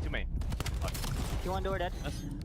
Left pinching dead. Two. Go. I found stone. Bridge dead. Last guy. Window. Jumps on window. Window. One shot window. You backed up. Window dead. They're flipping by the way. Yeah, they're getting split. One guy's split. Stay time. I got RP window. One door weak. One's going bridge. One is going bridge. Ready is bridge. Yeah, one round, guys. Low wine. He's going bridge. Yo, two. There's two top already. There's two wine. One guy's P2. Ready. Wine. One more time. Time it L. I'm staying alive. I bet wine. I'll see kiss. Or Ivory over now. I spawn bridge, guys. I spawn bridge. Square. I'm just holding my rope pusher. P1. I'm gonna off my spawn. I'm wrapping to you guys. P1, MC dead. There's gonna be another P1. Where's L going out well. Yeah, heard. I'm L, one shot kiss, one shot L. I'll be rocks. I'm one bullet. Close, Milk, dead. Nice. Another one. Mini, another one top shack. Top shack. I got you. I need time. Block the back. Telling front, two front. They're both running at it. Front door. Two front door. Red and some Yeah, pretty nice moment here, honestly, for the Ravens. A moment where they start to panic because the spawns are about to flip, but a couple of game kills come out in 1v1s, and the Ravens are currently in position for P2, but it's cut short. Kills from the front as well as the route throw on the back have the Riyadh Falcons in the time and winning the spawns. Yeah, and this might be the most impactful break so far here on Sake. That might lead to a good chunk of time here, because Falcons are not going to mess this situation up. They lock it on up at the warehouse. They find every single kill in it. Even though they currently have these back spawns, now you have space to work with. One player from the Ravens is going to spawn out, and Celium is able to line up a double and earns himself that Hellstorm, and his teammates are all the way out. Oh, Falcons might have just won the game off of this sequence. Yeah, they very well may have. You need to get these kills quickly. If you're the Ravens, they're able to find two from the front at P3. Exited the last one standing. Been a little bit quiet in this one to this point, but an opportunity to roar here as he finds one, gets damage onto the second, switches back to the pistol, but Exceed meets him, finds the kill. Carolina spawn in. Opportunity to get this thing back to a neutral game if they can just hold this, and possibly, if they can get a full 60, give themselves a little bit of breathing room. And they find the opening kill too, so now this is going to allow Kismet to hit that go button. Hopefully timing goes his way, and Nick couldn't work out any better. Puts down shots onto the last player, eventually goes back to finish his food, and another break opportunity seized out of the Falcons. 30 seconds still to go with, and you know, if you are the Ravens, a team that hasn't really gotten any time off of their break attempts, you can't give up this time. No, you really can't. And it's kind of the same story that we were talking about from our previous series. We talked about if you don't win the rotation from 2 to 3, you're probably gonna win the map. Same thing can be told if you win the rotation, but you can't hold your setup. Another win condition starts to be brewed for your opponent, and that's been exactly the case for Riyadh. Gonna be up by right around 50, but as we rotate over to 4, Carolina will be there first. They will not have the spawns though in Hellstorm. Yep, that's a really good timing for Celium to get a read on where everyone is, and of course to clear out the hard point. And look at where these spots are gonna come in now for the Ravens. All trapped in towards the dojo side. Just hoping your teammates keep them trapped in that position. Because even though you're not on the time, look at where Kismet is playing. I don't know how that's not going to be picked up of him being in the contest spot, but he only is able to get one, so Raven's able to manage that. Well, Prado also drops fire. Nice double there. So the game stays tight. Riyadh not able to get a single point off that Hellstorm. And they're still really trying their darndest to try to get even a look at this hill with more than just one player who's in for the contestant. And it looks like finally something will start to come to fruition. Nice shutdown from Pred. And the last player left will be Standy, frontside dojo. Dives into the hard point. Pred, though, going to find the quick trade. And it'll be Riyadh likely over the 200-point mark, especially if Pred can try to find a couple of extra kills here as we rotate to 5. Yeah, look how much space they have, though, up on that P5 street. Basically forcing the Ravens to work the OE, work through right side to try to contest for those back spawns, but Kismet is locking it down with the M15. Now gonna hit a different direction, but Lurks is still lurking, and that's such an important one-on-one gunfight because it instantly puts yourself in a position to take all this space. You got him trapped towards the backside of warehouse. Yeah, and Exceed's gonna have maybe a chance to shut that down, but Celium finds a double. Fires nade, top window, connects onto X-Nade. Still looking for Cell. Pinch on the way from Kismet from the other angle. Nades are starting to land. No trophy system to keep fire safe, but doesn't need one. Double up for him. Now an opportunity for the Ravens with 20 seconds remaining to possibly tie this game, or at least put a lot of pressure here onto Riyadh to consider, do they want to break for the scrap or rotate for the new time? Bro, I can't believe it. The Ravens are only down by 10 because Falcons have earned themselves a hellstorm. They found breaks on P2s and P3s, and they're basically winning a majority of the rotations as well. But Ravens are still in this game, and they're also getting heavily outslayed. So now going into the third set, the ARs combined for 2 in a row, and now you're going to force Falcons to work on long routes. All right, sit a little bit further forward in your seats, friends. We've got a possible barn burner to finish this off. Pred, lots of damage on the 2 players. Good routing here as he makes his way back over through elevator, finds the freebie on the fire, and then tries to finish off what he started on Standy, but Exnid beats him to the punch, and it'll be 220 to 200. Carolina spawning in a pretty miserable position, but they shut down Exnid quickly, and if Pred gets found out here on this delayed pinch setup, it could lead to just a burst through the middle of the map. But here comes Pred on the flank, able to find the first 2. Kismet right over the top of the bar for a third, leaving Exceed by himself. Nothing there. Riyadh can win on this hill. Yeah, it's just perfectly set up out of the teamwork aspect from the Falcons. Kismet, you're the prey. Predator is going to go out and clean up the rest, and now you are influencing all of the Ravens to spawn in Africa. That is going to be map 1.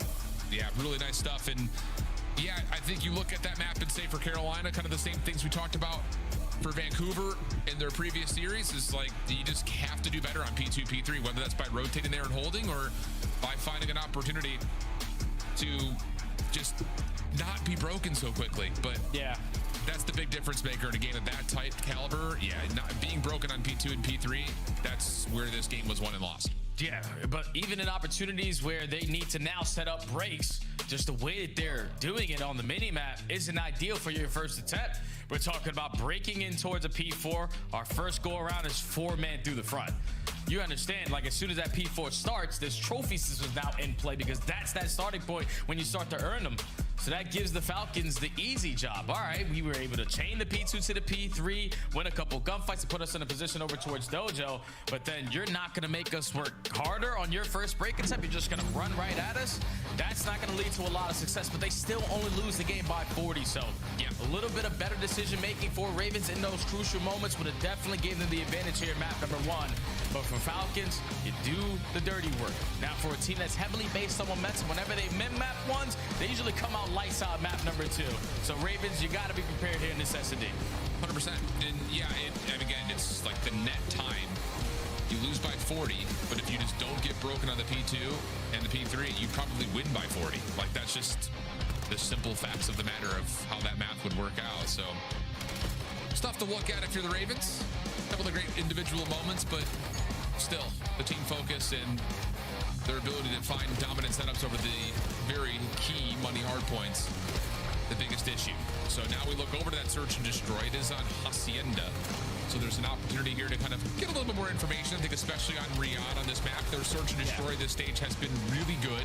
They did lose a search versus Ravens team that was on Raid in the minor, and they lost a pretty bad one to Optic on Sake. But outside of that, I would say their Sake search looks good. Yeah. We know they've got a lot of reps on maps like Fringe from the last major. They're generally fine on Raid. It does feel like Hacienda and Gridlock are the 2 maps they would really love to be able to put into the map pool so they can be a little bit more resilient when it comes to long bracket runs, especially at pairs. Yeah, whenever there's been new maps added to the map set for Falcons, they're always one of the first teams to get those reps in, and it's usually led to a lot of success. I just don't know if it's going to be the same amount here on a map like Hacienda like it is with Fringe, because Hacienda, you're expecting a lot of aggression plays to just retake through the middle of the map, and where Falcons have been able to shot in this search and destroy is just allowing Exted to use his sniper. So now you're going to put him back in that position to where it was basically early into the season, where he needs to be able to run and gun with his teammates to match that aggression on the opposite side. So the same thing could be said for what I'm talking about Exted for Exceed, because Exceed versus Optic yesterday in the S&Ds was outstanding with the sniper, but you have to be able to quickly make those adjustments of when is the right time and the wrong time to use it, because that could be the difference maker on a map like Hasi. Yeah, I mean, we really haven't seen much sniping on Hacienda. Exactly, my point. In general, like, yeah, it's just if you are going to use it, and this is something that we have learned from watching it back in Black Ops 4, like all the way back in that time period, was like you really only have the chance to use it back patio stairs or boathouse if you're on the defense. Offense, you're kind of just supporting a push by watching maybe like outer fences where everyone hits in, or like you're just kind of watching the opposite of where the hit's going to come from. It just doesn't feel like you have a lot of opportunity to convert on first blood. So I think that point is very strong one. Like, is this going to look like the Falcons of old?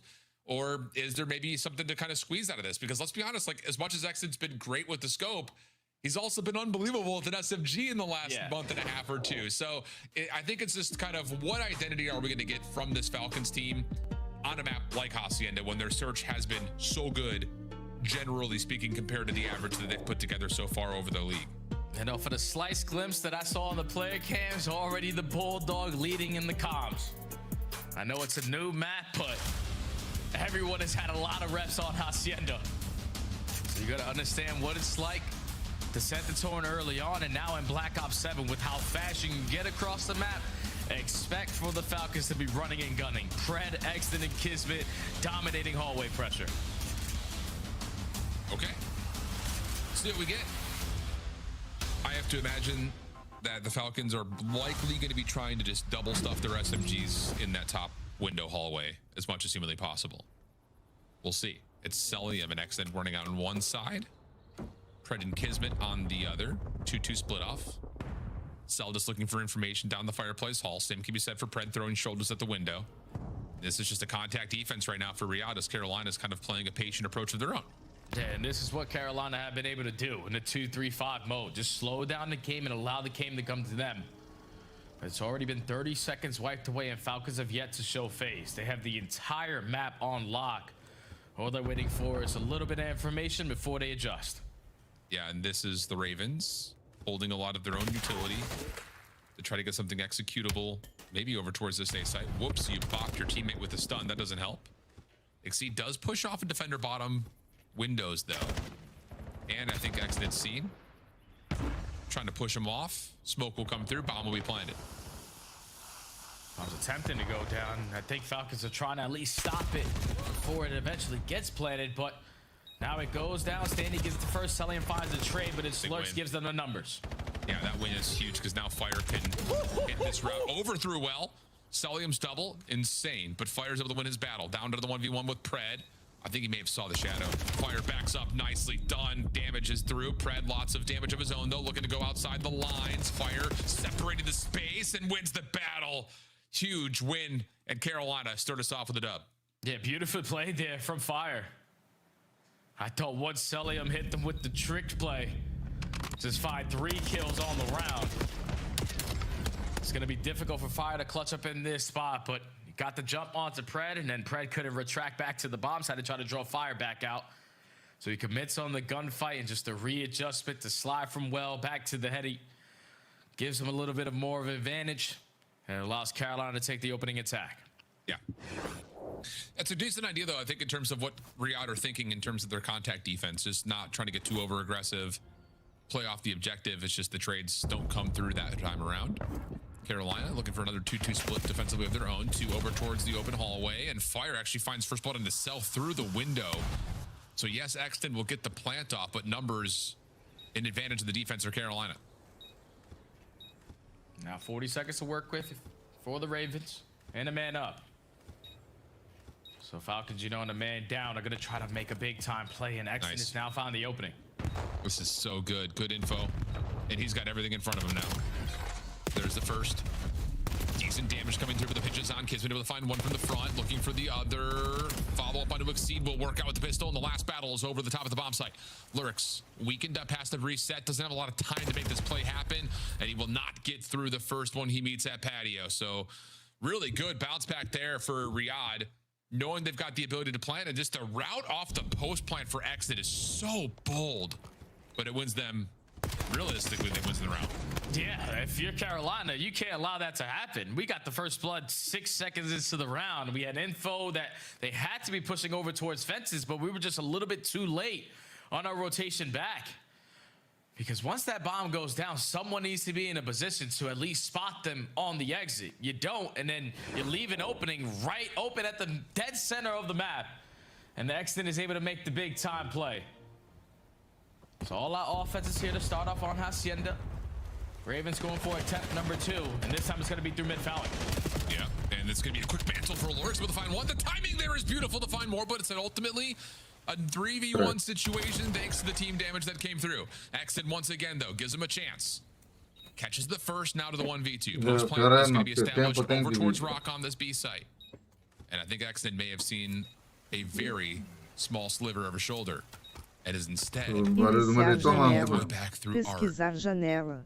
Caixa de pesquite, número, opções, OBS Student Desk, fixar, OBS Live, 3 horas 48 minutos e 16 segundos, projetor em tela cheia. Ok, 1 hora eu tenho de Carolina.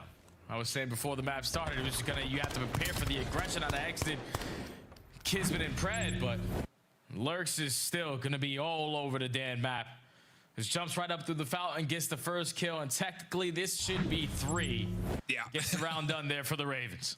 I love that. And that's just such a bold route, but once you notice that, okay, there's nobody throwing nades down low onto us, we don't really see anyone up top of the windows, all of his focus is just towards the timing of that staircase push. Works out nicely. Nades over the top as Kismet tries to be the first one forward here for the Falcons, flying onto B. Water route in play for Lurks. Secondary nades starting to come over to the top as Carolina will try to get some defensive pressure of their own on this B side, and that will be enough to sway Riyadh back over to mid fountain. Hey, they used a lot of attacks though for Riyadh now to show their cards that it's going to be still playing for the kills through the middle of the map. Exton gets the first, Standy quickly gets the second. So with 55 seconds left, Falcons have all of B side control, but it's Lurk who's working the pinch.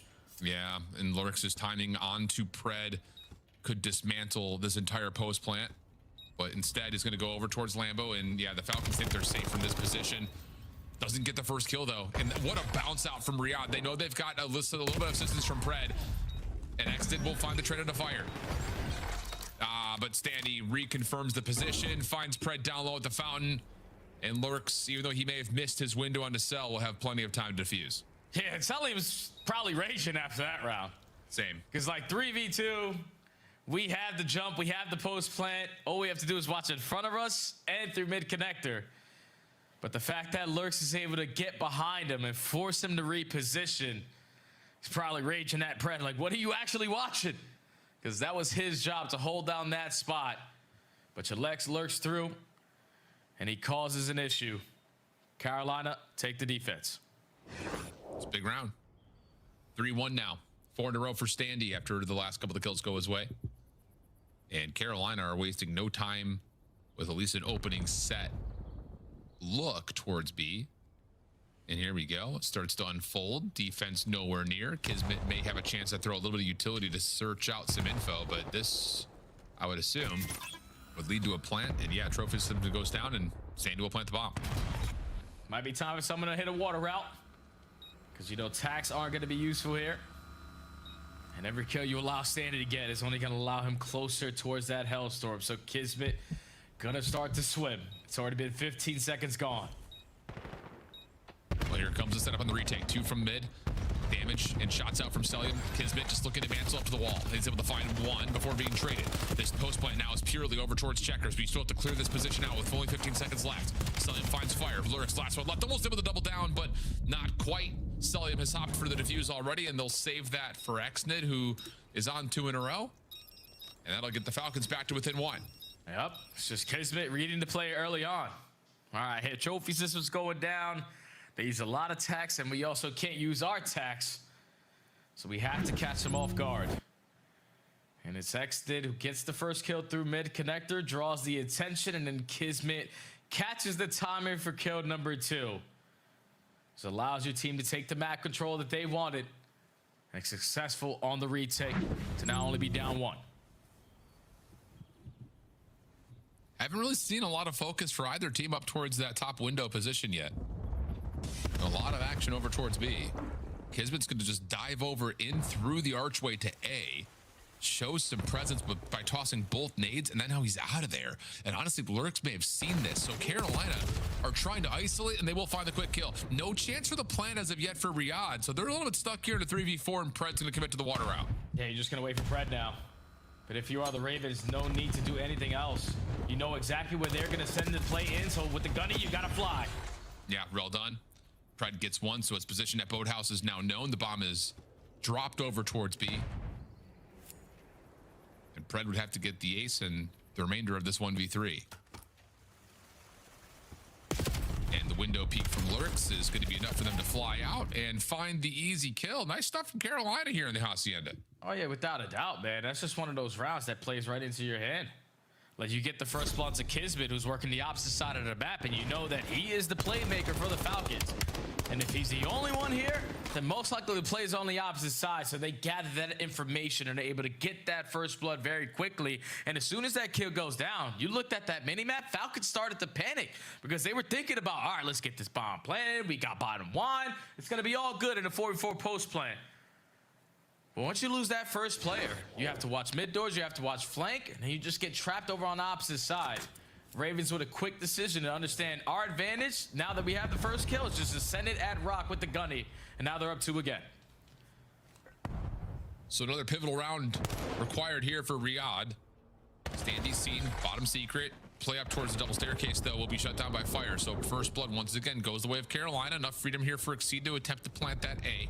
Salim not in a position to find the contest nor the exit. So tough 3v4. And yeah, I was going to say Exnid hasn't been as aggressive in this round. He has got the sniper, sees the shadow, and jump across to keep them safe.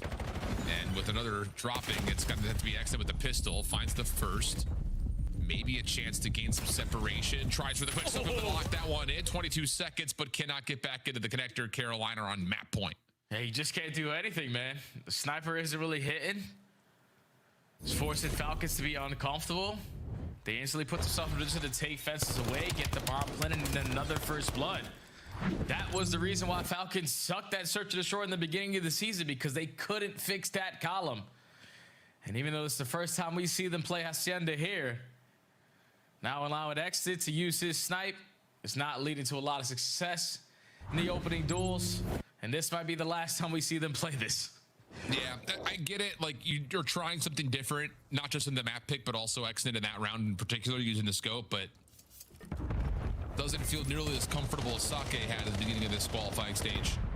And now Standy's just trying to run it down. He's going to find all of this space through art. Staircase control, window control. A is safe. Pred seen over towards top double. Exceed trying to get back to a little bit of safety. It looks like he'll have that as Exnid and Salim are working for B. Yeah, you're basically forcing the hands of the Falcons again to commit over at this B site. So if you give up the bomb plan, how do you decide to retake this? Standy has info onto the first player, but it's this water out again from Lurks. Oh, Nate over the top lands onto Exnid, so now 4v3. Contact here, big for Kismet. Puts pressure on that open hallway. The Lurks, water out, seeing all the shots come through. Now just down to can you mantle? Can you find the timing? He gets the first. Here comes the help to support for the second. Last one left. Kismet does find 2, but cannot find the third.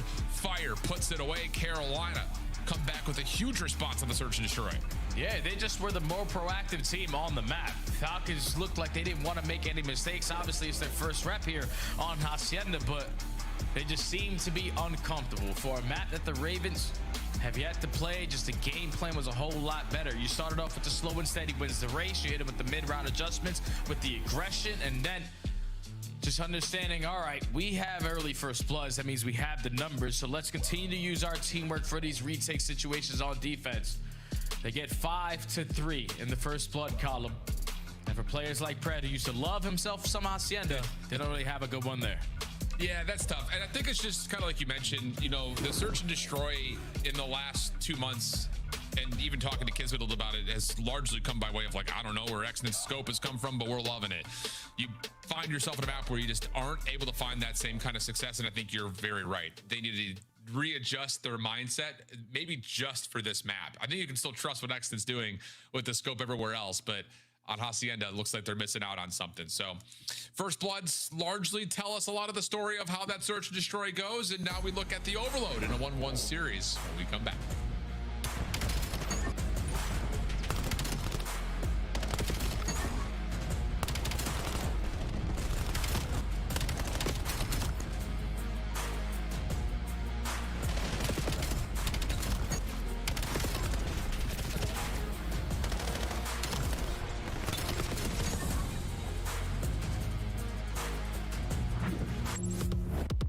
Black Ops 7 returns to the Esports World Cup this summer.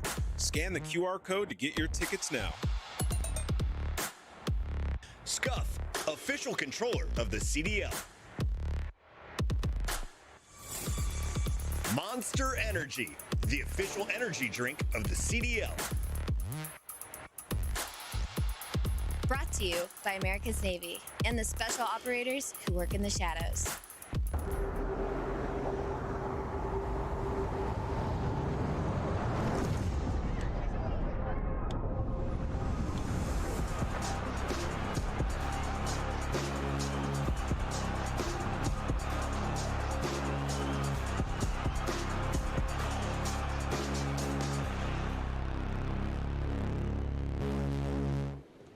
Marnie, your top guy.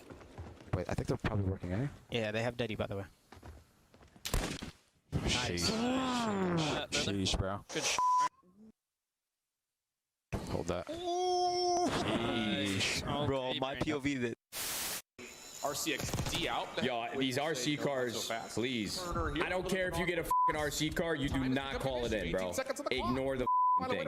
Do not call that goddamn car in. Scrap sitting back. It just doesn't feel good. They've been able to clean up one. Scrap is just waiting.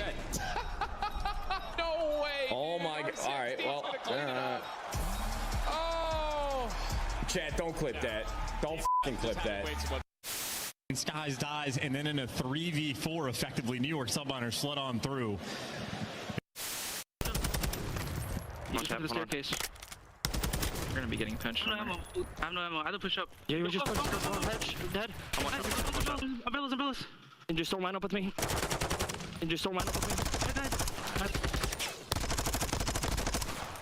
I had no ammo, bro. Dude, that's so tough, bro. I had no ammo, bro.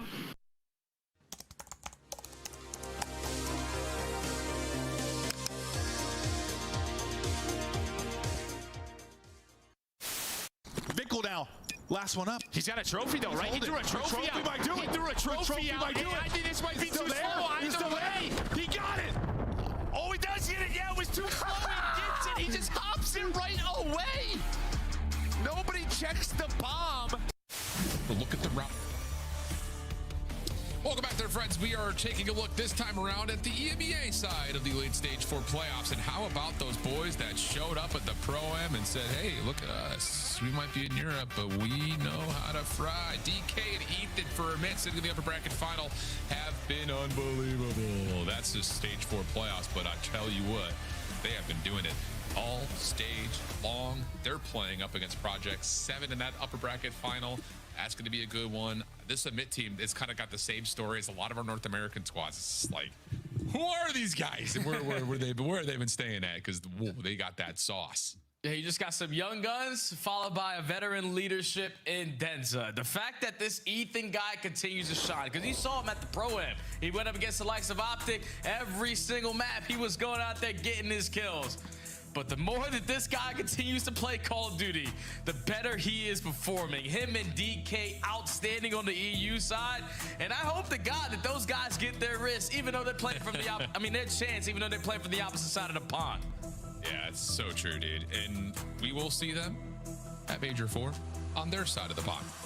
But speaking of Major 4 and how we're getting there and how some of these teams are going to be finding themselves in terms of the bracket overall, for the Ravens, the win yesterday actually sets up a really interesting narrative, because when you look at the schedule overall, I think you look at a new team, you don't anticipate a win versus Paris, you don't anticipate a win versus Optic, and you probably don't anticipate a win versus FaZe. In fact, if you were just to take all 5 of these teams at face value, you would say this is probably the hardest stretch as a Major 4 qualifier stage that you could possibly have. But now 2-2, possibly at worst, you're looking at this like, wait a second, we're chilling, especially if you win this series versus a Riyadh team that feels beatable. Who knows? You can find yourself in the upper bracket somehow if you're Carolina, who are 60 points right now behind Miami. Yeah, that's what their biggest focus is, to still have a fighting chance to make it the champs at the end of the season. Because you know there's only 3 teams right above you that you could potentially catch, and you're in the midst of a series versus one of them. The difference last time around in this overload was a 1 score. It was on gridlock. It was just a little more slaying presence on the side of the Falcons, and that's usually their win condition. But from what we've seen on gridlock, I think the biggest thing that you need to focus on is not allowing people to get lost, because you can get 3 kills. You can have all the map control in the world, but if you leave one person alive and he's in position to stop that EMP carrier, it's all for nothing. That is correct, my friend. Kid's been going to jump on over and just be in position to, well, take a lot of damage. I was going to say, he doesn't really have a chance to see too much from that spot. Long route from Pred's turn to develop, though. Carolina looking for it, but Exceed has missed the window, and the timing very well may lead to a couple of freebies here for Pred. Only finds the 1. Carolina still slaying and putting some pressure on the overextension of their own, but Lurks does not tally Kismet, and the quick route that's trying to be developed towards B now has to be reset up. Yeah, now you got to rotate it on out. At least stand your ground, because Falcons are going to apply all the pressure in towards the showers. They found an opening kill with the frag, but now the gunny is clicking for the Ravens. Exceed finds 3 with the MPC, and now they have a chance to score 1. Yeah, sure looks that way. Just going to have to find the last kill. Standy's able to find 2. Okay. There it is. First score for Carolina. Gets through the hoop. Standy's still alive and has a chance to watch the rotation now for Riyadh, but as he double back, that's Selim who meets him. And it's going to be an opportunity here for Riyadh to try to win back middle of the map. Stuns, nades, moving their way over the top. Fire in some trouble, slips away, keeps his life a little while longer. And that might lead to maybe a window for Exceed, but Pred fills the gap, finds the kills, and now it's all of a sudden looking like a Riyadh chance to score. Yeah, and Lurks must have just lagged out there, because the EMP is already out of this position. So you got to quickly get back into the play. Thankfully, your teammates off the respawn. Fire is able to locate a double. So all of that hard work the Falcons just achieved is for nothing. Here we go for step 2, round number 2. Yeah, indeed. Big battle over through shower side. Extend on the cross, able to find some damage. Follow up from the Falcons looking good. You just need to take care of Standy. Push out is working out, but the spawns are right here. That's annoying. You think you've done everything correctly there for your Riyadh, but the spawns for the Ravens will give them a defensive hold, and now all of a sudden they've got 3 dead and a chance for a counter score. Yeah, that happens because Standy just finds 1 kill before falling. Gets a kill, influencing the close spawns, because you know where the press is going to be. Carolina get the stop. Now trying to turn it into offense. They strike first with that frag. They find another 2 kills as well. So the last player is not even in a position to stop this. Pred gets taken down. Carolina, you blink, they're up 2-0. Wow. Yeah, nice route coming through. You just kind of force it forward. The spawn time, it doesn't work out for the defense to get back into position. Exceed still putting some pressure on towards that B zone as Carolina are in position to possibly grab again. But they've lost numbers on the outsides of the map, so you got to play for a couple of kills first, and Lurks will give you the opener. I think a couple of shots from Pred did come through over towards Hole, so you know that he's there. Kismet will drop on the backside of the play as well, and if Selim drops here, you've got another chance for Carolina to create something up the middle of the map. Nice shots from Lurks, 3 in a row. Looking for more as he pushes forward, but Kismet shuts him down, and that will force Fire to back away. Yeah, this is back on up. Go back to shower. So far, it's 2 for 2 when we're on this side of the map. And you might make it 3 for 3, because all you want to do is stall out time. Exceed again, gonna make the big time play. Locates a double. Now you have the advantage. Let's go for score 3. Yeah, Cell will drop. Last one to possibly contest this will be Pred, but he doesn't have the angle, and this has just been a runaway through the top side of the map for Carolina. But really, outside of 1 3v3, the Falcons have barely had any map control of that top dojo position, and now they're having trouble getting through fire on the backside of their spawn. So another chance for Exceed to tally the possession arrow in favor of Royal Ravens. And if you get another elimination or a piece of timing here from Lurks, this might lead to a 4 score and accelerated half. So you need to get the stop if you are the Falcons. Thankfully, with Exit connecting with that frag, it's going to slow down their aggression. Still allow you a chance, but this is how Ravens have been getting their scores, waiting for you to make the mistake so they can strike in and get the effective trades. It's still a 2v2 for Showers control, but Ravens have the advantage. Yes, they do. Looking for more as Lurks. This is where he thrives. Timing off the reload. Oh my goodness. 1 more to grab. Lurks, are you kidding me? 3 for him. Exceed for the score, and the halftime comes through in the blink of an eye. And now the leader's advantage is going to feel so good here for the Ravens. So you don't give Falcons any opportunities to even think about a score. So many times where the Ravens just kill the noise and allow Falcons to think that they have free space to get away with. And then when you take that risk and you allow Ravens to get that first kill, the trade effect, the dominoes start getting knocked down. And the Ravens right now, this is why they're so good at like search and destroy and overload, because they have opportunities to slow the game down, and this is their play style. Unbelievable half. I mean, and it just comes like if you were to have like a heat map over the positions that Riyadh were able to live in, it would be their spawn and a little bit of mid map. They had no control at all of Dojo really at any particular point. Outside of a couple of routes down towards the long street on the bottom side of the map, they really didn't have a chance to put pressure on the Carolina spawns at all. Carolina just looked like they've got a manhandle on this man.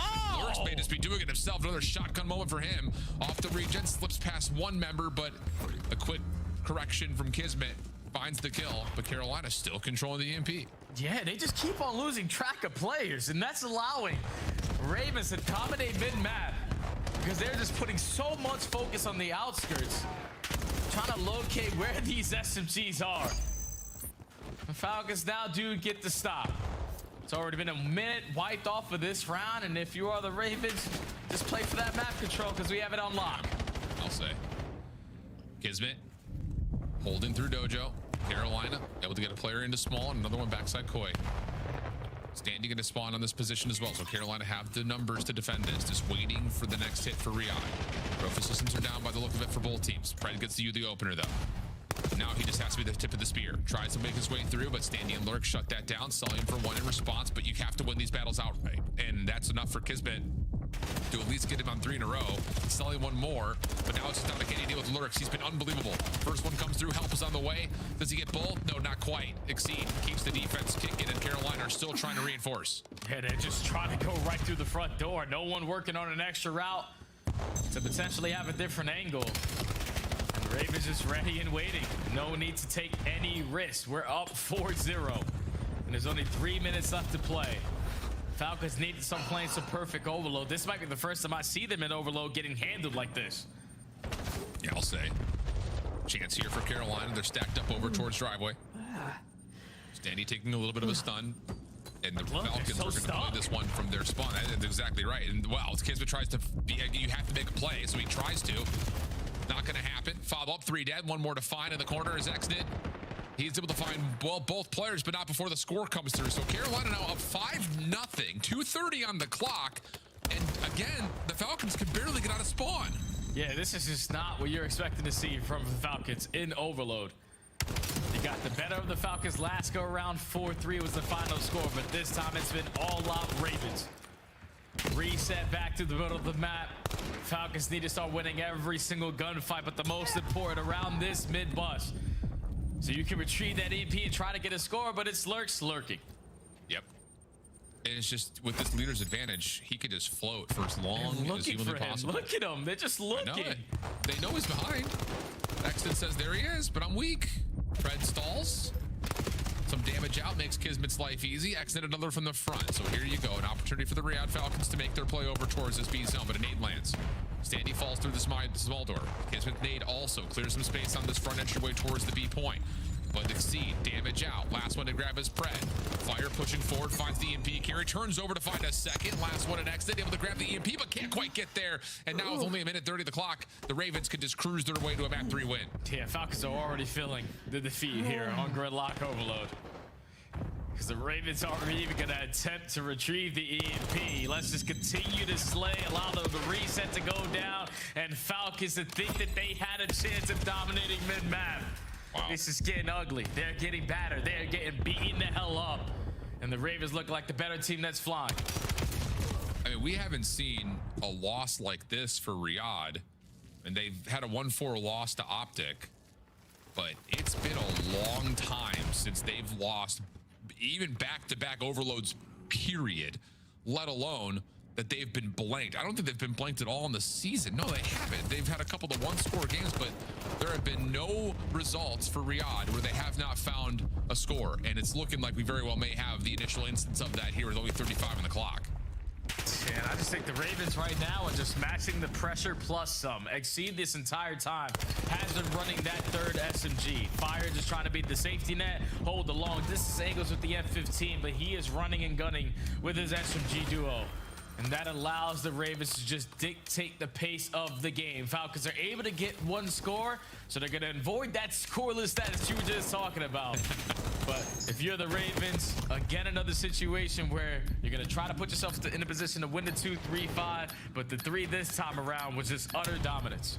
Yeah, you can avoid the shutout, but you can't avoid the blowout. Easy smiles right there for Standy. 5-2, the final tally. But it felt more like 8-0 than it did 5-2. I'll tell you that much, because those final 2 scores are, they don't matter. Carolina's already talking about, all right, we got Colossus up next. Who's doing what? Yeah, like, I don't know. The Falcons now found themselves in an uncomfortable spot, because you just played this team not so long ago. What was guaranteed was the first 2 opening respawns. Every time you spawn in on overload, you should be the better squad. But it's just right off the rip of the game, you allowed the Ravens to dictate it. Like SMG's getting lost. You saw it so many times on the mini-map. Falcons are just trying to play catch-up, trying to locate where this last guy is. And if he isn't showing face in the first 5 seconds, we're wasting so much time trying to locate where he is, where now his other teammates are making the big-time plays. Never have seen Falcons play like that, but Ravens now up 2-1. Yeah, and I just think this, what we saw in the search, what we have here in the overload, it really kind of enforces and validates what we saw yesterday versus Optic. That, yeah, these guys are doing the work on the objective modes. This comes down to, again, like if we were to go back to just talking about the Sake, not being able to hold their setups when they had them is tough. Like, you just, you know, okay, you got to have those moments.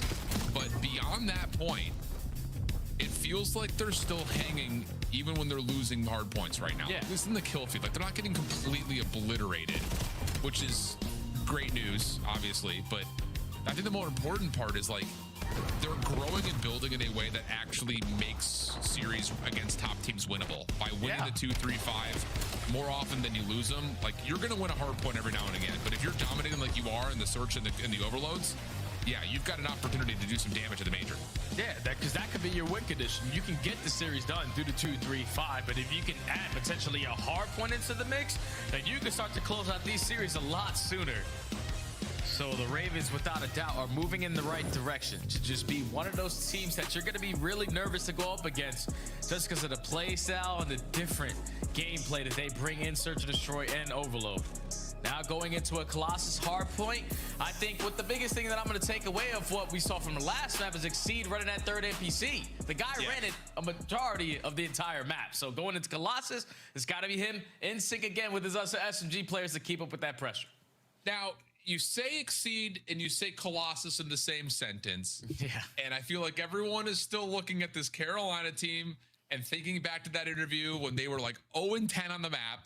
And we're sitting here like, why do you guys still play this map? You can't win it. And Exceed's sitting here like, I swear to you, it's our best hardpoint map. It's just like, brother, what? Because you look over the course of how the Colossus hardpoint has gone to this point, it's 4-11 for Carolina. But Lurks has been able to bring something a little bit more dynamic to the mix. He doesn't bring that extra slaying presence. He also jumps in the hard point a lot, which is great news. The objective kills in particular is something you need to keep an eye out for on the end of the scoreboard, no matter who wins. Oh yeah, Lurks is one of those guys that you know is gonna fly and fry. He's been doing it all season long. It doesn't even matter what map it is. But Pred, this can be his playground.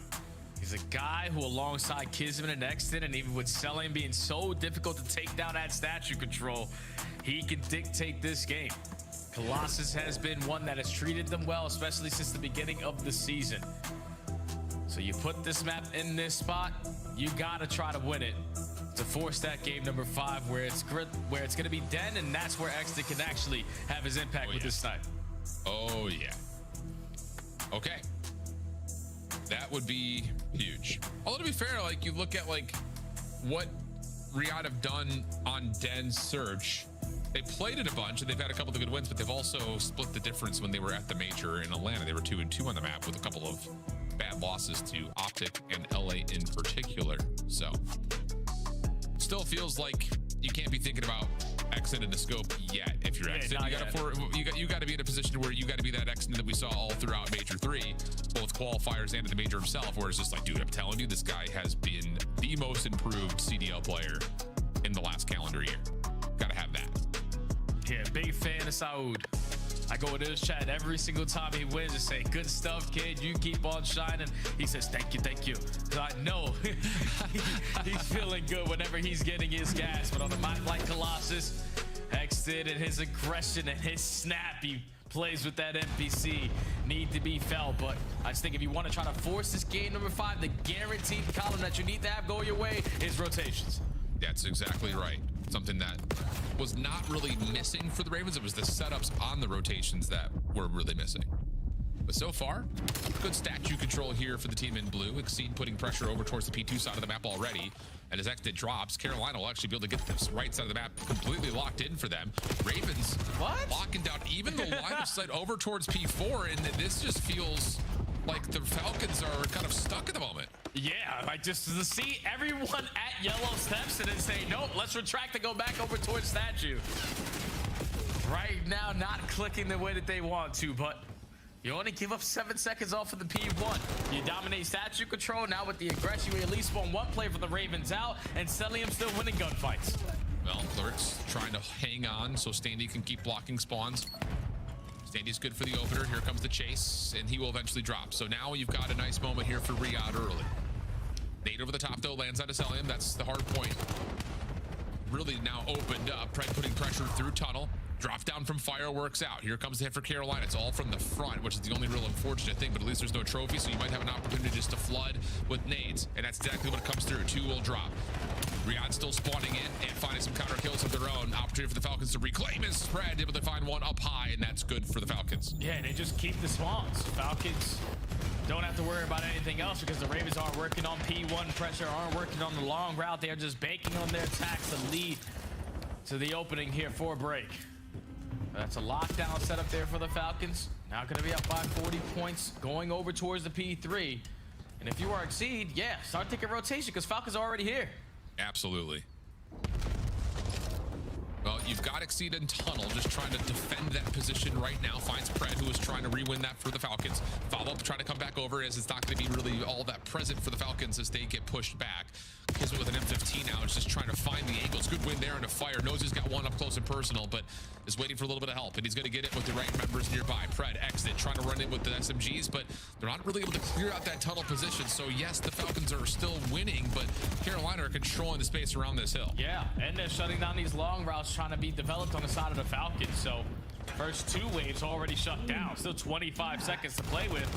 And you know there's going to be no trophy systems if you are the Falcons, so you just want a stunner or a nade to be the difference maker here to potentially get them out of the time. They're still slaying their way on through, but thankfully Pred hits such a great route. Flip the spawns at the right time. Falcons are going to win the rotation anew. Yep. Pending that Standy doesn't make a mess of it by winning these gunfights through mid. Not enough presence to likely move the spawns around, but damage on the Kismet has Standy at least close to the front side of the hard point. Fire following up, and he's got an M15. He's gonna have to lock down the shots perfectly, and it will not be enough to deal with Cell nor Kismet. Pinch from Lawrence also shut down. Nice play from Kiz. 3 in a row for him, and the Falcons are in control. Okay, and this is what I want to see out of the Ravens. Because you know, now that they have trophy systems in play, we have to work on long routes because our attacks are not going to be useful. So the Falcons, who are currently running up that score here on the money hill on P4, let's see what their listening sounds like to get it to the game 5. Name your P1, help One shot.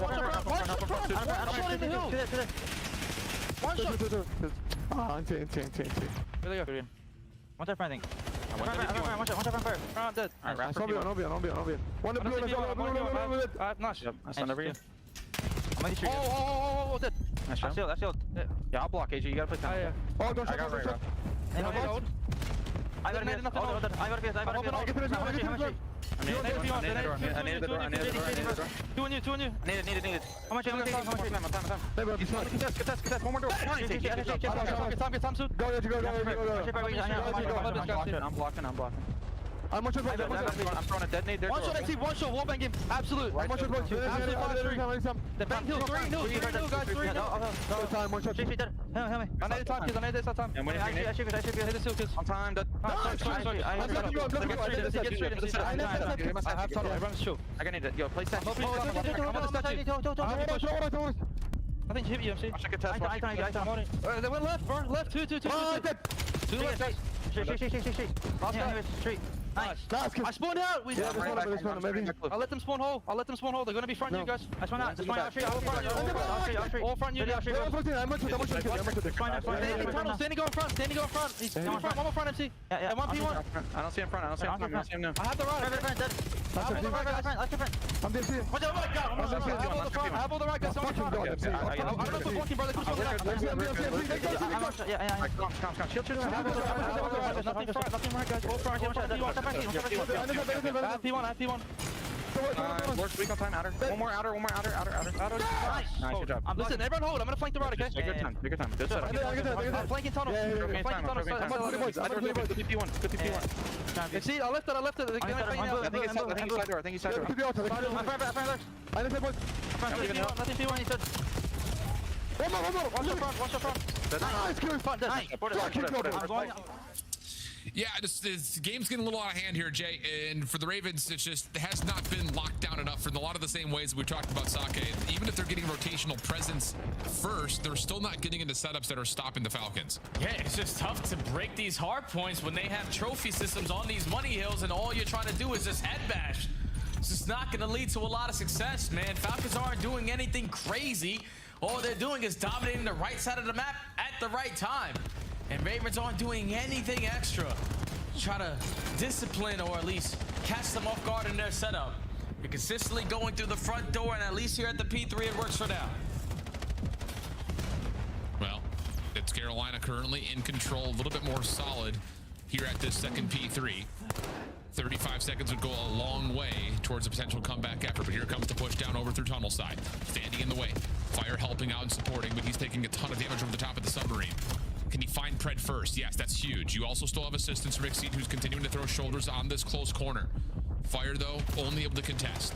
And look at that little peek. Exit able to find one, but shut down by Lurks. Returning back over towards tunnel. 13 seconds on the clock. With leader's advantage, Riyadh are putting focus on rotations. Gets who gets behind the play. Yeah, that's what you should think. If you are the Ravens, we need to start winning rotation and not allowing people to slip on by, but it was Standy's shot to watch this cross from the P4, and now Kismet makes the big time play. At the right time, Falcons flip the spawns, and if you give up all of this time here, or at least don't get an early break, it's going to be a GG. Yeah, sure feels that way, and the Riyadh Falcons will shut down that early presence, give themselves control of the spawns, and look at the layering. Selling with an SMG up top. Just putting the pressure on, saying, nope, you can't come this way, and then immediately Pred along the back. Yeah, timing of that was perfect. Quad feed for Pred. And it's looking good for a potential map 5 here, Jay.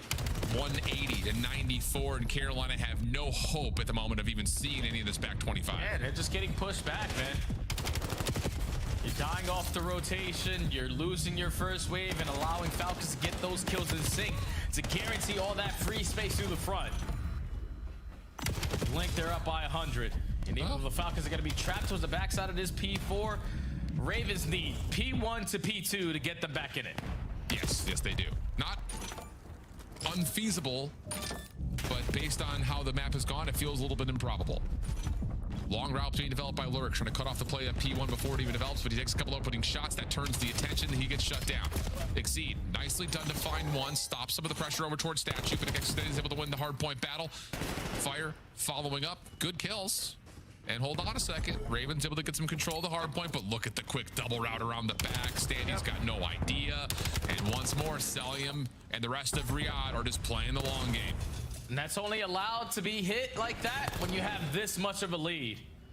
Because you're expecting the Falcons to just continuously keep on running and gunning, but they can still dictate how this game is going to be played, because also Xnet has a Hellstorm in the back pocket. So for the Ravens, who desperately need time here at the P2, we gotta watch these long routes, because it's the Predator again who strikes. And all he's looking for is one more player. He can't locate him, but it's a 3v1. Yes, that's absolutely right. And at least you get Lurks behind the play. And it looks like for now, the Falcons know about that, thanks to that spawn that comes out, and Lurks will lose the battle. And that will likely mean that the rest of Carolina will lose the game. Another absolute masterclass, though, from the Riyadh Falcons in terms of rotation success, creating an extra lane in front of the hard point, not allowing breaks to come through, or if they are, it's only for a second or two before you regain. This has been pretty perfect for Riyadh, and now Xdid is just styling over the middle of the map, and we're gonna go 5. pending that Carolina don't have some miracle built in store. Nope, they won't get there in time. Clean Colossus from Riyadh. Yeah, you're just not going to stand a chance at ever winning Colossus if you're going to play it like that. Yeah. Like, you're giving up a majority of every single rotation, especially the ones towards the money hill. Like, P2 every single time around went towards the Falcons. P4 every single time around, especially in the final 10 seconds, went towards the Falcons. The only time you were able to find success was towards the P3, just because you didn't allow the Falcons to work on those long routes, to find success through mid-tunnel, or even to cross over towards the boat, to not give you any time. But for the Ravens, man, a team who have firepower in their SMGs, we need to do the little things correctly to give ourselves a better chance, because that one wasn't even close. Facts. Well, clean stuff from Riyadh, but can they win a search and destroy? That's the current question, because Carolina have been really solid in this last weekend in the 2, 3, and the 5. Just comes down to figuring out the basics of hardpoint. Take a look back over the game flow, and it pretty much says the same story, but visually of what we're talking about here. It's just all the time when we get to Money Hills, watch these little spikes come up for Riyadh. Both P2s, and we're talking 50 seconds essentially both times we were there. And the majority of the time that they do collect is when they go over towards the P3. Other than that, it was all dominance from the Falcons. Yeah. It's got to be more textbook for the Carolina lineup. A team who loves to play at their own pace. It's just difficult in their hardpoint game, because if things aren't going your way, you're just forced to play at a totally different pace in that one. So Carolina now gonna face another situation where they need to win a 2-3-5. Yep. And again, it could lead to an upper bracket for Carolina. Good. Yeah, we said that. See what happens. It's Den, Search Destroy coming up at the backside of the break. Map 5 when we return.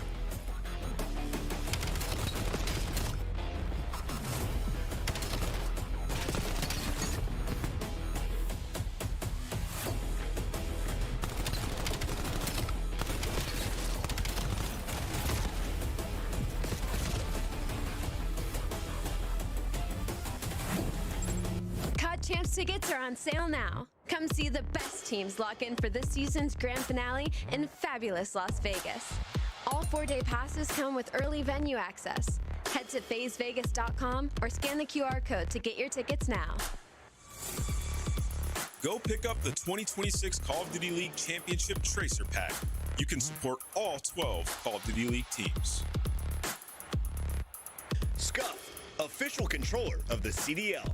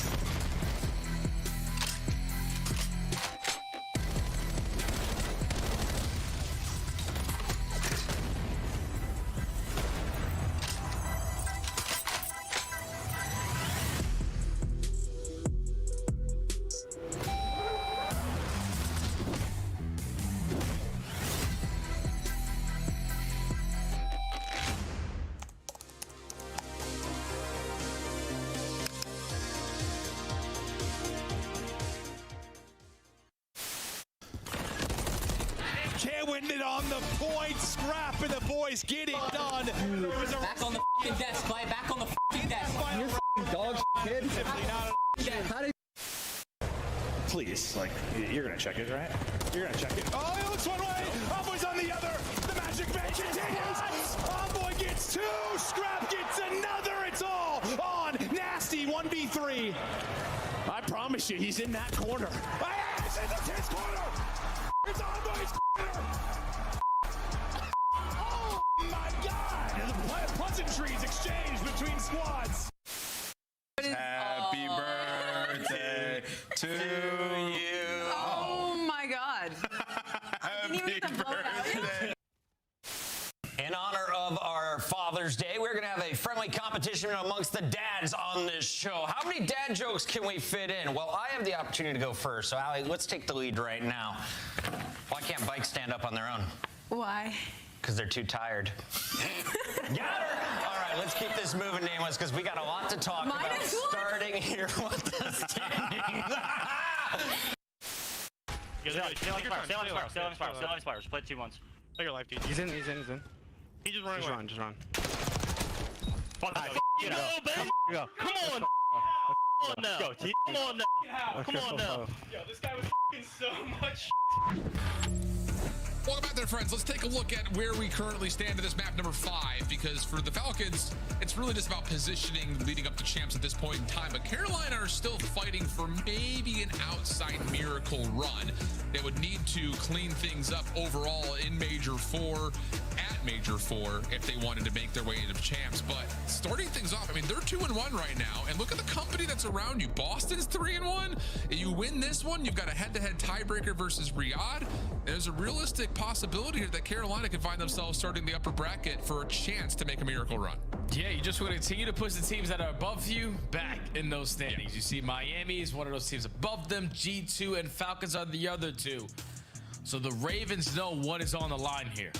And they are happy as hell that they're going to be getting this game mode for this series. You know, Search and Destroy has treated them well.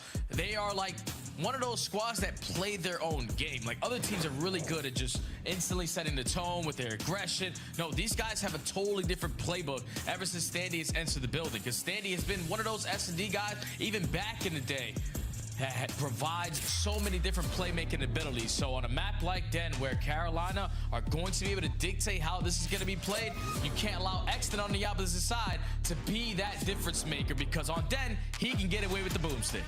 Yes, he can.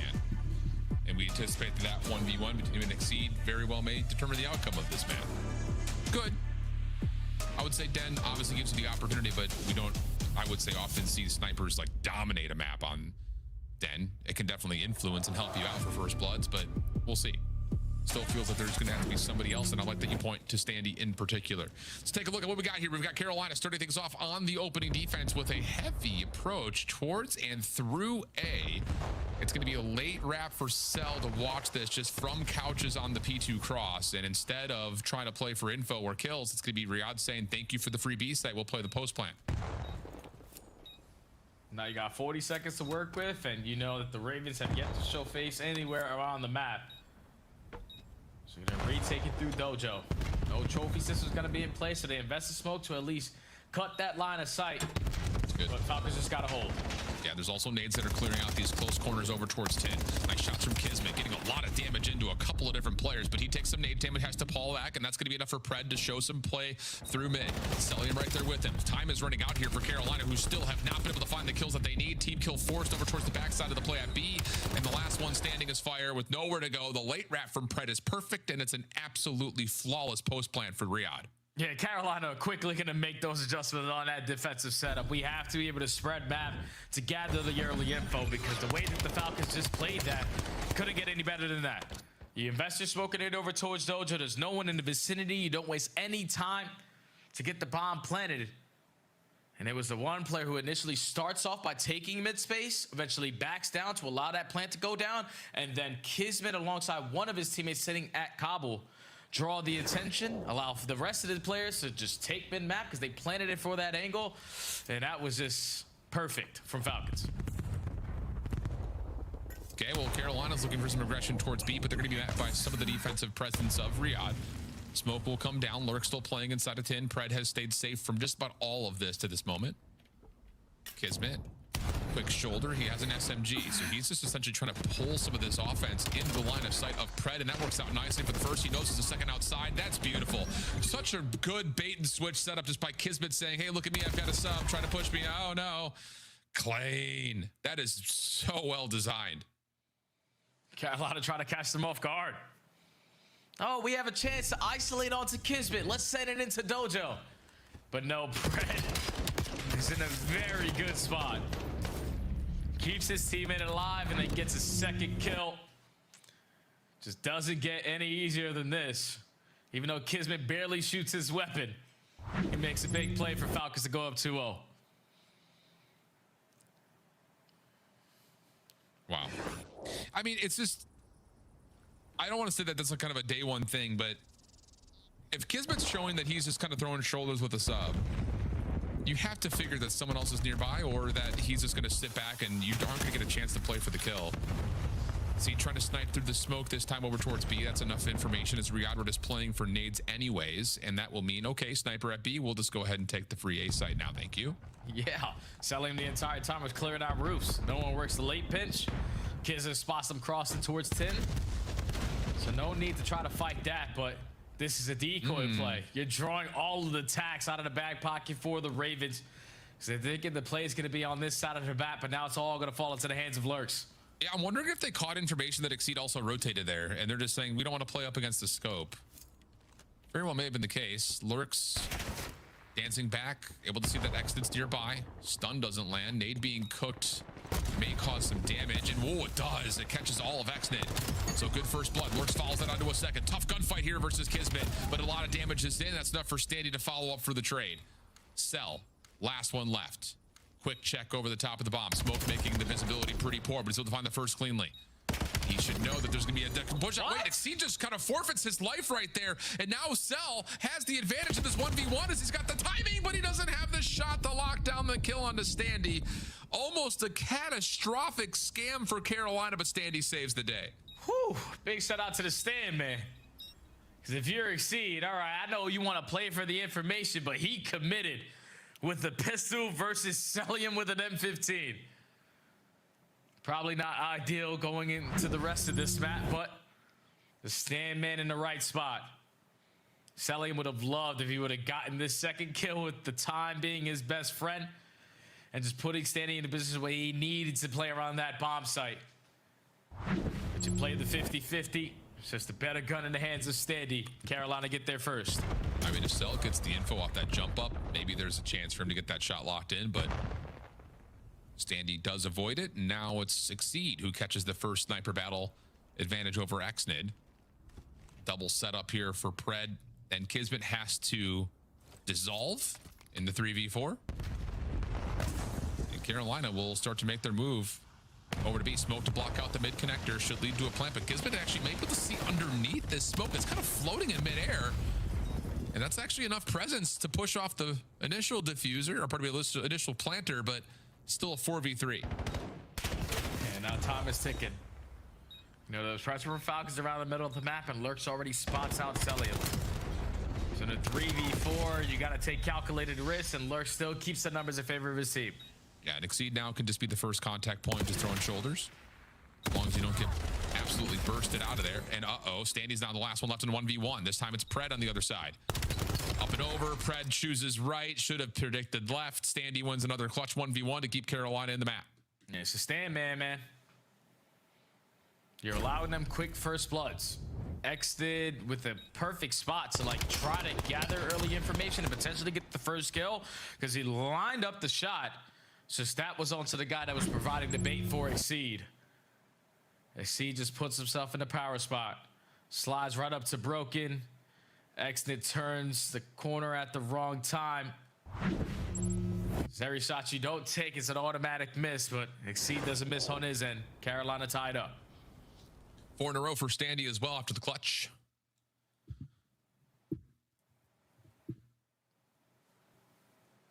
Oh, we'll get gameplay in a moment. They're coming. He's got 2 kills. I can just tell. Look at how much glare is on his screen. Oh, forget it. Aggressive push through here for Carolina over towards the P2 side of the map, but Pred's got space at mid as the pivot man, and this could be huge. Does Exceed try to check this? He does, but doesn't anticipate that Predator taking away the space, and Pred's looking for more, but only finds the 1. So good trade from Standy. 3v3 post plant, though, in effect as Riyadh get the plant.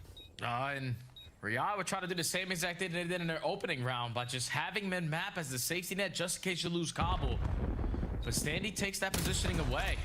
Now, Exton needs to hit a shot and lines up the first onto Lurks, 30 seconds.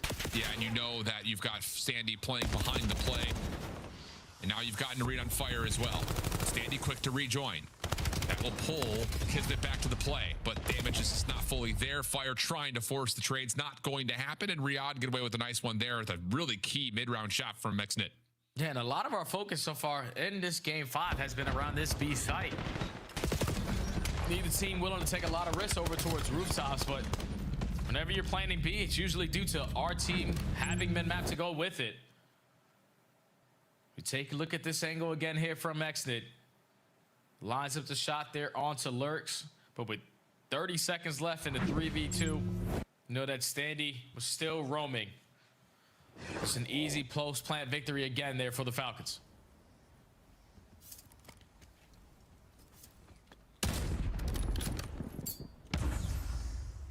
Now smoke out early. Carolina looking to put some pressure on towards this bomb site immediately. But Pred has well, not a free angle, but he can at least contest some of this bomb plant from the middle of the map, and the trophy system keeps his nades safe, and that will be enough for the 4v4 to come out as Standy gets the bomb planted. Exit not able to see anything on the exit, and this is a post plant for Carolina that's all leaning towards the backside of the site. You can't relocate back to the middle of the map because you didn't plan it for that angle, so all you want to do is just stay alive, but Exit finds the first. Okay, that'll help, but you still have to get through this position. Smoke blocks the line of sight. Pred finds one more. Now it's just down to X. They try to push forward with the pistol, try to set up his teammates for the rest of the kills. Kismet there for one. Lurks, has he done his job though? Sure feels that way. 1v1. Fire damage out to the pistol for Kismet. Not going to win the battle. And Kiz will get back to give Riyadh a 4-2 lead. They just push them back, man. Invest the smoke grenade over towards the Cabo side, and then when you get that first blood to go your way, Pred is prepared for that route to be hit by somebody else. So he works through mid-cut, finds that second kill, and even though you turn it into a one-on-one, the smoke grenade isn't going to help Fire in that gunfight versus an NPC that up close and personal. But Exton gets the first. You hit a lot of great shots. It's just the auto-aim not connecting the way that you want.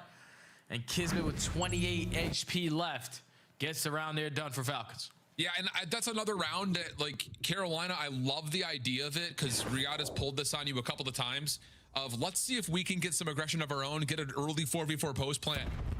And it looks like it's going to work out nicely, but unfortunately, you don't find a couple of the key kills that matter as soon as that counter smoke comes through. So now the mind games start to shift a little bit late into this search and destroy. As information was gathered, Exton now has info that Fire's playing over towards pillars. Should lead to a plant here because you've got Pred at a really good spot to contest this position. Has Lork seen him though? Yes, he has, but the bomb is still planted behind this play. Fire able to push Exit off that angle. So hold on a second. You got a pinch play developing, and Carolina have the numbers. And Salim is going to have his hands full on the backside. Bait and switch good enough for him to fall very cleanly. Now it's a 1v4, 1v nothing. Ravens clear as day. The better team there, and that retake opportunity. They were just able to isolate every single one of those gunfights, and that's going to lead to a win. Yeah, that's big for Carolina. I just another one of those rounds. This is the third time we've seen Riyadh play with some aggression to try to get the bomb down quickly in the first 45 seconds. And it looks like it's going to work out. You've got information on where Fire's playing defensively through pillars. You've got someone essentially on flank watch. You've got Pred watching the pinch nicely. But first blood comes by way of Lurks, able to see just enough of Pred. Fire pushes the angle away from Xnid, and then all of a sudden you're kind of stuck on the outside of the rooftops looking in. That's just not a comfortable place to be in a post plant. So good response for Carolina. Now though, the question of can you confirm a post plant, because you've gotten 2 down by Standy, but you haven't really been able to hold any of these. And now they're going to switch up the play call. Let's work for the first time over towards roofs, and Xnid is waiting with the snipe, and he's able to get out. Has more info, but is just going to lock down this angle. Yeah, and I think if you're Carolina, you need to try to keep Riyadh interested with some extra noise or shoulders, because you have to have Exceed be essentially the round-winning player here. No one is even anticipating this pinch. Noise has been created. Okay, Exceed, time to execute. Should have a freebie onto Celium. Follow-up should be good onto Kismet in the corner, but he doesn't get the read. He has to come back to the play. Kismet's able to find one, but the trade is there. Follow-up from Exton, just a pistol in hand for now. Pred working with them, but that's an absolutely incredible save for Exceed. We're at a 2v2. Yeah, they turn from nothing into something here with Exceed hitting that route. So the 2v2 with 35 seconds left. You're trying to kill some noise. Force the Falcons to think that the play is going to be developing on the other side, but now time is getting away from you. We got to get it down. Yeah, and this is such a good route from Pred. We'll have a chance to peek over the top of the bomb site, find the planter. Now we can just finesse. Oh, Exceed with a quick trade. 13 seconds on the clock, though. He's got to move quickly, and as he crosses, it's Exton watching with the scope, and he will not miss that shot. Huge connection in Riyadh, that much closer. And that's Exton just being the confident guy that he is. You miss this shot, you give him a chance at taking this round away from you, but he knows what it's like with a sniper. He starts off with the first blood. He ends it out with the final blood. Don't allow XC to make the big time play, and now Falcons at game point. Huge. There's just so many questions floating around right now for how are Carolina going to respond. Because for Riyadh, they've shown you that they can hit quickly, get the bomb down for early 4v4s. They've also shown you that they can trap you on some aggressive of your own. And that might be the case here as Selim is just locking down couches. First blood goes his way. Delayed trade opportunity for Standy. Oh. You cannot give Selim a chance to reposition. 4v2. Riyadh could close out here. Oh, but he does find one. And that is the most important player for Falcons because he's your bomb carrier. So now how long is Pred going to sit in this corner? Because he has cleared out this space for his teammates for about 45 seconds now. And Ravens might be able to get the jump on him. Oh, that timing. Yeah, it's tough. But even though you might not be able to find the isolation onto Pred, you will be in a position to meet the other two Falcons potentially here at B. Nope, just kidding. We're rewrapping back around through rooftops. And you've got some sneaky couch control here. Good check from Exceed. 2v2. Exit still just has the sniper pistol combo. He hits that shot. You have to double him up. You cannot allow him to stay here. And Exit will just voluntarily reposition over to Dojo. So now all of your energy is going to be focused on clearing these spaces from not getting sniped.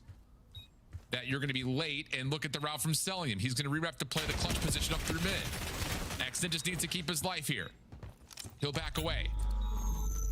And wow, Carolina are just trying to chase him out. They're going to be lost in terms of timing. They're trying to check over the top of the bomb, but Exit will drop, but they have no idea where Selim is. First shot comes through. He just got to make sure no one's defusing, and Cell will line him up and knock him down. Final two-piece comes through, and Pred's got something to say. Interesting. Continue to have this matchup go your way if you are the Falcons. That is now 4-0 versus the Ravens. The battle of the birds is dominated by the team wearing a shade of green. And you know, if you are the Ravens, that's such a tough loss, man, because any win that you can get is a big one, especially if at the end of it, you can guarantee those 10 points to go your way.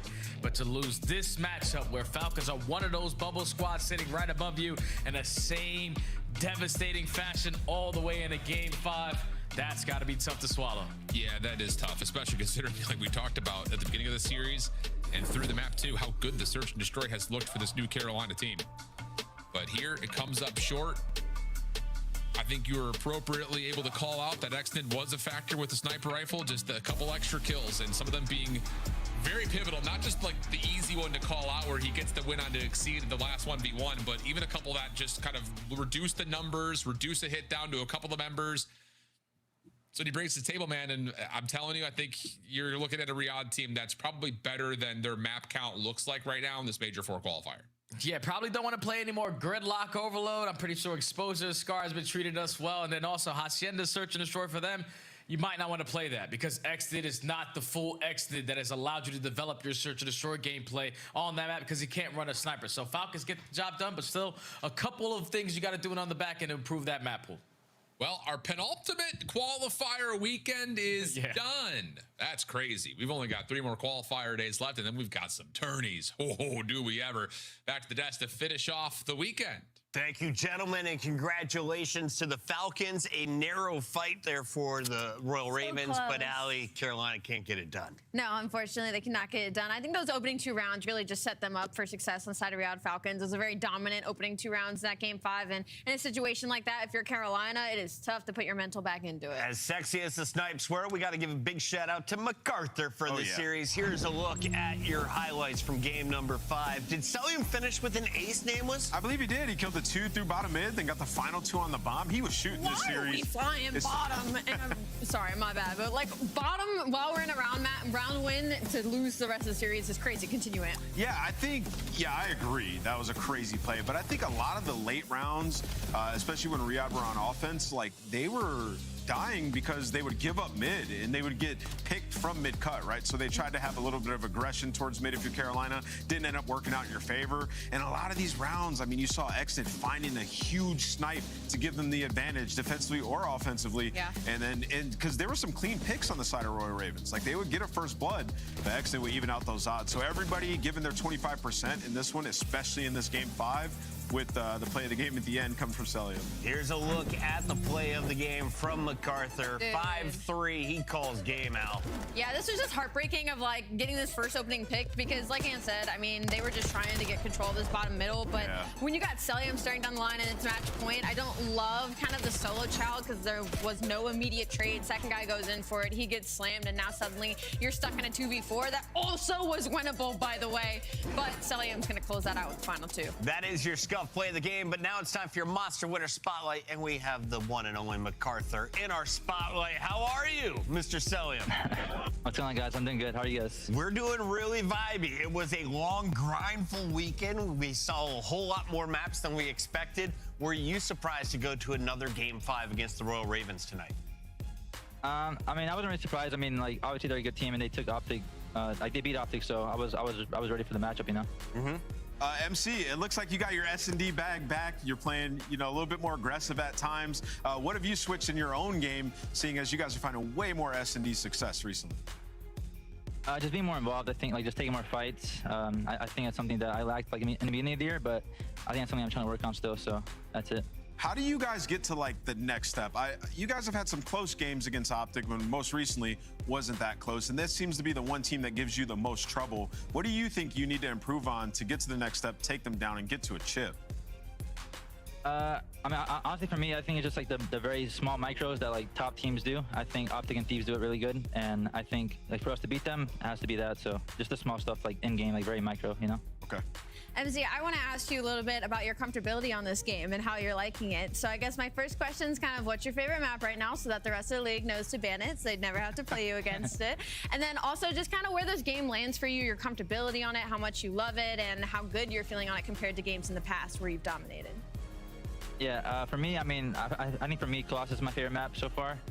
And I would say this game is probably like not my best COD, but it's not my worst. I'm still trying to be like you know, like past Celium, but yeah, I'm working on it, you know. You'll get there. You got a few more events to go. Celium, we get to see you back in action on Friday as we have a final week of qualifiers. How do you feel in your matchup against FaZe?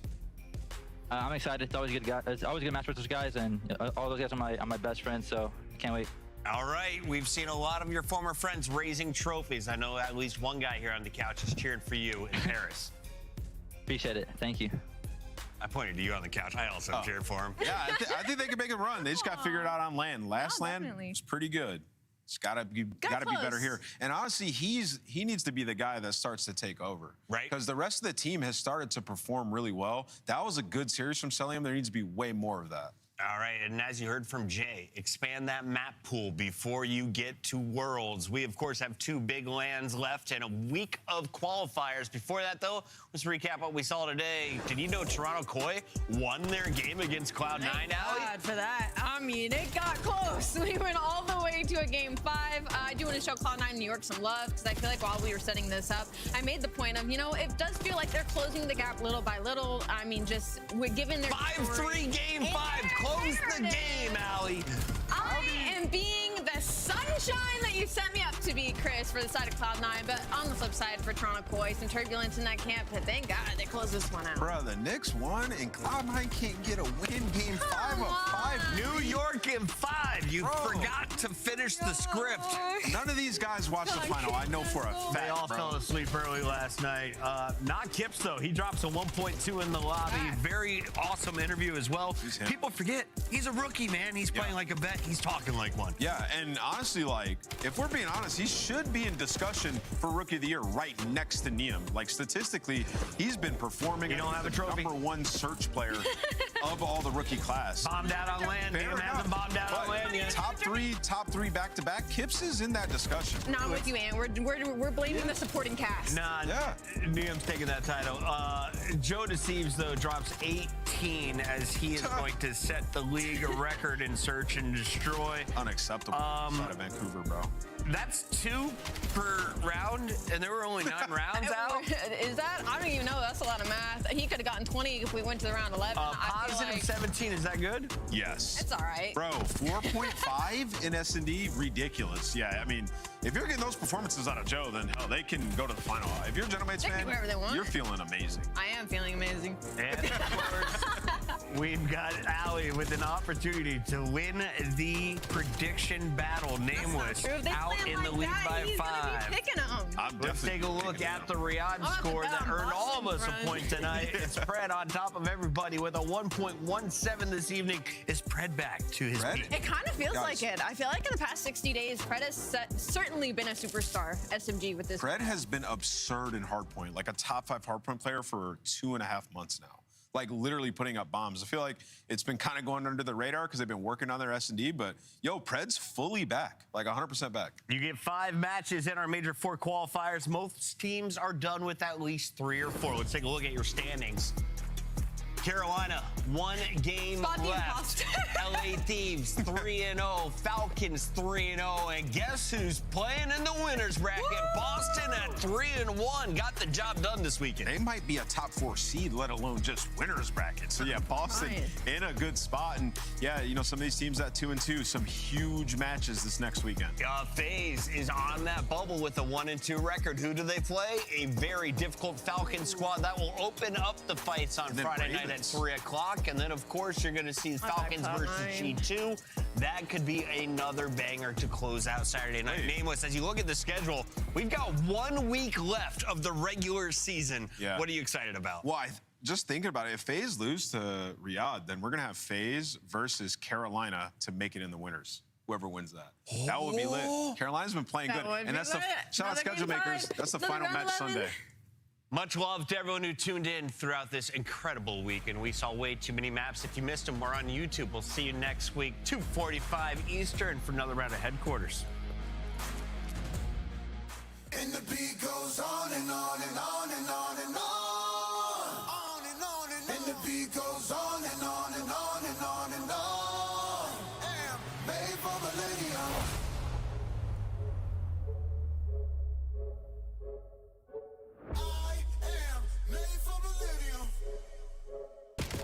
G-O-G-O-G-O-A-Q. Time we don't need you. We the greatest of all, and time you'll believe. G-O greatest don't evolve. Happens in the feed. See my gritted jaws. Wonder who gon' feed. Play button.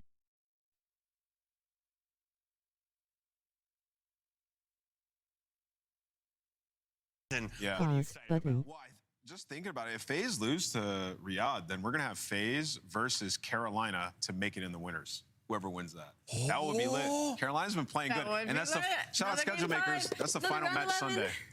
Much love to everyone who tuned in throughout this incredible week, and we saw way too many maps. If you missed them, we're on YouTube. We'll see you next week, 2:45 Eastern, for another round of Headquarters. And the beat goes on and on and on and on and on. On and on and on. And the beat goes on and on and on and on and on. Made for millennium.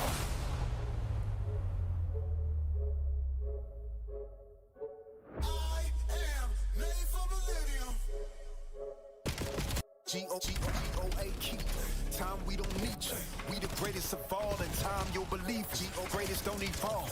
Happens in the feed. See my gritted jaws. Wonder who gon' feed. Fresh to beat us. Hundreds and tens, hard fresh to Adidas. Thought I knew men, most of them was Jesus. I'm more than man, I'm a natural genius. Where my medal is at, I don't pedal back. I'm too smart to meddle with the fellows, keep the medal at. They pedal for the stacks. I'm making benefactors, landlords without the pot to hello, I know you feeling mellow. You thinking life is gonna be cinematic as these cellos. But that's just the rumble for the build up like a bellow. If they gon' hear you,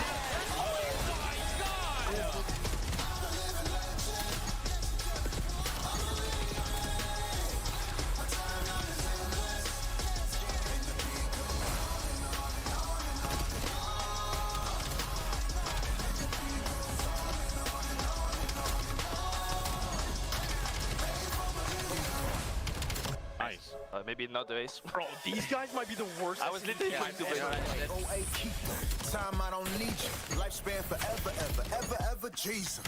Said we never, ever beat us. Death will never, ever see us. Back to the top caskets and pieces.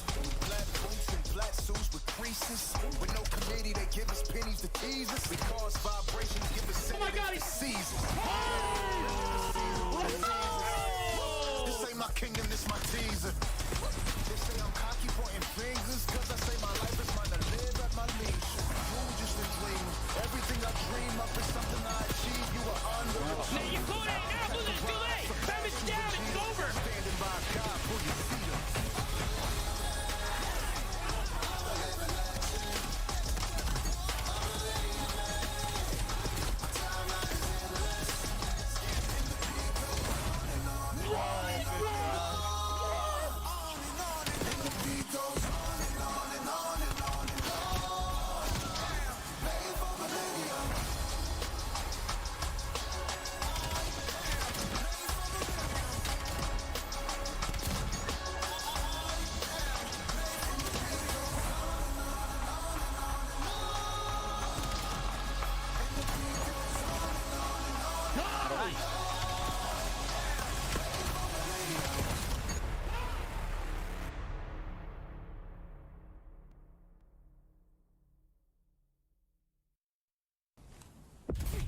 Oh, can't take another round 11 loss, right? Can they close it out here? Hate pinching that bomb. Holy C9 have done it. oh my god. What's game 5? Gridlock. We're 0-2 on Gridlock. I've seen these movies before. It's a 6-5 comeback. Over by B. Oh, on recovery. Oh, and he just lost. It's another round 11. It's another round 11. Going A. Sight threads the needle. Kips, guns another. And now the pressure applied. No chance to suture the wound. It is down to Encourage, who has been wiped off the map. Koi, live. The finger was on the detonator, ready to blow it up, but they say not today. These guys are serial killer, man. Bro. Dude, can I get my 5th goal, please? I want the most goals of all time, please, bro. Yes. Good map. Beacon Craze, bro. I don't know. I'm putting my headset down. Good job. You're a beast, Ed. I'm running them down. I'm walking them down. Oh, no, my stats. Turn on you. Laughing. Damn, we couldn't get the 8-0. Oh, we're kind of breakers. No 8-0.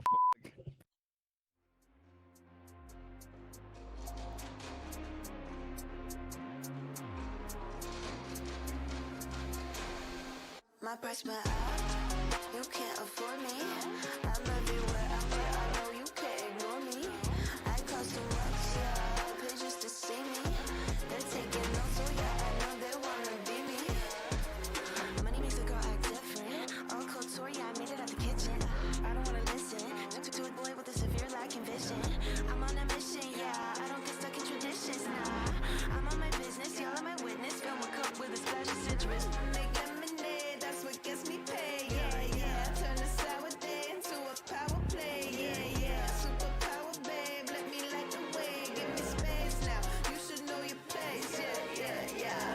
That money comes easy, no risk, no test, no forcing it. Big stacks to the ass where I'm sourcing it. First class, I can sell a whole course in it. That money comes easy, I'm the one with the cash and flex, yeah. I'm the one they trust with the big bucks, yeah, I bring good luck. My price went up, you can't afford me. I'm everywhere, I'm where I Play next video button.